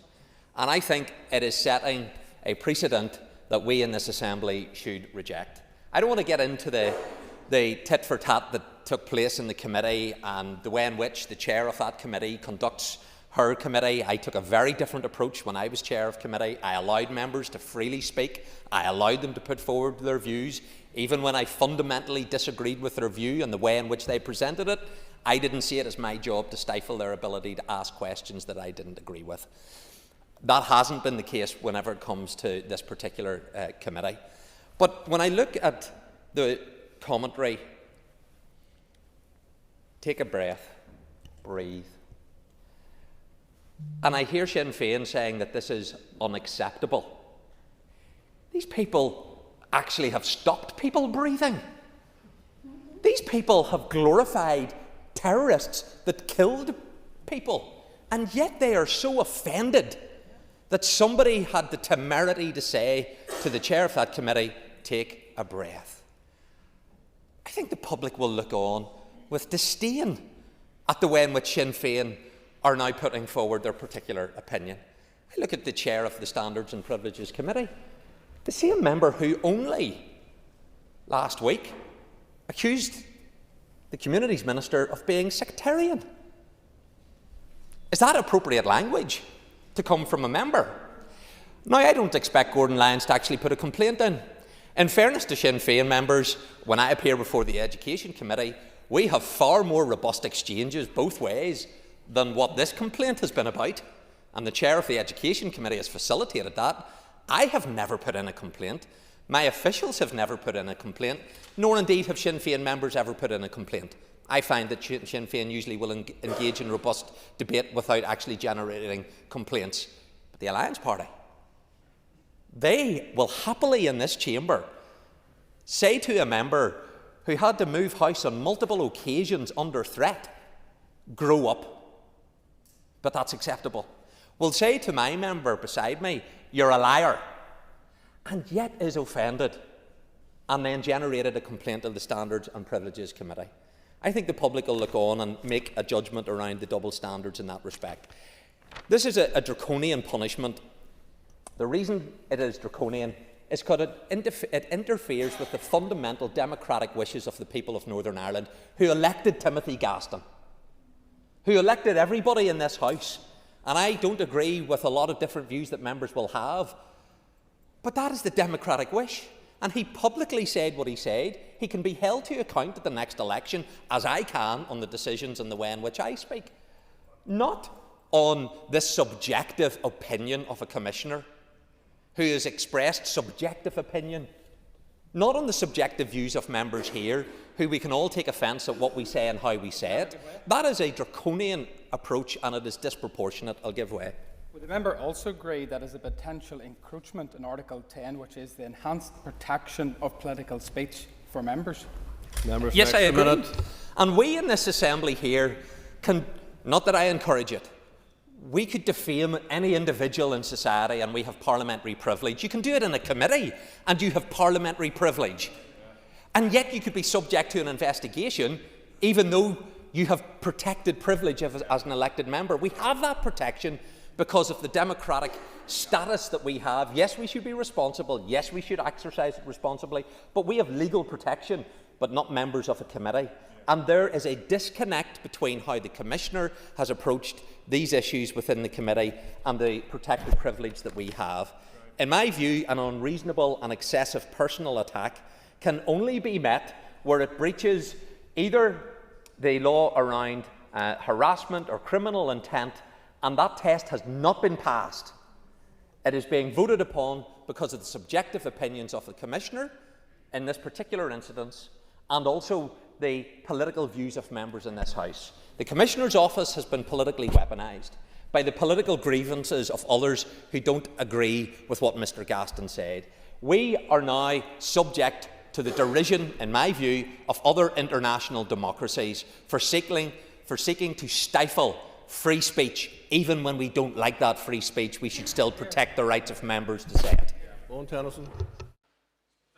Mr Speaker, and like some other members, first of all I want to thank the Standards Commissioner, the Standards Committee and all others who have been involved in processing this complaint. And despite misleading conjecture, gaslighting and spin, only one member has been found in breach of the Code of Conduct in this case, and that is Timothy Gaston. Today's sanction follows a transparent and independent process with a clear finding that the conduct amounted to unreasonable and excessive personal attack, that he repeatedly and persistently failed to respect the authority of the Chair and improperly interfered with the Assembly's functions, and that he failed to uphold the expected standards of courtesy and respect. The report goes on to demonstrate clearly that false and misleading accusations were repeatedly levelled against Paula Bradshaw that she was shielding witnesses, claims which the Commissioner has determined are false, misleading and completely without bias. And we cannot overlook, Mr Speaker, the impact that such insult has on the complainant. And I want to express my solidarity with Paula today, who is a fine public servant who always acts with integrity and entirely in the public interest. And, Mr Speaker, no, I won't. You've had plenty of time. Those gratuitous insults and allegations continued this morning. In breach of the embargo, overriding due process in this Assembly, and with contempt for members in this chamber. Mr. Speaker, rather than learn his lesson, it is clear that Mr. Gaston has continued to impugn the integrity of the Standards Commissioner, the committee and of this Assembly. I've heard it said that this was a witch hunt. Of course, the members making such claims overlook the fact that all of the main parties, with the exception of the Ulster Unionist Party, are represented on that committee. And I have to say I'm astounded to hear the position of Paul Givan and Jonathan Buckley today, given that they are hoist of their own petard, in that the DUP representatives in that committee, Brian Kingston, Harry Harvey and Paul Frew, never objected to the sanction being recommended. So the question is, Mr. Speaker, what has changed? Or is it just the case that the DUP is once again being led not by Gavin Robinson, but is being led by the nose by Jim Allister in this chamber today? I have observed a worrying pattern, Mr. Speaker, of women from across the political parties being framed as too erratic, too emotional, too irate, arguments used to dismiss them, to trivialise their position and to undermine their credibility. I am proud of the strong women that represent the Alliance Party in this chamber, and as the report reflects, if we are genuinely committed to a political culture where women are fully represented, reflected and supported, then behaviour that undermines this aim cannot be excused, dismissed or allowed to pass without scrutiny. The leader of the Ulster Unionist Party professes to be a fan of scrutiny and of the inclusion of women in politics. Just this weekend, his own party has announced a campaign to encourage women to step forward. A laudable ambition, though it rings hollow now that at the very first hurdle his party is refusing to support even the most basic sanction for behaviour that no women in public life should ever be expected to tolerate. The true test of leadership, Mr. Speaker, is not what a party says in a press release or at a campaign launch. The true test of leadership comes when standards are challenged, when behaviour falls short and when leaders must decide whether to uphold the values they profess to champion or whether to turn a blind eye. And today the Ulster Unionist Party, Mr. Speaker, is turning a blind eye alongside the DUP and the TUV. Mr. Speaker, basic decency must underpin how we do our work. Public confidence rests on our ability to uphold standards and to impose sanctions where rules are broken. If we cannot show respect to one another, if we cannot demonstrate that breaches of the Code of Conduct have consequences, then we are eroding what little public trust and confidence remains in these institutions. And as for allegations, Mr. Speaker, that this is an attack on free speech has limits.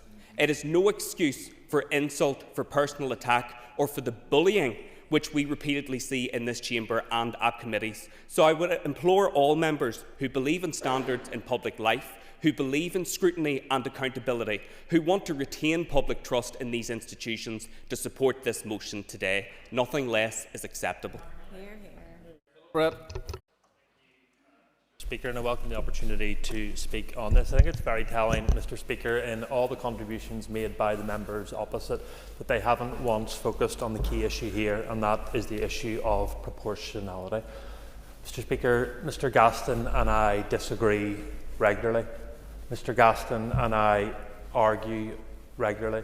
Mr. Gaston and I have different views regularly, and we have robust exchanges.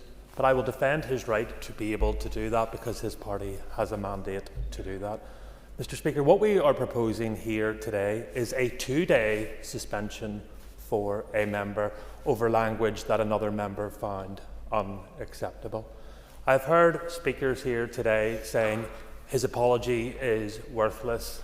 I would be interested to hear, Mr. Speaker, had he not apologised, what further sanctions that these people would like to impose upon Mr.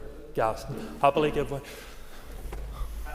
Thank the member for giving way. The member doesn't have to wait to hear that today. Perhaps he can ask his party colleagues from the committee who voted for these sanctions why they deemed it proportional to do so. Members, an extra minute. So I know you didn't answer the question, but I will come on to that issue now. It's clear, though not breaching the confidences of the committee, that a different sanction was proposed by members of the DUP because we believed that the sanctions proposed of 2 days was a gross overstep by the committee. Let's be clear where these recommendations come from. They come from a commissioner who I will take an intervention. Who's this we? because the confidence of the committee means that the 3 members on the committee should have considered that, not we, the DUP. So if that confidence was broken whilst this conversation was ongoing within the committee, then there's another question to be answered in this chamber today.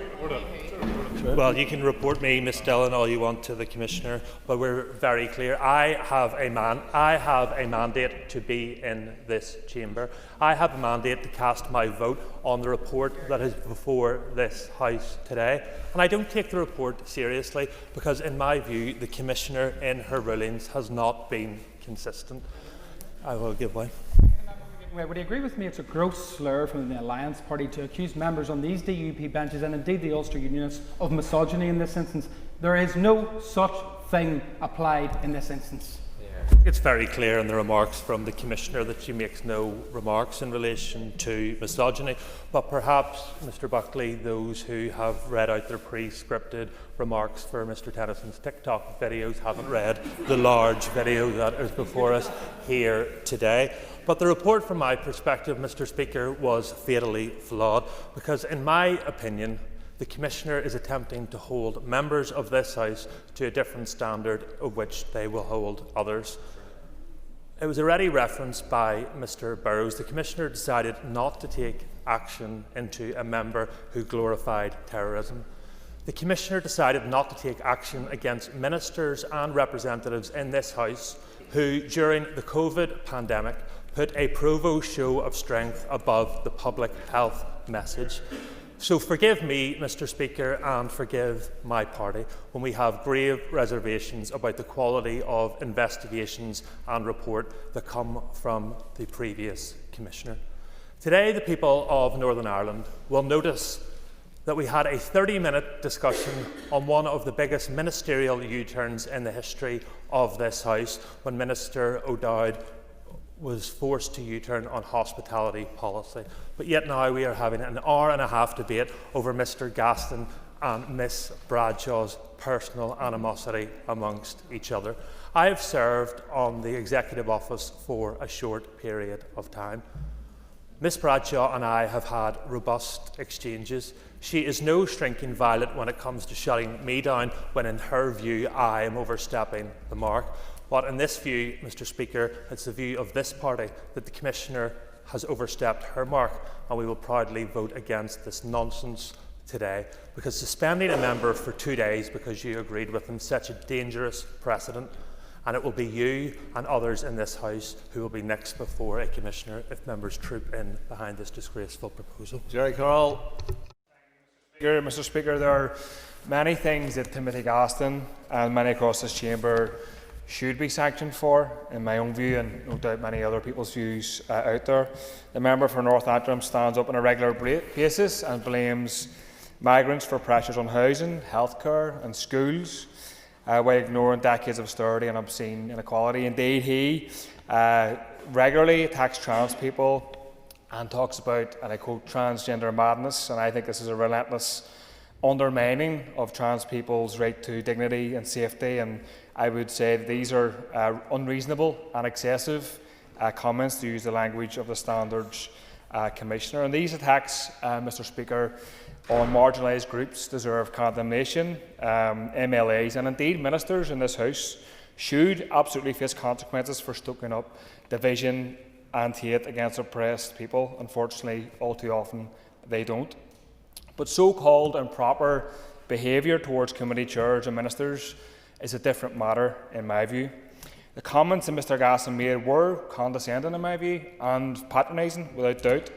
I think he called them ill-judged in his own matter. And I agree with the member for, I think, North Antrim to say he should publicly apologise to the chair of the committee for his comments. But when it comes to further sanctions, Mr Speaker, I have serious concerns that these standards are being weaponised to silence dissent and criticism of those in power, from somebody who I have more disagreements with than anybody else in this House. Challenging a committee chair is not unreasonable or excessive. It's part of our democratic duty, especially as opposition MLAs, and kicking MLAs out of the Assembly for so-called improper conduct sets a very dangerous precedent. The executive parties and even the so-called official opposition, which is frequently aligned with the Executive on fundamental questions, might be tempted to exclude smaller parties from the Assembly for challenging powerful witnesses in the future, and I would obviously be could be subject to that. This will have an unacceptable chilling effect on holding the Executive to account. I have sat in committees, Mr Speaker, where working class communities' concerns about healthcare, privatisation or unethical investment have been dismissed as out of scope or inappropriate, and I think that's the wrong approach to take from any chair of any committee. And if we do allow this sanction to stand with a challenge, we're saying that robust and persistent, maybe even annoying, questioning of ministers, the kind that makes them uncomfortable, can be punished with exclusion. That's wrong and a dangerous path to take. We must defend the right to challenge power vigorously, even when we fundamentally disagree with the politics of those doing the challenging. Otherwise, we're building a system where only polite, deferential scrutiny is tolerated, and this serves nobody except those who do benefit from the status quo. So I and my party won't be endorsing this strategy today. And just to say to the member for North Antrim, I know he's new to the job as party leader, maybe he should take action against his party colleagues who are regularly retweeting and endorsing and regurgitating the lines of the IDF if he has any concerns about violence. Timothy Gaston, you've got 10 minutes, Mr Gaston. Thank you very much, Mr Speaker. At the very heart of this complaint and the finding against me is a political witch hunt. This complaint is not about protecting and promoting scrutiny or holding members accountable when they fall short. This complaint exposes the disdain from the middle class for this country, working lad, rocking up to the big house in the hill and daring to challenge the process and hold the establishment accountable. This complaint is rooted in protecting those in power. In paragraph 24 of the report, it lists a sample of the questions I asked, which the Commissioner objected to and judged to be a breach of Rule 13. Improper interference, I'm told, with the performance of the Assembly's functions. The simple questions that I asked the First Minister: how many days did Michael McMonagle work for you? Do we know the answer? Still don't. Had he done any work, or was Sinn Féin using the money for themselves? Can anybody answer me that one? Why was IRA in Sinn Féin offices as represented and quoted in page 110 of Maria Cahill's book? And do you want to take this opportunity to apologise to Maria Cahill? That was the direct question I put to the First Minister, which seems to have got up the nose of the chair of the committee. In my book, all good questions, all remain unanswered. But let me ask this House a simple question. Why was that evidence session taking place? And Mr Buckley articulated it well. The answer, of course, is because the public were demanding answers about the fallout from the Michael McMonagle scandal. A now convicted paedophile who was on the payroll of the First Minister of no alternative, Miss O'Neill. The Executive Office is currently responsible for issues including legislation and historical abuse. Those questions were not only relevant to the First Minister personally, but they went to the very heart of her suitability to hold office. Happy to give way? Thank the member for giving way. Would he agree with me that the primary interference of the committee that day was the private meeting of the committee chair with the very witness herself, the First Minister Michelle O'Neill? And I will come on to that. The member raises a very valid point. But looking back at it, if Miss O'Neill should not have been asked questions about McMonagle that day in the meeting, when would we have the opportunity to challenge her? She was the employer, he was the employee. That was the opportunity to put them questions to her. There were other questions which is claimed I breached in the code. Everyone who votes for this report today believes that I deserve sanction for asking, and I again quote, do you want to take this opportunity to apologise to Maria Cahill? And I put that directly to the SDLP. That's what you're voting for today. The flagship strategy of the Executive Office is ending violence against women and girls. You cannot ask the First Minister leading it about the rape of a citizen of this province. We have an office which has a duty under statute to look after the interests of victims. Yet you cannot ask the Minister leading it about the links between her party and the IRA as quoted in Maria's book. Did anyone who will vote for this motion today even bother to reach out and speak to Maria after reading the report? I did, simply because she had been in contact with my office specifically on the issue of Miss O'Neill's hypocrisy when it comes to ending violence against women and girls. If this House cannot tolerate someone asking questions on behalf of a victim of IRA sexual violence to a minister who pontificates about violence against women and girls, I simply don't know. Look at it. I was asking questions to a minister who has responsibility for victims' issues and to a minister in charge of legislation to address harm caused by historical abuse. If I can't ask those questions in this House, I fear this House has no moral compass and no future ahead of it. If you think that voting for this sanction will stop me asking those questions, in the words of the report, it amounts to improper interference with the performance of the Assembly's functions, you have another thing coming. I have no apology to make for asking those questions. I would and I will ask them again until we get answers.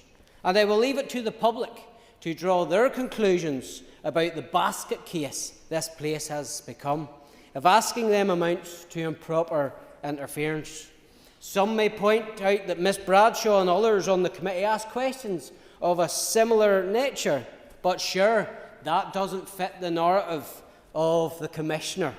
One must ask, why is it that only this member is getting sanctioned for the questions asked that day? Is it okay to ask one or two questions, which makes the establishment feel uncomfortable, but if you ask 9, oh no, well that's a breach of the rules. What is the limit to my Article 10 rights? I didn't have the opportunity to access legal advice during the process. However, I am forever grateful to my barrister, Emma McIlveen, for providing a legal opinion on the report which was shared to all members in advance of this debate today. As the House knows, therefore, that is one of the questions she addresses in her opinion. Even if you cannot accept the questions should not have been asked, and I certainly do not hold that view, nowhere in the report is that issue addressed by the Commissioner.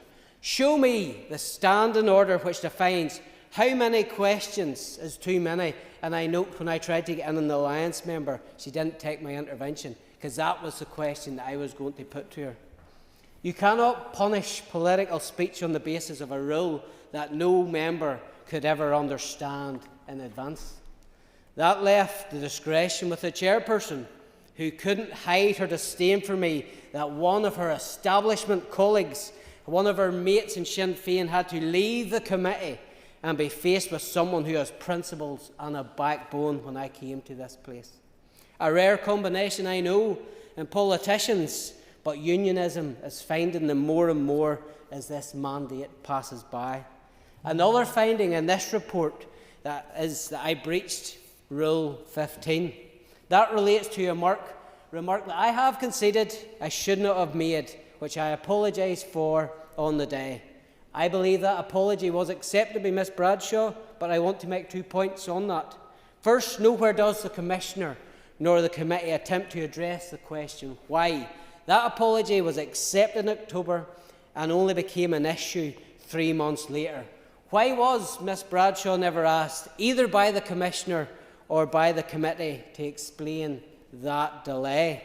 To resurrect it months later is political and a punishment by ambush.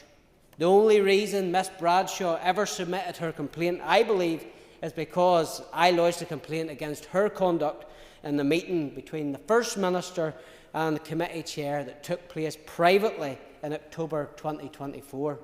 Let's leave aside Miss Bradshaw's condescending conduct to myself on the 23rd of October in the weeks before. And let's look how she addresses other MLAs in this House.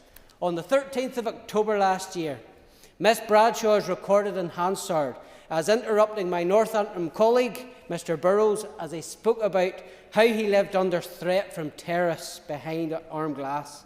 And what did Miss Bradshaw say? She told him to grow up. On the 9th of December last year, Miss Bradshaw is recorded in Hansard as saying to Upper Bands, Mr Buckley, you are telling lies.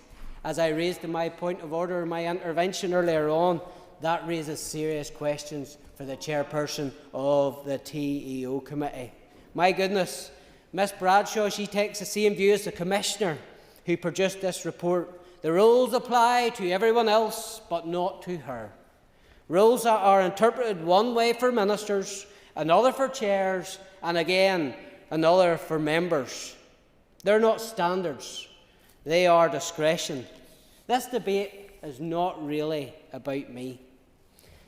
It's about whether this Assembly believes that power should be questioned, that ministers should be accountable, that victims should not be silenced because their stories are inconvenient.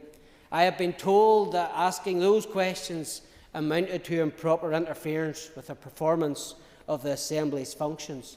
I am quite clear. The videos of that committee are online for all to see, and the members of the public will make up their own mind. It doesn't matter what this place says today. Call the Chair of the Committee, Cathy Mason.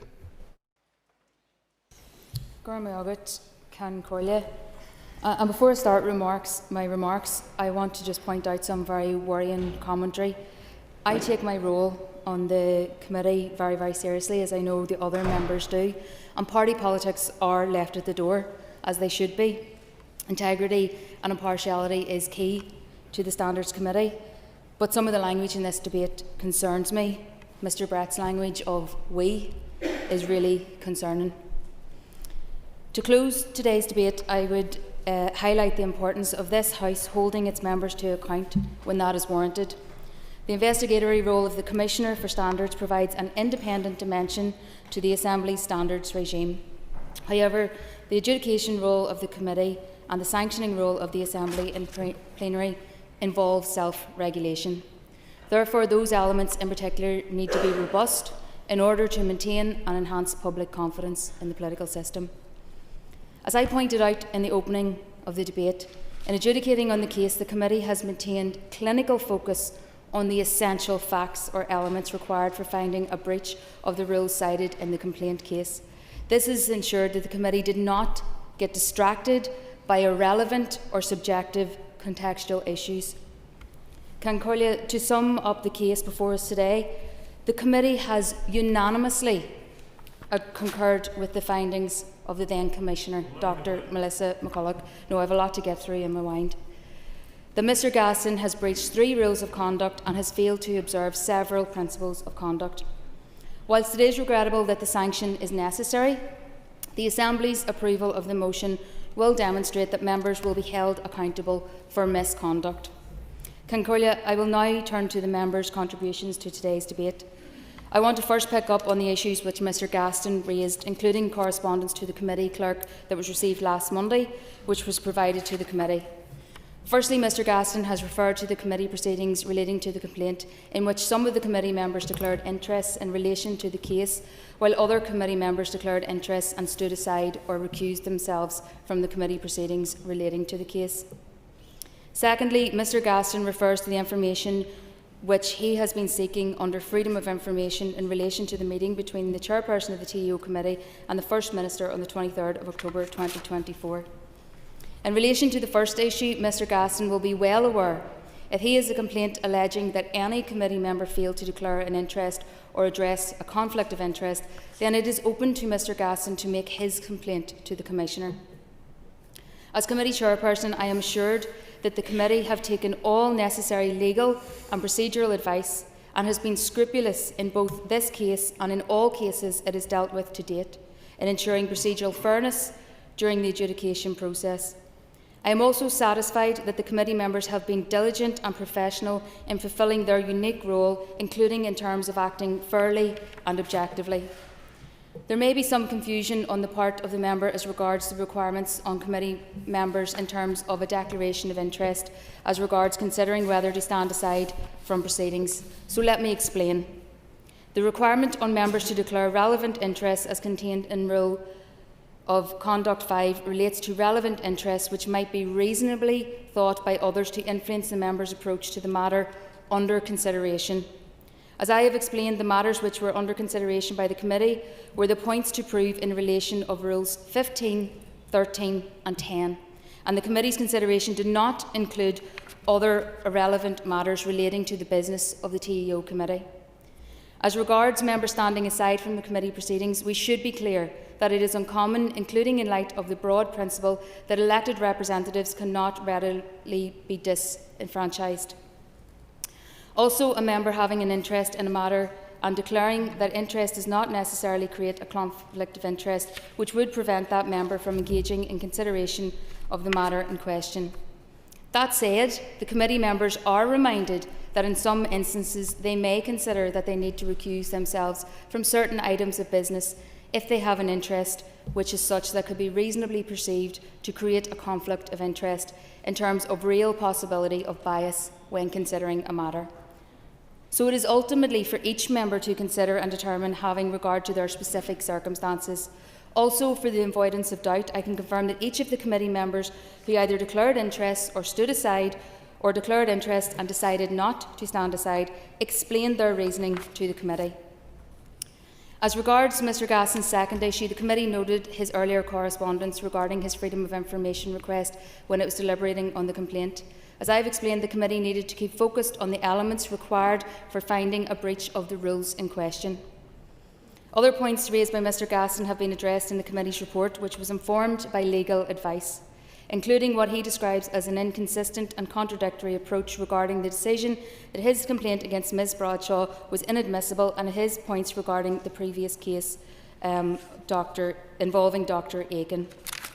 I want to just make a number of comments, responses to a number of comments that have been raised during the debate. Firstly, on Mr Buckley's comment on freedom of speech. The committee is well aware of the fundamental importance of the right to freedom of expression, particularly in terms of elected representatives. The MLA Code upholds that right. However, the committee is well versed in applying the legal tests to the factual circumstances of each case in deciding whether interference with that right is justified. It did so in this case in relation to the alleged breach and when considering a recommended sanction, and it was supported by legal advice every step of the way. I also want to address Mr Given's points around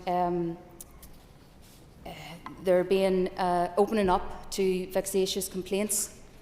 Mr Given will know, as being a previous chair, that safeguards exist within the admissibility criteria for complaints which are vexatious or deemed to be inadmissible by the Commissioner. I also want to pick up on a point that Owen Tennyson made and reiterate that former Commissioner Dr McCulloch was an officer of this Assembly for 5 years, and she executed her duties with impartiality and professionalism. Her investigation of this case was thorough and objective. Moreover, to attack the office of the Commissioner or the committee is to undermine the integrity of the Assembly standard system. Members who have found to have breached the code may naturally feel sore, but they should be able to accept the verdict both of an independent Commissioner and of a dedicated committee of their peers. To conclude, I would like to reiterate the committee's conclusions that this case highlights the vital importance of all members respecting the authority of the Assembly's committee chairpersons and upholding the rules and protocols which ensure the proper functioning of Assembly committees. In opening the debate, I explained how the committee had regard to all of the circumstances of the case, as well as to its legal advice when deciding on the recommended sanction, which it considers proportionate, appropriate and justified. Concordia, today's motion should be a reminder that the committee takes its role extremely seriously, and it will not hesitate to recommend a suitable sanction when it feels it is warranted and necessary for breaches of the Assembly Code of Conduct. And I ask members to support the motion today. The question is that the motion standing on the order paper be agreed. All those in favour say aye. Contrary, if any, no. Clear the lobbies. The question will be put in 3 minutes.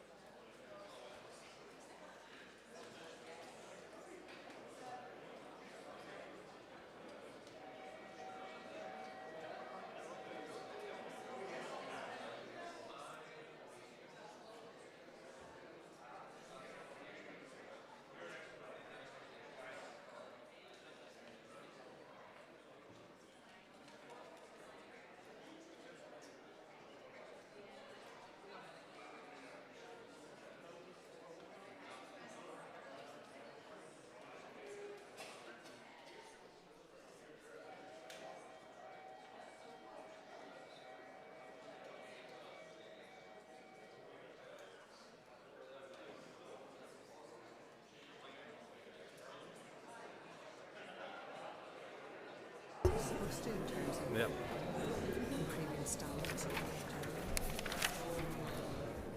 Order. Members resume their seat. There's no points of order during question time or during a vote, and members should know that by now. The question is that the motion stand in the order paper be agreed. All those in favour say aye. Aye. Contrary, if any, no. No. Do you have tellers?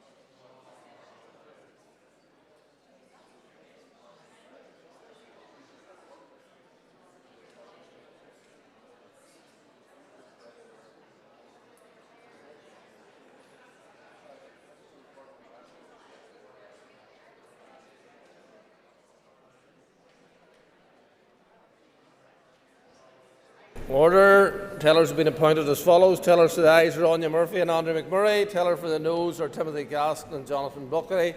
Clear the lobbies. The Assembly to divide. Ayes to my right, noes to my left.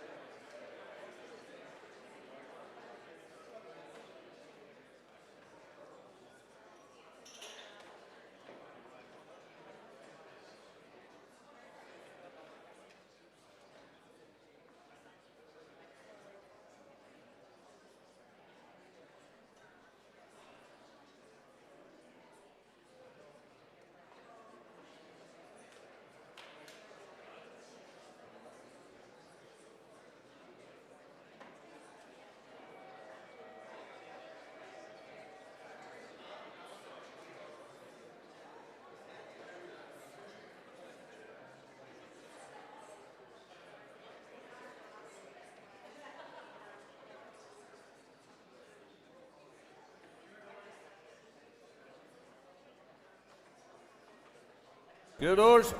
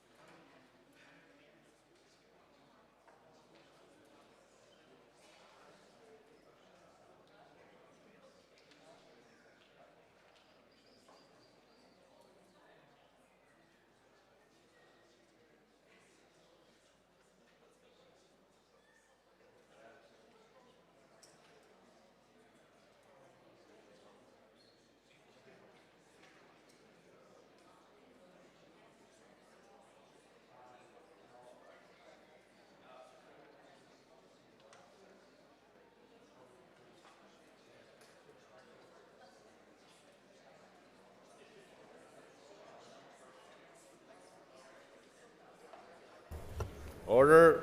Members resume their seats. Members resume their seats. Clerk, read the result. 77 members voted.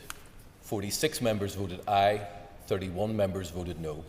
One member who voted in both lobbies is not included in these results. The motion is carried. Motion is carried.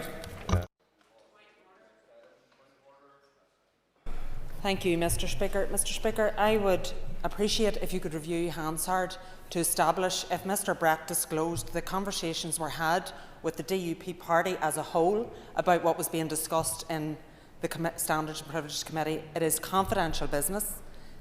We know that you already spoke earlier about BBC reporting before the report while it was embargoed, so we know how serious this should be taken by members in this House. It is indeed a serious breach if that is what happened, and therefore I would appreciate if you could review Hansard and try to establish, is that what happened, because that in itself is a serious breach of the standards within this place. Of course, if it is an issue, the member can report it to the Commissioner herself. However, in terms of it, we all received an embargoed report over the weekend. Parties will have met this morning and parties will have considered what their positions are in terms of all debates, because that's what normally takes place. So I don't know what Mr. Brett was referring to.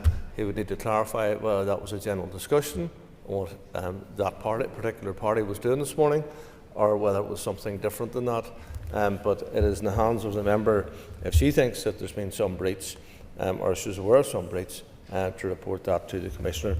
If members would take their ease. Point of order. Mr. Speaker, I appreciate what you're saying, but if you review Hansard, it will be very clear. Maybe other people were not listening to the debate in the chamber, but I was.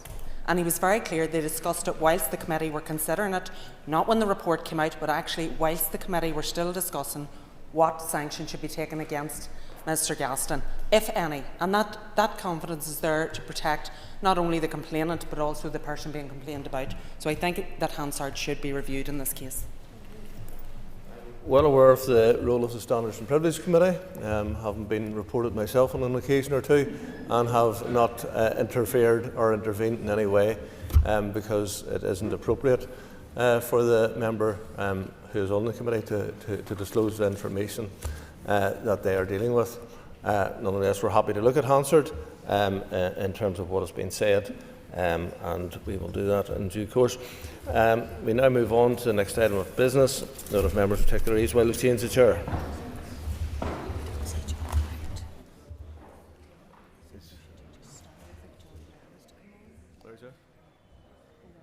We need that cataract sooner than you think.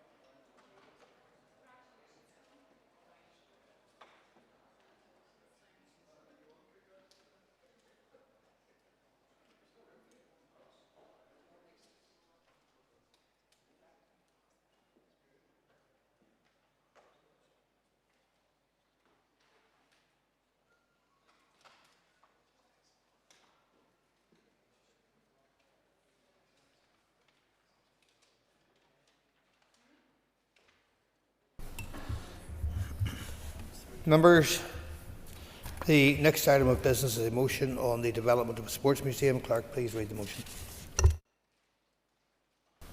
That this Assembly is proud of Northern Ireland's exceptional sporting legacy, notes that individuals who have been successful in their sport do not always receive the standalone recognition they deserve, recognises the need for a sports museum in Northern Ireland to celebrate their success and encourage future generations to consider taking up a sport and to continue to add to our sporting legacy, highlights the economic benefit this museum could bring to our local economy, including increased tourism, and calls on the Minister for Communities to work with the Minister for the Economy to establish a working group comprised of key sporting stakeholders to explore the feasibility and appetite for such a museum.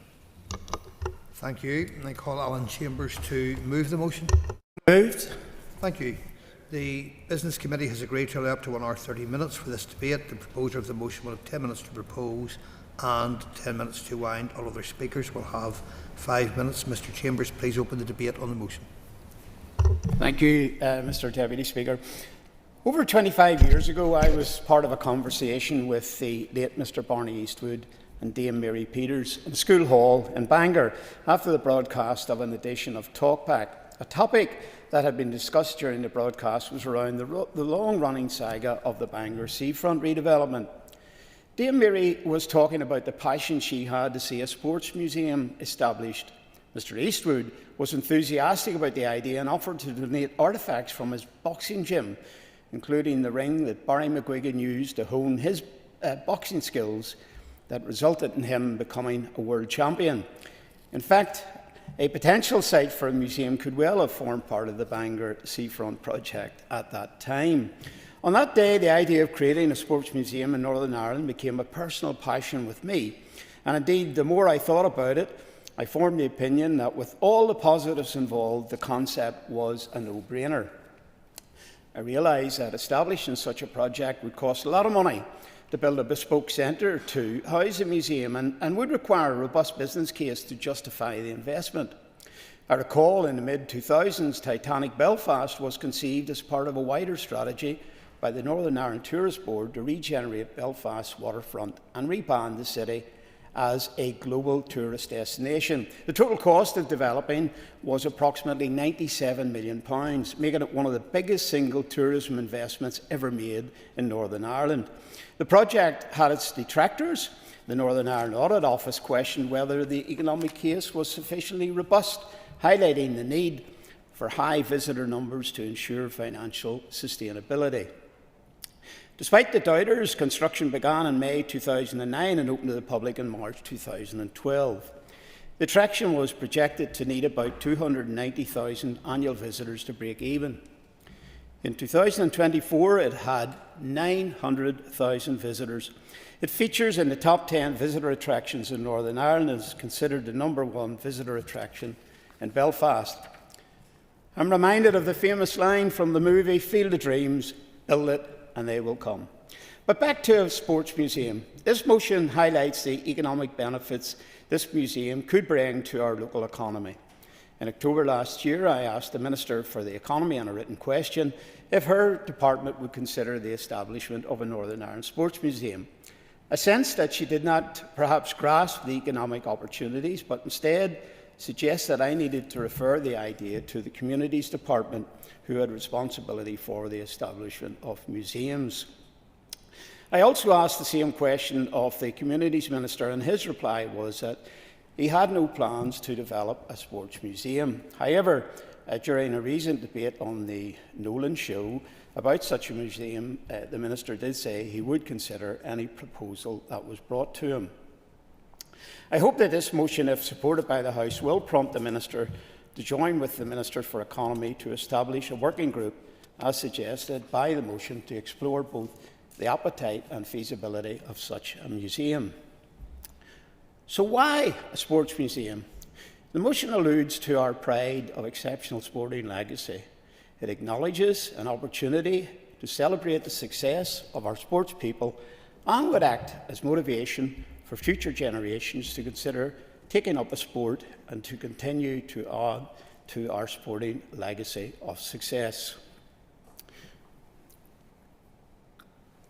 What would we display in the museum? I think the challenge would be to make hard decisions about what to exclude, given our rich history of sports competitors from Northern Ireland punching well above our weight, given the size of our competitor base. There is probably a treasure trove of memorabilia stored in lofts and garages across the country.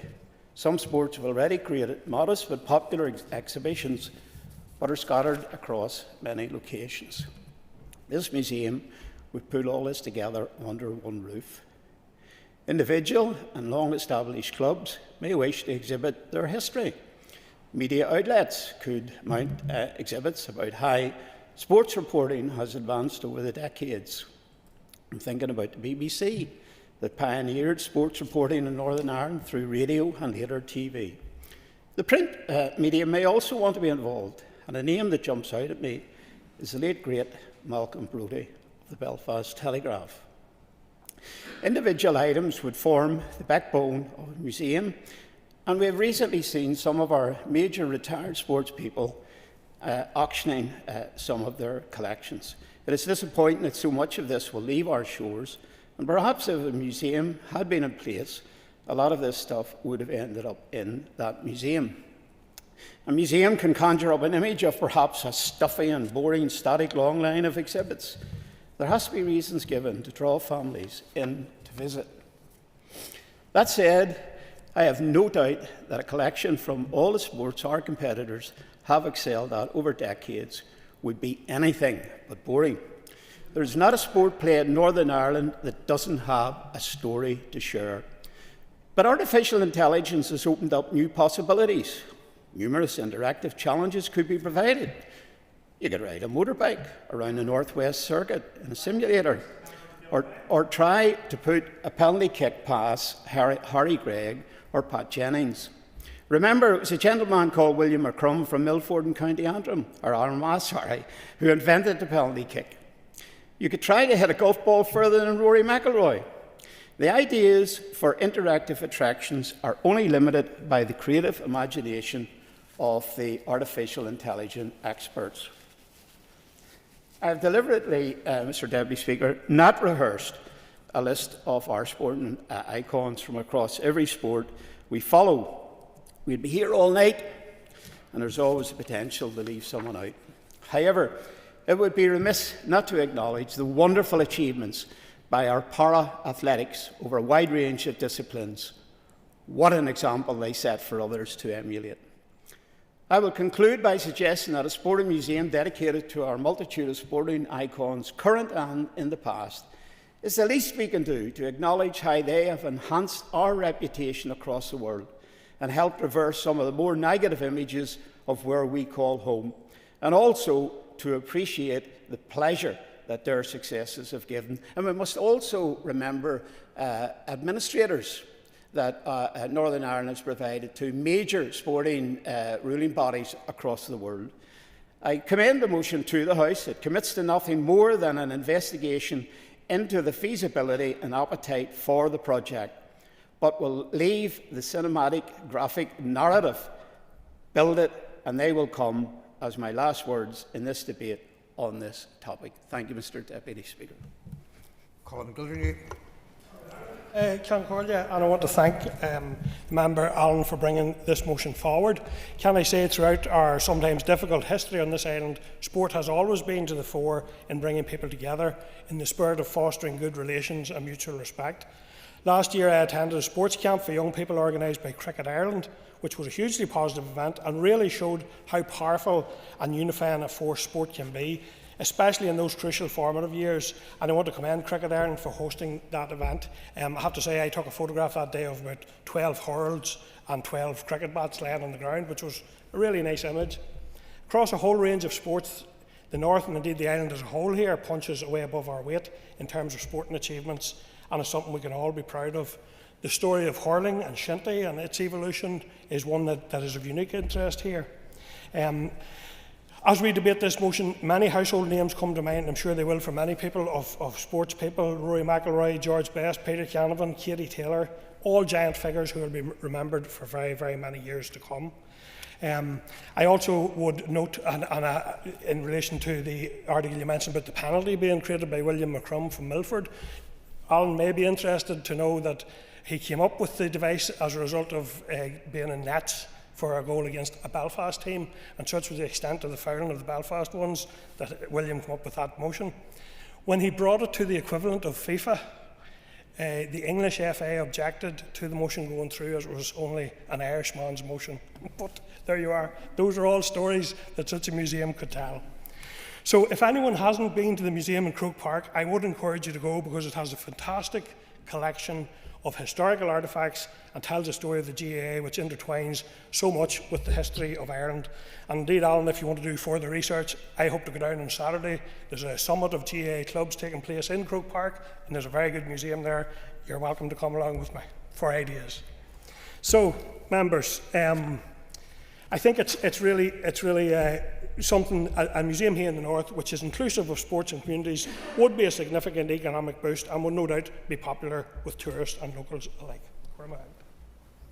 Maurice Bradley.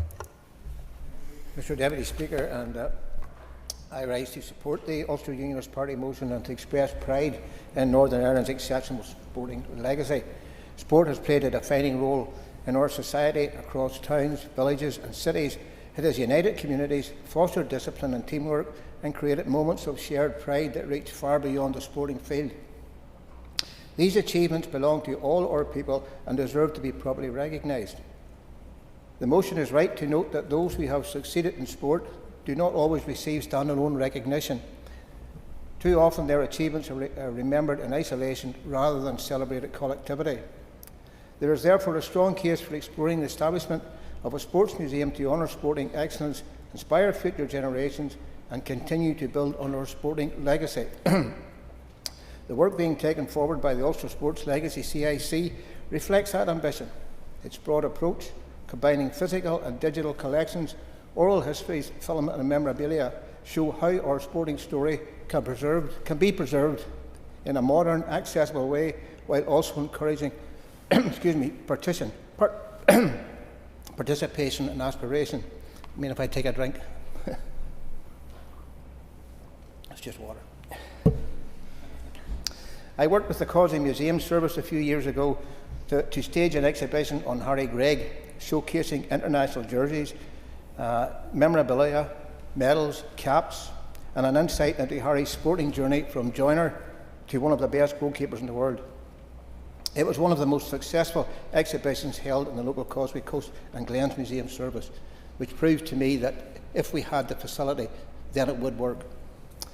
As someone who played adult football from 15 to 54 and still involved in the sport from grassroots to IFA level, I appreciate fully the benefits of sport and the passion that it generates in all sports and amongst all people. There is also a clear economic opportunity. A sports museum and related heritage initiatives would have potential to strengthen Northern Ireland's tourism offering, support local economies and enhance our cultural profile. That is why it is right this motion calls on the Minister for Economy to work with the Minister of Communities to establish a working group. This is sensible, it's a measured approach and it allows proper scrutiny and value for money to be assessed. Mr Speaker, this motion does not prejudge outcomes or commit funding.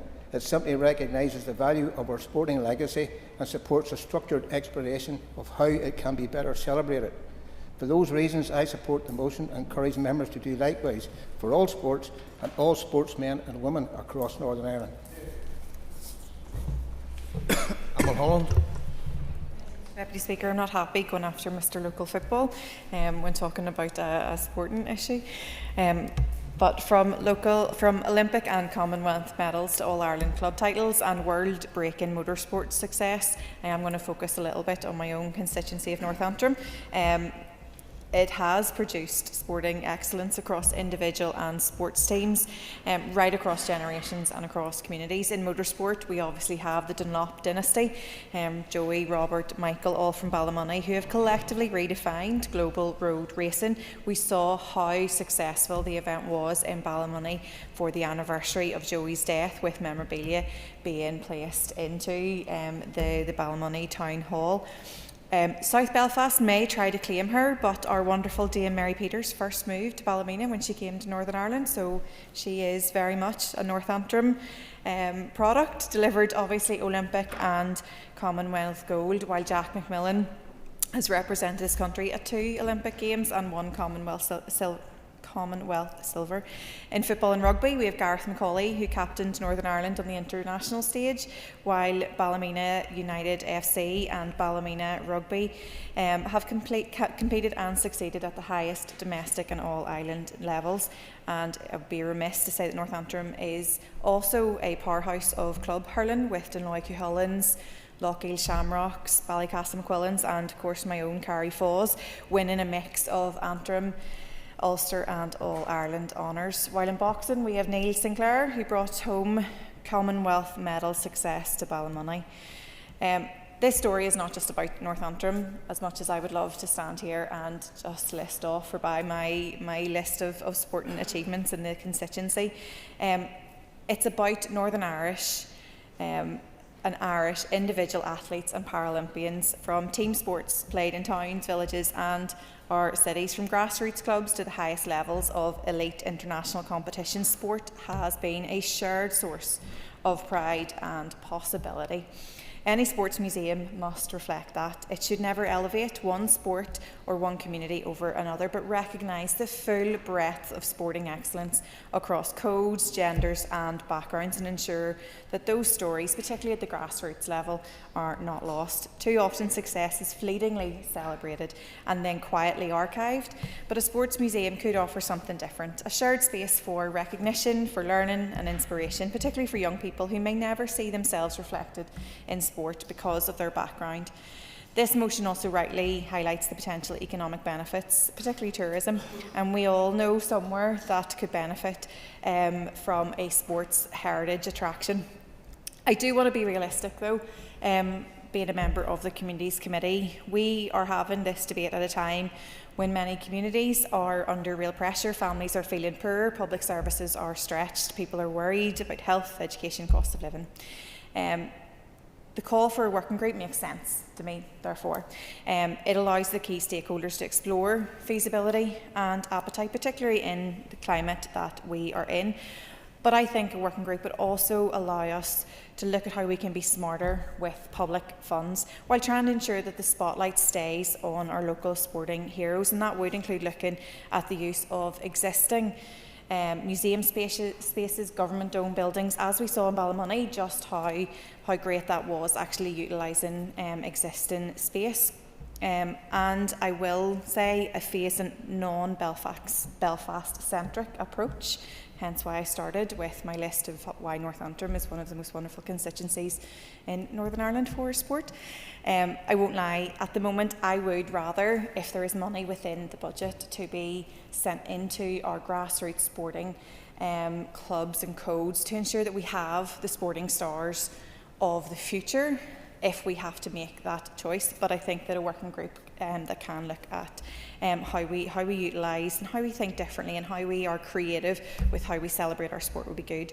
But sport is not separate from the challenges our communities face, and I really recognise the value of celebrating who we are, what we have achieved together as one community. So thank you very much for bringing forward the motion. Justin McNulty. Guru Mayogut Can Corla, and I want to thank the members for bringing this motion here today, honouring the importance of sports in Ireland through a sports museum in the north. We have an incredibly rich history of greatness in sports on this island, and with the prevalence of cross-border nature as well and cross-border achievement, with Olympic athletes being able to perform under any flag, and their successes are celebrated across this island in a very special and unique way. And it's so important that we honour that success, honour that achievement, and honour that unifying nature that sport offers this island. Sport defines communities. Sport stars are celebrated for their wins and are venerated as heroes, and are a huge source of local pride. For children, young people and adults alike, sports are an opportunity for incredible self-development and community building. The gains and developmental opportunities from sport participation and involvement at any level are enormous. Mental and physical health, to lifelong friendships, to healthy competitiveness and a culture of teamwork that's cultivated amongst players, the mental toughness gained through involvement in sport, it's a really positive environment for growth. A sports museum would be an ideal arena to honour the accomplishments of sportsmen and sportswomen across this island. And I emphasise the all-island nature of what I think that sports museum should actually involve. And what might be the exhibits in such a museum? I'm open to any suggestions from other members here, but can you imagine Sonia O'Sullivan's spikes from her World Championship victory in Gothenburg alongside Pat Jennings' gloves from Spain '82? Joey Dunlop's TT bike in Barry McGuigan's boxing ring, Jimmy Barry Murphy's hurl alongside Kieran McGeehan's camogie stick, Mick O'Connell's boots alongside Mary Peters' spikes and Kate O'Connor's medals, Rhys McClanahan's pommel horse with Michael Caruth's gloves, Katie Taylor's gum shield, Kelly Harrington's boxing shoes, Kieran McGeeney's All-Ireland medal, alongside Paul O'Donovan's and Gary O'Donovan's oars, pull like a dog, the chairman of the board's vest, Rory McIlroy's golf clubs alongside Carol Elaine O'Hanlon's Armagh kit, Teddy McCarthy's dual medals and Cora Staunton's Mayo jersey, Martin O'Neill's Nottingham Forest jersey, Charlie Smith's first ball from his first successful field goal for the Saints. Any other suggestions? I could go on and go on. There's so many possibilities here. It's full already, but there are so many. So therein lies the beauty of the suggestion. It's a wonderful suggestion. There's so many sporting achievements that can be celebrated and can bring huge pride to this island, not just the north, to this island, can be so positively unifying, as one we should all very much wholeheartedly get behind, to celebrate a nation that punches way above its weight.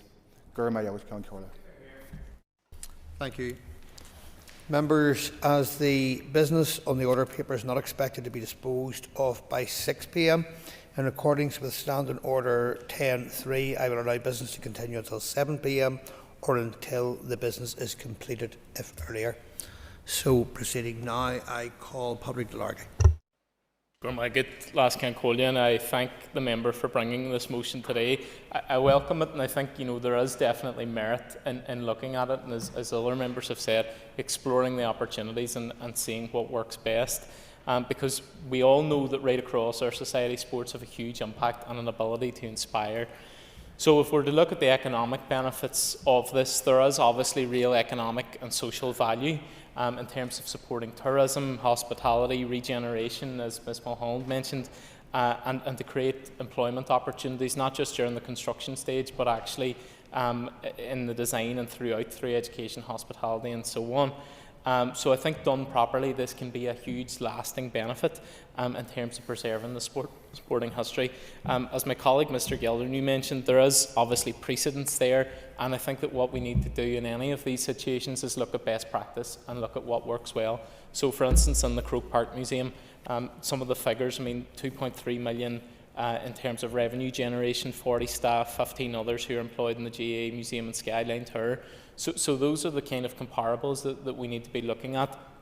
But for me, it needs to be done not just in isolation, but actually looking at the sport environment which we have. And that brings me on to the next point, which is about the history of sport and inclusion. And as somebody with a degree in history, I suppose it's most important for me that we look at people who have been written out of history or often overlooked, because in museums that has been something obviously over the past number of decades, and the last decade in particular, which has been looked at and reviewed, and a number of members around the chamber have talked about the inclusion of Paralympians, around women in sport. So I think in any conversation that's absolutely imperative. Even within my own constituency, Jason Smith, multiple Paralympic gold medalist.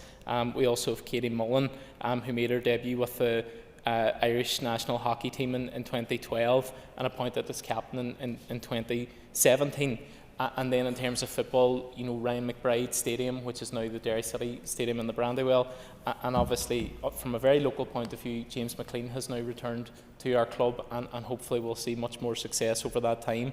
So it's honouring those people from right across the sporting family and ensuring that all their voices are heard in this. So what I think is important is, the main point of this is honouring what they have done, what they've achieved, but actually looking to the future as well. And what I hear from sports clubs in my constituency, and I'm sure other members here as well, is the need to look at the here and now and to look at the future.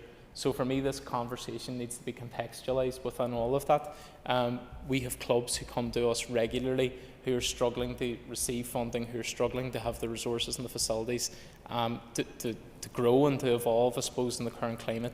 So that's where I think we need to contextualise this conversation and move it going forward. But I thank the member for bringing this, and I think this is a useful motion. Harry Harvey. Mr. Speaker, and I very much welcome the motion brought by yourself this evening. I really appreciate it. I would just also like to say, and it's great to see motorsports mentioned. I think motorsports is something that really does need to be included in our sports. When we think of our even cars, whether that be rally or race, we have produced a huge array of drivers, and if we move on to our bikes, I mean the riders, whether it's off-road and scrambling or road racing, we've produced a huge array of those. So to have motorsports included would be also a great asset to the place, so I'd appreciate that as well. So thank you for the motion. Just a few words. Thank you. Thank you.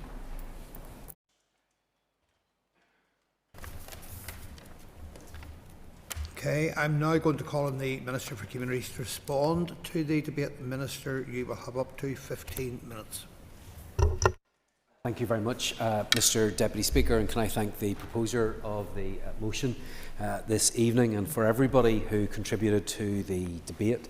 Members will know that I am a very strong advocate for sport in Northern Ireland. During my time as Minister, I think I've engaged with nearly every single sport in Northern Ireland at some level, and I've tried to understand their development needs as well, and we have made progress. We have advanced the work on the executive flagship programmes that had been much stalled. We've secured much needed additional investment to support grassroots sport that has been delivered through Sport NI as well. And why have I done this? Why have I done this? Because I fully recognise the positive and lasting impact that sport has on our communities. The achievements of sportsmen and women from Northern Ireland continue to inspire our young people, but they're also a source of immense pride for all of us. And I was very proud to be able to host a reception for our Olympians and Paralympians at the SSE Arena to celebrate their unprecedented medal haul of 7, including 4 golds, a silver and 2 bronze. It was a fitting occasion, attended by close to 4,500 people, to recognise not only our 6 Paris Olympic medalists, but all those who achieved the honour of representing Northern Ireland on the world stage. And I was pleased to build on this success by establishing the Olympic Medalist Fund to support grassroots projects for our medalists so that they could give back to their community. But I was also pleased to launch the Olympic Legacy Fund this year to provide equipment and enhance local sporting facilities to drive increased participation. I've also been privileged to recognise achievements across a broad range of sports, hosting various receptions, including for Michael Dunlop, the Belfast Giants, the Special Olympics, the World Transplant Games team, and even a Northern Ireland tug of war team. So, Mr. Deputy Speaker, I recognise the role that sports plays, and I do not doubt that a sports museum could play a positive role in our society. It could increase participation in sport, particularly for our young people.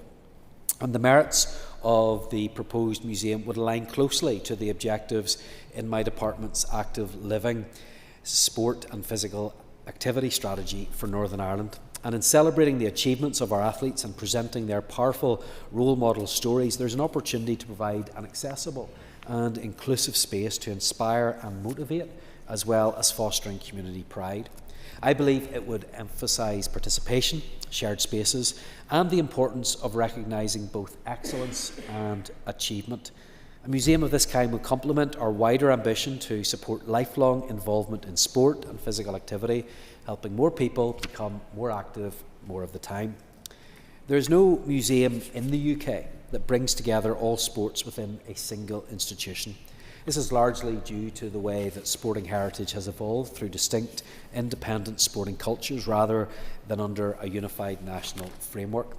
Instead of a single museum for all sports, the UK has a wide range of dedicated museums for major sports such as football, rugby, cricket, tennis, golf, motorsport, to mention a few.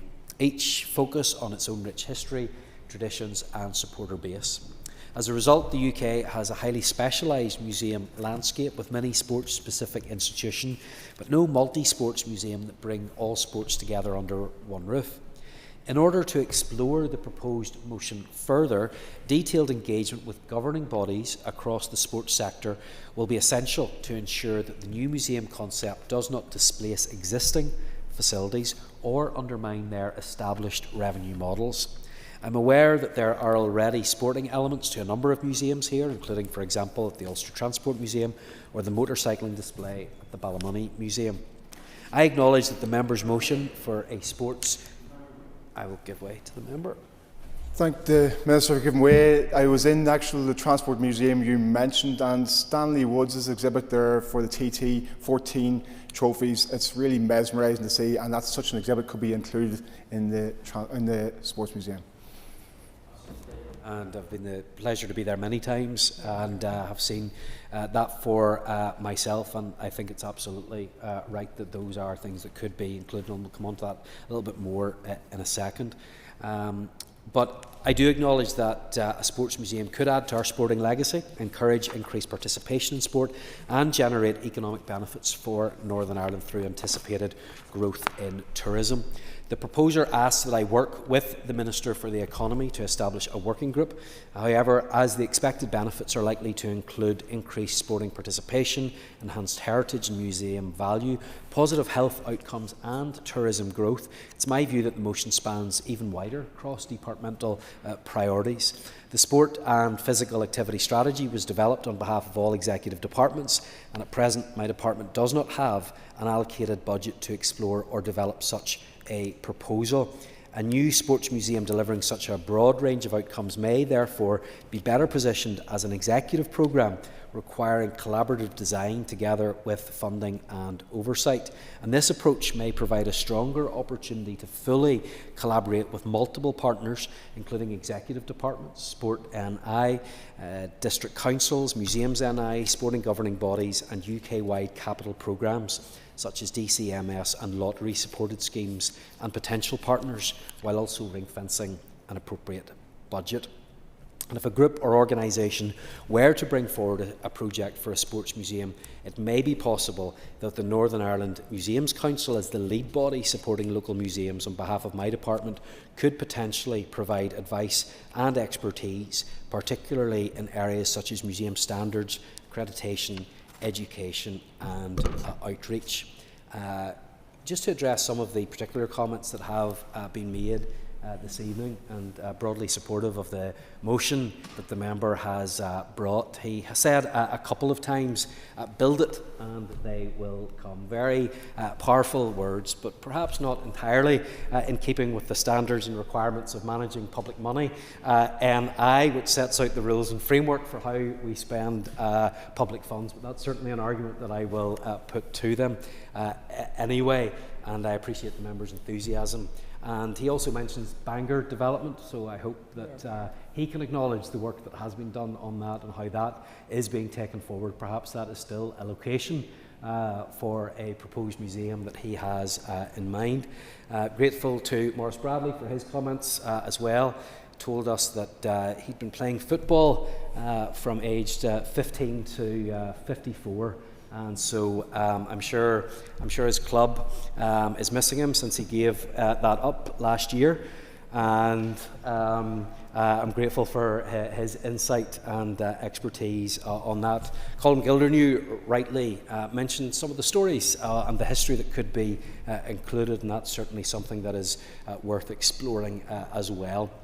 Sian Mulholland, I think, mentioned nearly every single sporting club in Northampton or every potential sports star from there, but she also made an important point about grassroots sport funding, and I hope that she can acknowledge that that's exactly what I am trying to deal with through, in particular, the Olympic Legacy Fund and the grants that are now going to be going very, very soon to those clubs. Those will make a difference, and that's a programme that I hope will continue. Justin McNulty has already been scavenging and pilfering objects in his mind from all of our sports stars. I don't think there's anything left. I don't think there's anything possible that he has left out of that list. He might want to ask permission from some of these people first of all before he takes it on board to grab all of those objects. But I think that what he has done is illustrated the sporting history that we do have, and what could bring people into a potential museum, as well as the displays that we currently have. Padraig Delargy talked about the economic benefit, and of course that should be part of our discussions as well, not just in the initial phases of this project, but what can be brought in terms of income. And I hope that he too can recognise the work that is being done in terms of support for grassroots sport through the Olympic Legacy Fund. But in closing, I'm happy to confirm that I'm fully supportive of anything that promotes sport, and our superstars have indeed created memories, and any opportunity to relive those magic moments and offer the next generation the chance to learn about our proud sporting tradition is a positive thing.